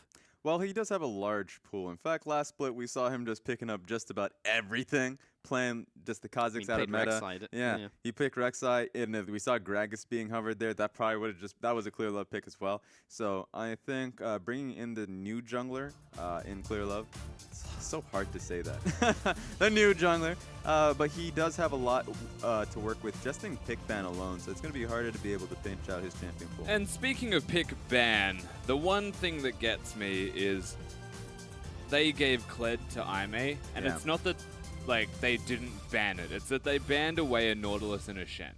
And as if he's not going to pick something that is a tank top laner that can go forwards anyway. Yeah, I actually just don't know what they expected. I was so certain that they were trying to build them up a counter pick for for top lane. Yeah. I was certain of it. And then they picked Kazakhs. And I was like, wait a minute, then why would you ban the tank top laners? All right, that's fine. I was ready for the Fiora into the Kled. Pick something that can do well into it at the very least. But nope. He's running in there.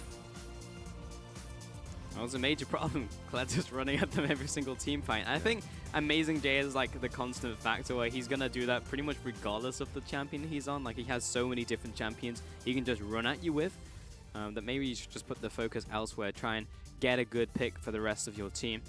You can see Firelol out. Clearlove 7 in. And just look how happy that man is. He was jogging up through that entrance. Picks up that headset a little happy. Now he's calming down. He's just excited to be here. Yeah, you have to be. This is his time to shine. Except he's 21st and 20th and... He hasn't played that much, all right? Calm down. Relax. Is that kill participation? I mean, these are percentage values, so they're not... I don't want to hear it. Usually people Clearlove equals belief. With a heart as well. What does that mean? It means he is the CLG of EDG. Oh, no. Okay. That's not what you want to add. As one single member, he embodies that. I don't think you want to add a CLG to much. What? Clearlove equals belief. I mean, I like I'm the gonna write that factor. down. I just don't like the letdown factor. That's what I don't like. There's a lot of factors that come along with the CLG. I'm a CLG fan. I'm just saying you don't want to put in the entire pie. You just want a piece of the pie. You just went full American there, Raz. Holy moly. I mean, all I can think of is Dignitas, and please. I don't know how to respond to you without bringing them up, so I'm doing the nice thing and trying not to. That's fair. Except I just want to let you know that I could say things here about Dignitas. I appreciate it. Halfway appreciation, because you still ended up bringing them up. Twice. Incredible. Well, let's see if Clearlove can equal belief in this game. Up against IMA. I feel like just a complete kind of mental reset for the team and just going back to the positives they had in Game 1 is what they need to do, and Clearlove will probably bring that. And amusingly, for those who don't know, the Chinese casters right now are Xiaoyan, and remember, they're infamous for going to Game 3s. Froscarin does mention this every time. And here we are, we're in Game 3, and they're also the casters. It's their fault. Yeah. It is. Yeah, we've got it. Blame them. And today is Uzi Day. We saw him performing incredibly well. That was his, he got his trophy for the 1v1 in the All-Stars event.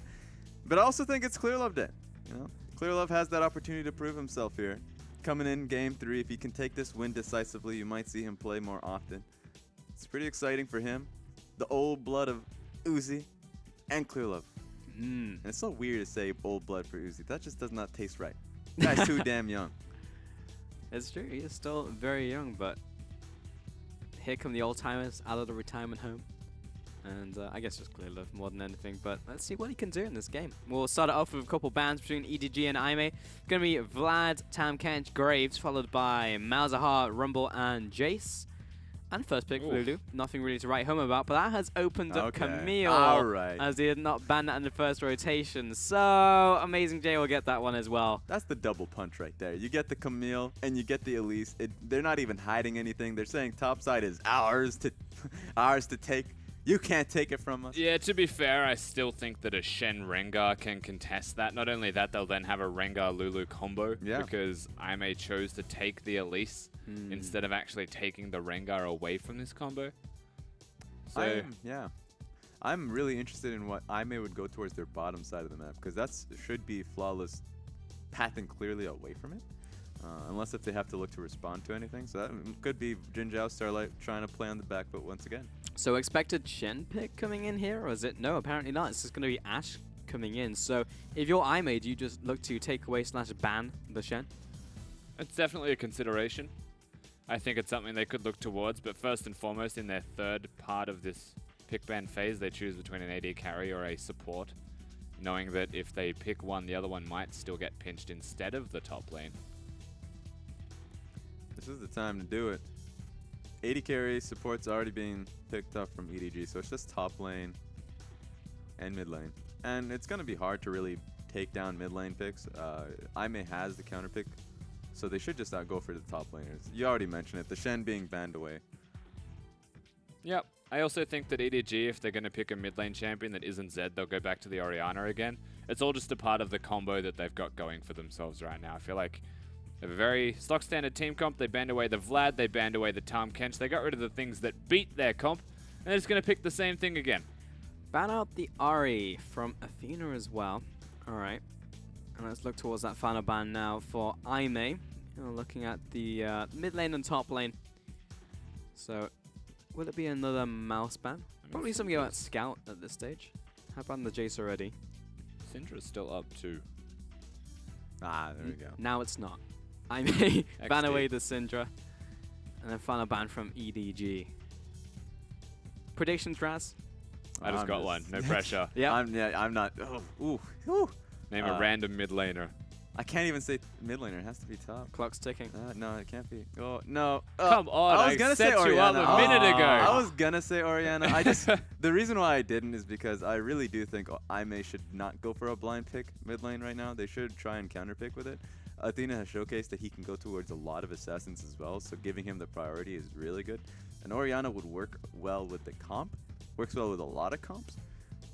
But I have a lot more faith in Athena's champion pool. In fact, that Varus could easily be him.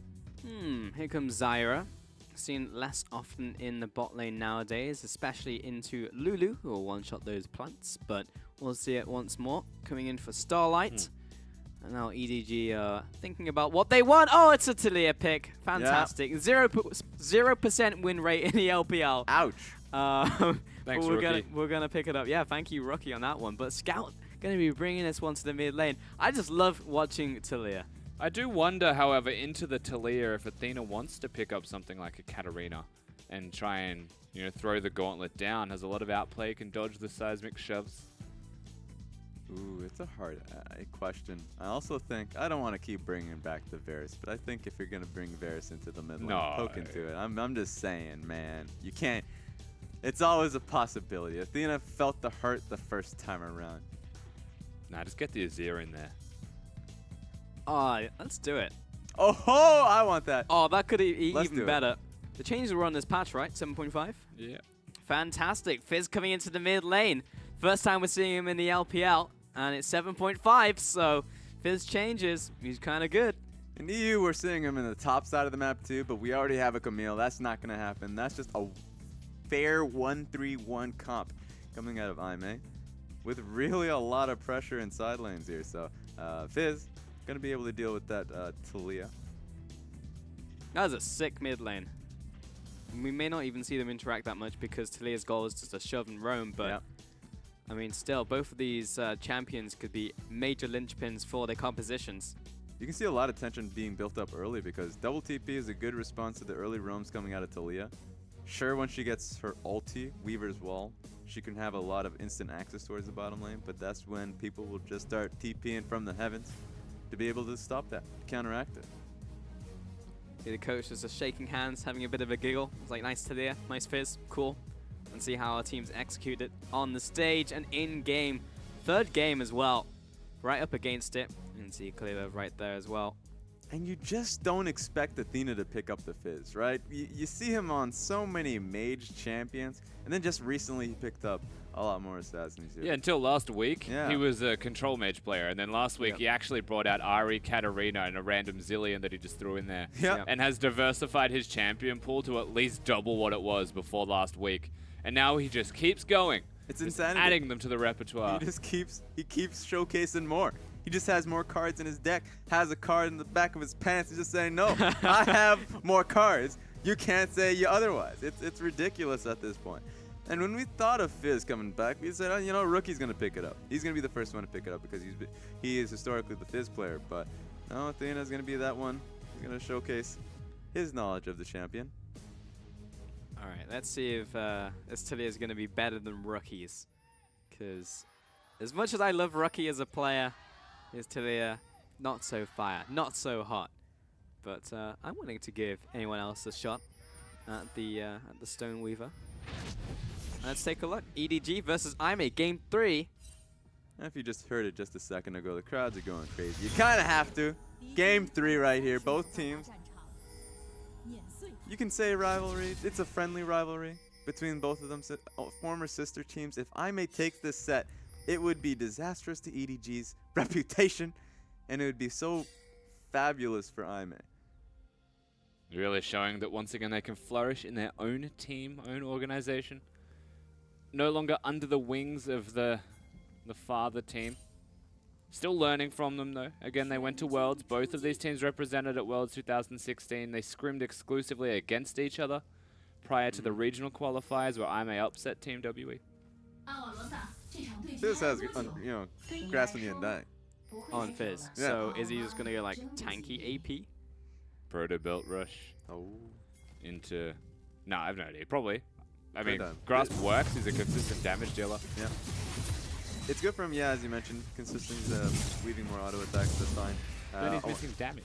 Yeah, so that's what I'm really worried about. I'm wondering if he just goes into a tankier version, because that's a lot more consistent with the changes that went towards Fizz, which is a good time to talk about those changes that went through, is that the mark stays up a lot longer.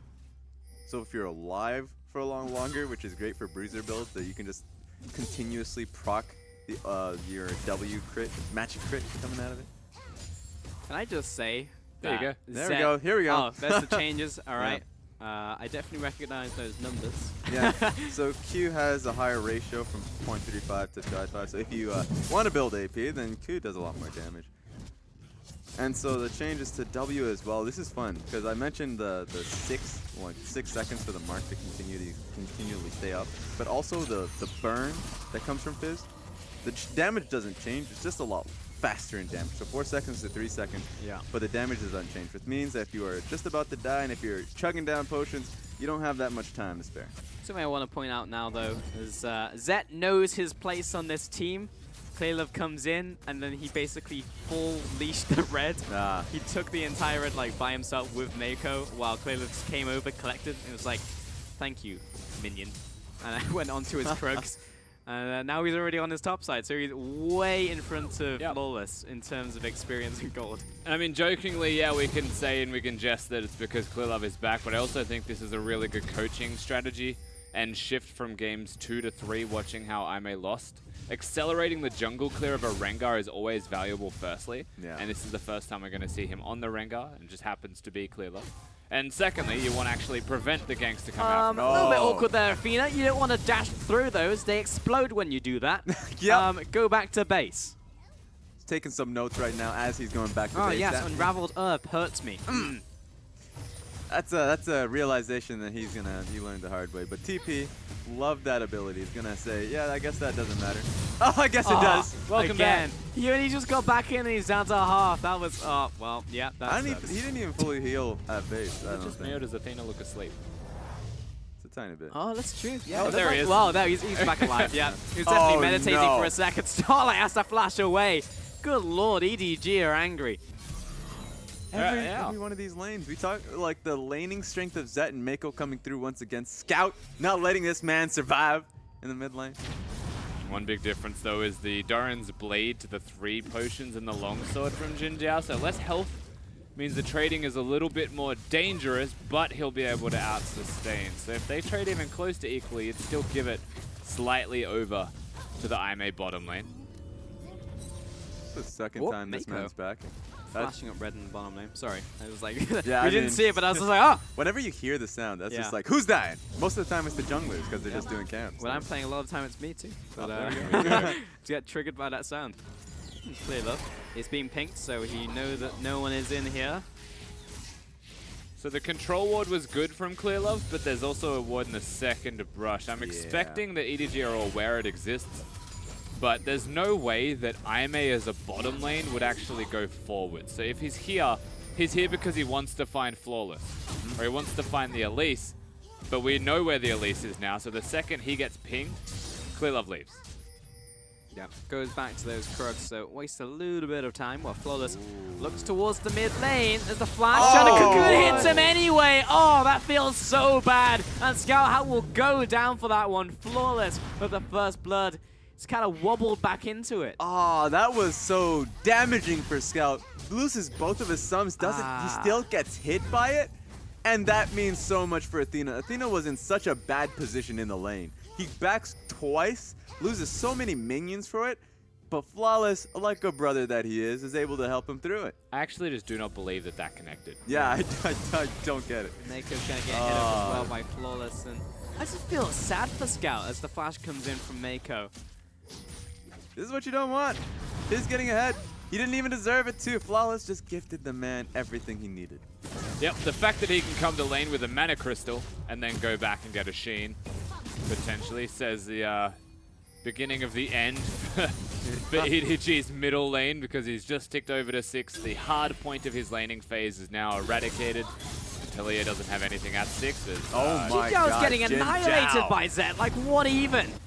Starlight will start backing away. Scout's going to clear out this ward, but he's caught out at the start of the animation to Weaver's wall. Everything that could go wrong is going wrong for Scout. Everything was going so well for EDG in the bottom lane, in the mid lane. Still alright from the bottom lane, but damn, Scout is not having a good time. And so, Clear Love, this is his one opportunity. He's coming right back into this, and what a disaster he's had to deal with right now, 7 minutes into the game. Yep, the house is burning down, and he's got nothing. He's got a water bottle. Well, how does he even get back into it, though? That's the thing. Like, they've got 2 wards. They're trying to find Clear Love. They're not even trying to kill Scout. He's just clearing wards conveniently as they're warding for Clear Love. And then they just get opportunistic kills onto the aggressive pathing of the mid laner of EDG. Clear Love ticks 6, gets a red buff, can't gank. Yeah, this is how impactful this is. Athena's coming back in lane with blue buff, with Sheen. He can take as many trades as he wants right here. So this is going to be on EDG to work as a team to stop this from happening, because this is the one win condition that we didn't want IMA to have, where they're able to play through mid so heavily and deal with Scout. The Scout needs to get unlocked if he wants to go bot lane, but that's not going to happen. Zet and Mako right here, they're doing well in their lane, but it's not going to turn into much here for them. And he doesn't have Weaver's War for a long while, doesn't have either of those summoners, so it's hard to do that. I mean, you're clearing out a ward right now, and luckily there's no Flawless here to just randomly hit him with a Cocoon again. I just feel tilted for Scout. Like, honestly, dying like that 2 times in a row just feels bad for any player. If he recovers from here, just all credit to him, but I mean, those were 2 real unfortunate gank timings, and also, like, in terms of the interactions, just sucked. But that's just night and day of Flawless, where between Ben 4. Flawless has been doing so well early game for IMA, and that's what they needed as a team. Sure, they can do well in mid game to late game, but if they're falling so far behind in early game consistently, that is a disaster. But for now, it seems like the answer is there. Flawless is so impactful. Sure, he's on the Elise, but any champion he's on, even the Rengar that we saw him early on in Game 1, he's able to help out his lanes so effectively. And you know, I don't think Scout's in too bad of a position in the middle lane 1v1. There's not a crazy amount of like all-in threat, especially when you have a Negatron rush from the Talia. He doesn't need to build ability power to clear the waves successfully just because his kit provides that.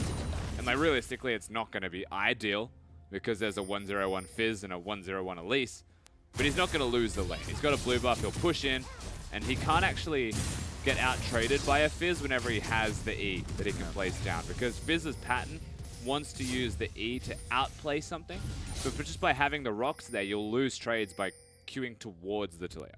Yeah. At what point do we need to start being concerned about Amazing J and the fact he has like a 20 CS lead? Oh, I mean, you can be concerned about that Level at one. any time. Yeah, just about every point of the game. It is concerning. He's just waiting on items. He has his phase. He's probably just going into a Sheen and can he outright buy? No, he's not going to be able to. That's too much of a build buy for Trinity Force. But yeah, he's just, once again, silent in the top side of the map, performing incredibly well.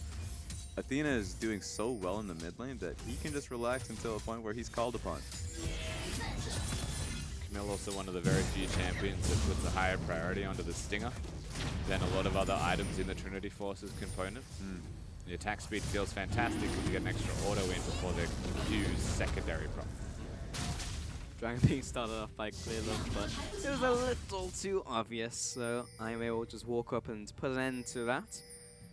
With the slight advantage, mostly in the mid and jungle right now to Aime, who are in just honestly solid shape. Bottom lane has been a back and forth affair, but Zet has the ever so slight advantage. And he has picked up 2 long swords. Yeah. What does that go into? Blade of the Blade of the Ruined Ruined King. King, yeah, for It goes Build into- Rudder yeah, it Cutlass, yeah. does. So that's going to be fine for him. He's just going to get the extra damage. No lifesteal, but that's just fine for him. I could have guessed that. I mean, longswords build into everything. Yeah, actually, that's this morning I was just trying to challenge myself into what longsword doesn't build into, and I just couldn't find an answer on that one. For Infinity Edge. Infinite, ah, yeah. geez. You know That's what? like the only item. Yeah. The only AD item. Get that smirk off your face. Death's Dance. No, it does, I'm kidding. Yeah, it does. Yeah. No, I can't actually think of one. Yeah. Yeah, it's hard.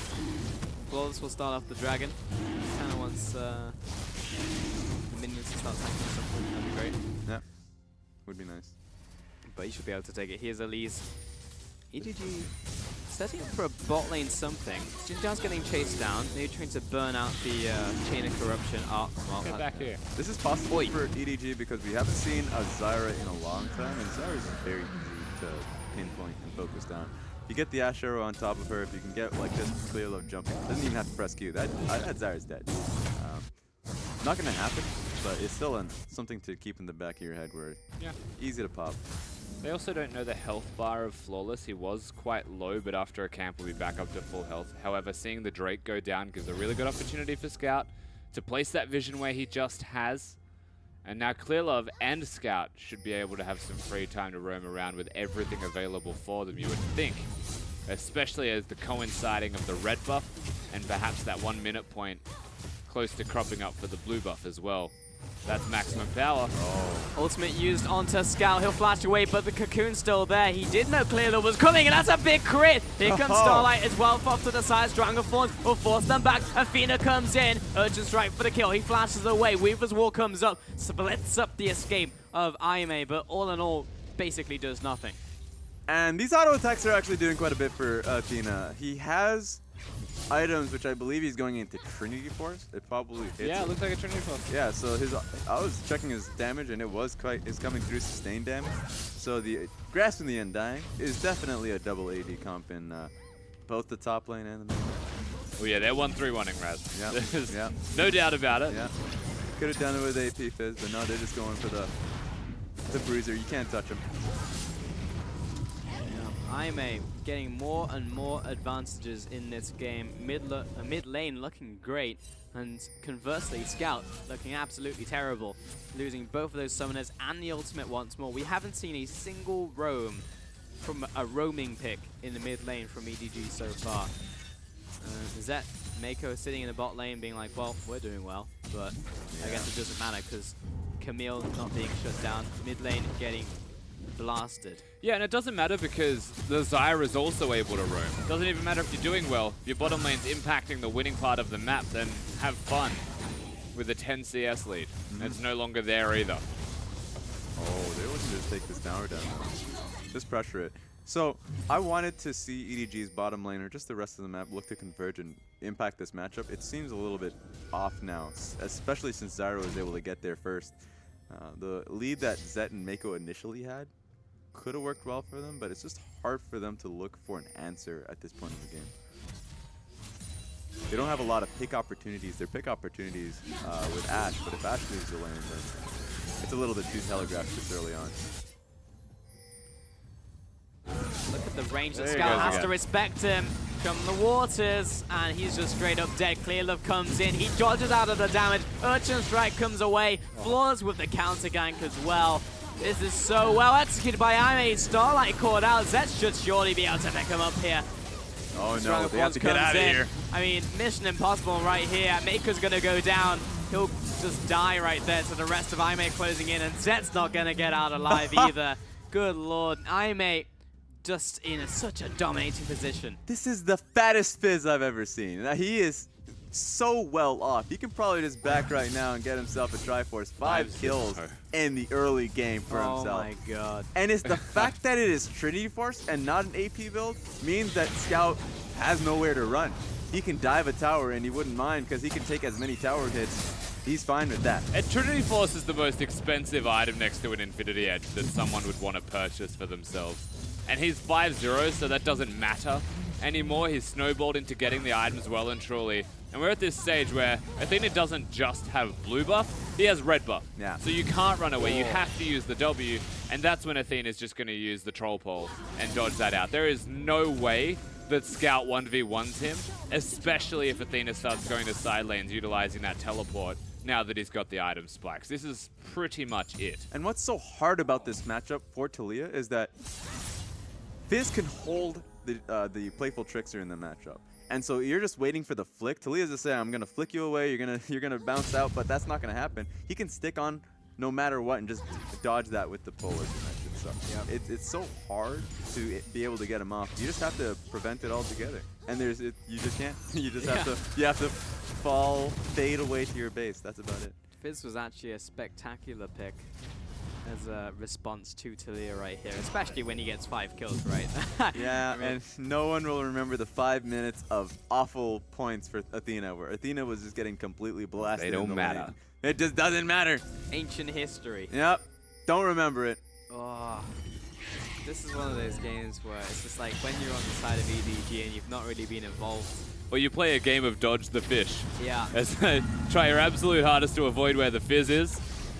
There's the ultimate, lands flat onto Starlight. Should be an initial kill for EDG. No, he Nope. gets away. Wow. Amazing Jake comes in and he's massive. With counter engage from Mouse. Here comes the ultimate. Athena off to the side, but he's found Scout. Nice knockback, but he's going to jump after as well. Troll pole into the Urchin Strike. And that's another kill. A 2-for-1 once more from Ime. The fact that EDG were able to get Amazing J is a positive, but the fight's not going to end here. Athena is still looking for more. He's like 7-0. They're so far away. Everything is scary. They can't stop a turret from falling just because Fizz exists. Everywhere on the map seems to be hot lava for our EDG. They can't touch anything. He's just constantly waiting. He is so big. Athena 7-0-1. Oh no. Every single kill in these fights has gone towards him. And of any champion that is able to consolidate and solidify resources, Fizz is one of the best, because it's so difficult to kill him in the fight, especially when he gets ahead. He's got the E constantly. It feels like he's unkillable. And he's just doing a billion damage. He is. And he's going straight towards the Spirit Visage, capping out his tank my cooldown God. reduction. And the thing is, because he's 7-0, he'll do so much damage with his accelerated experience and itemization that he's now unkillable, and he does damage. And CDR means so much to the champion now, especially the Bruiser, because the more W cooldown, or at least the less W cooldown you have, getting even the blue buff here, that means you're able to proc the mark so much more. You're able to get so much damage off of your crit, magic damage crit. So Athena right now, you don't want to face this man. Nobody does.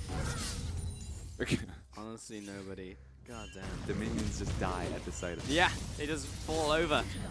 Ashara comes up, goes wide. Mouse getting sliced and diced by Amazing J. Hextech ultimatum. Mouse done and dusted. Athena, nope, you're never going to be able to catch me. Top lane now being shoved in. And Aime as well. If they are uncontested in the push, they will take the towers so fast with Amazing J and Athena. Yeah, thankfully Scout's able to lock that one down, so it'll take another wave. 20 seconds until Mouse is alive, and he does have teleport, but EDG only have one teleport. We just watched Athena go up there as an insurance policy to the dive, or to prevent EDG from collapsing and helping their ally, and they still have Amazing J's. So they can put the Fizz back bottom, they can focus the Dragon, perhaps as the primary objective. Yeah. We are close to Baron o'clock, but I don't think they'll outright want that this time around. It's clear love. Chasing down Amazing J, he'll get the crit down, here comes Flawless, but Amazing J turns it around and doesn't even care, actually. Clear Love will juke into the brush, and see you later, that's the end of that engagement. I got also asked the question when we look towards Scout, is he ever going to be relevant in this game outside of being a glorified janitor? For Scout, at this point right now, he's hoping for the rest of the team to do it. So yeah, he's going to be a glorified janitor for a very, very long time. And then the onus is on Aime. If they drop the ball, then he can do something. But right now, he has no damage to his name. Especially since every single member of Aime is not going to allow them to even touch him. Athena and Amazing J are fairly tanky at this point in time, in comparison. I like that he's gone for the Leandres, though, at the very least. For one item, his damage is quite strong. Yeah. He's against a lot of magic resistance, and he was never going to be able to catch that up. Just from Merc Treads even, and then towards the Spectre's countless champions that'll be killing him. So he'll have a lot of burn, he'll have a lot of damage over time, but he is sorely behind the mark. He doesn't need 2 items, he needs 3. And so until then, he's just wave clear, man. That's his name. That is the worst superhero name I think I've ever heard. It's a mediocre superpower. Yeah, he's like a sidekick. Not all superheroes will have the super strength. Somebody's got to take the bad one. It's true, yeah. Look at the draw, unfortunately. But Athena, Fishman, it's pretty good.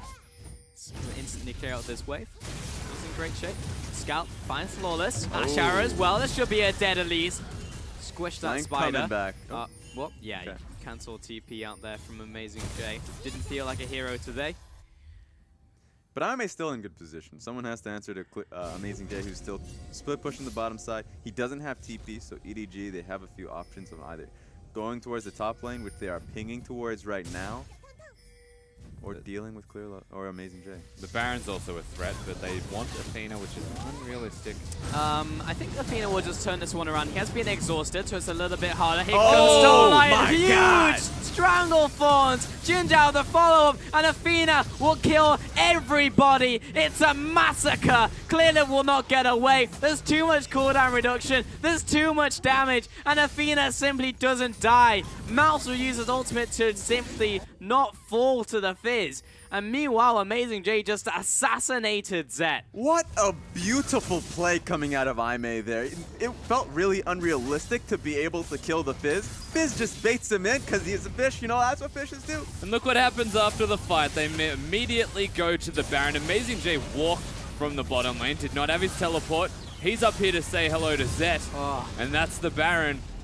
EDG, not just on the back foot now, they're outside the door. What a smacking this game is. 22 minutes into the game. When we had conversation about this game, time and time again, it's like, all right, it's, you know, match of the week, but we expect EDG to come out with a win. We expected EDG to showcase that we're coming back with Clear Love. He only came back in game 3, but they would come back confident.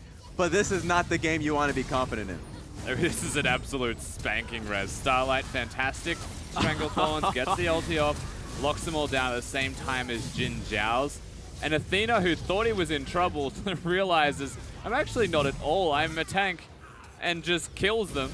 Mouse realizes that he's on the wrong side of the map, and Amazing J walked up. He's just killing people on the side of the screen right now. It doesn't stop. It's just, we're going to have to see a replay of him killing that man. And meanwhile, while you're watching that replay, another one's going to happen. I think we're going to change the rating of League of Legends right now. This is not Amazing J comes in, and Zet, I mean, there's no counterplay. Put your kids to sleep. Comes in. Clear Love dead. Mid lane getting sieged in. I don't think I've ever seen a game snowball out of control as fast as this one is. No. Amazing J! You're inside the enemy base! Oh my He moves God. on to Mako. He turns it around. Put your kids to sleep right now. Don't let them watch the screen. This game is over with. God, what is going on? 24 minutes, and Aimee are looking to close the game. They kill 4 people. Gragas Barrel comes in, scout back from the grave, got the win. but put him to sleep again, ladies and gentlemen. Amazing coming in, and they just win the game. Aimee, what was that? 2-1, demolish EDG. Absolutely blasted. That's what happened. Hide your head in shame. That was ridiculous coming in, Aimee. What a set. 2 games of just back and forth. And Amazing J carried the second one. The third game, we thought EDG was going to come back in form. But that's not what happened. That was Athena showcasing his strength and Flawless propping him up. Elation on the sides and the faces of Aimee, and well-deserved, completely crushed out EDG. Amazing J just having a nice little chat there with the members of EDG, and you saw head and hands from many of those members, because that was one of those games where EDG, those kills went over to Fizz. Maybe it was a little unfortunate in that early game, but Aimee took it. They took an inch and they took a mile. And it wasn't a late game fight. It was them snowballing out of control. And remember, it's not just EDG losing to a former sister team. It's Amazing J, formerly of EDG, relegated to a sister team, who then promotes that sister team up and can take out EDG again. You can understand why he's so happy about this victory. Well-deserved, and pure elation to be seen from this side, and so it should be. And there are friends on both sides when it comes to the players. Right now in the back, Fire Lolly sitting there. That was his former team. You Exactly. And there are so many close relationships, especially with the organizations. EDG is going to be feeling that pain. Aimee is going to be ecstatic about this win. It's honestly just great to see those faces. Even Rhodes in there. Yeah, all of the Aimee members came out to celebrate and congratulate the players. Yeah. Rode and Jin Zhao definitely good friends. Man, that was awesome. Aimee just absolutely destroyed them. That was straight up the Athena show. Yeah. And I mean, I do feel real bad for Scout. I mean, yes, he shouldn't have been there at the same time, but like that first gank and that cocoon at maximum range, literally probably the final pixel landing onto towards him, and that basically deciding the game, as it was the ripple effect that you can see in the gold graph. And even though we prop up Athena, and it's for the right cause, because Athena played incredibly well. It was also Flawless, showcasing so much, I guess, the smarts to be able to go towards the mid lane, really impact it. They know that's a snowballing matchup in his favor. Put down Scout, and we mentioned it in game 2. Focus Scout, even though in this game the composition does surround around Talia going towards the bottom lane, so it was a Talia-centric composition, but also you take down Scout, the rest of the team falls. We didn't just even mention during the second game take down Scout. We said after the game when Aimee won that they should probably do that again. Yeah. Like that should be the strategy that they utilize. And granted, they early pick an Elise, they camp mid, they get a flash cocoon off, they get a second one just as he ticks over to 6, that Fizz can then get the ultimate off. And it makes a lot of sense that that's what they're going to do. And twice in a row, we've seen a Kha'Zix that is level 6 reliant and wants to be level 6 except for the one double buff gank. And a Rengar gets an early jungle advantage, granted through the bottom lane of EDG. Never going to get that gank off that an Elise can like that either. Yeah. I mean, that was the ultimate shutdown on the mid laner, right? Like, level 6, perfectly, on the dot, take him out. We didn't see a single roam in that game from a champion that only roams from Talia. Didn't get to do anything. He didn't even get to play the game. Oh, look at this. I still do not believe that. I think what happened is Scout flashed max range and then pathed back towards him a little bit. Yeah. And that's just the auto pathing of where he was clicking to go. Yeah, and but that is honestly, only genuinely a tragic. fraction as well. Like, it was only ever so slight. So maybe he would have just been out of range of that cocoon. That was honestly max range. And like from that, I mean, yes, you can recover, but when you get hit again, when this happens, This and was it's just perfect. like, I will ult away. Oh no, I'm going to get caught on the final frame as I'm trying to get out of there. And that's what Tilt's made of. And Flawless playing around Fog of War incredibly well. And of course, it's this man. Gonna be able to take a 9-0-3 in this game. Easiest MVP vote ever. Ever. This guy got an S+ after this game. Yeah, So, yes, he did. He was a madman. Amazing J tried really hard to be noticed, out damaged him, which is commendable, but he was a Camille, so I don't count it. As we got to see the makings of one of the tankiest bloody fizzes. This is most satisfying videos. Yeah, this is it. That's it. that's just beautiful. Murderized. That's just, and that's the thing about Twitch, about Fizz as well, is that if he gets that, he can just keep going and going. He has the cooldown reduction as well, so if you lose a fight, you're gonna lose that fight incredibly hard because he's gonna chase you down. To the ends of the earth. Yeah. I mean, that was just, as you said, I think you said it best during the game. That was a spanking there, Rusty. And there's no other way to put it. EDG got completely creamed. And I just do not understand like what happens in that series. That game 1 was just like, yes, could have been cleaner. EDG, they could do a little bit more. And then game 2, they just get blasted. Game 3, they get blasted. And it's just like, what? Like, this is something I would expect from, like, an IG, where I'm like, yeah, this team is inconsistent. Like, sometimes they'll just have a bad game. Yeah. They'll have a bad week or whatever. But EDG, that was a complete collapse. And we do have to reconsider EDG here, because EDG, it is a fall. The fact that they went to game 3 against Snake, the fact that they lost to OMG, now they lost to Aime. They are having the worst time they've had in their lives. Absolutely. This is sad. We can't even. We're gonna have a discussion where we can say before 3rd place, right?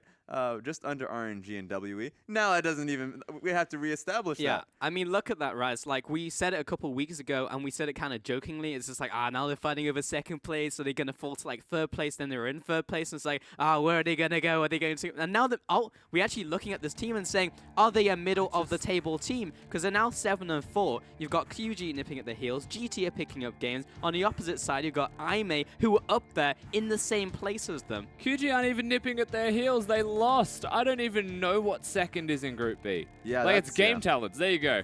Yeah. It's now Vici won earlier. There you go. Vici now 2nd. Who knows? What's good about this is that it kind of showcases the strength between both groups. Because Group A, you see RNG, Aime, who just beat them. IG, now suddenly you're like, maybe they could beat EDG. They lost the last time they faced. OMG beat EDG. So the strength seems like it's there.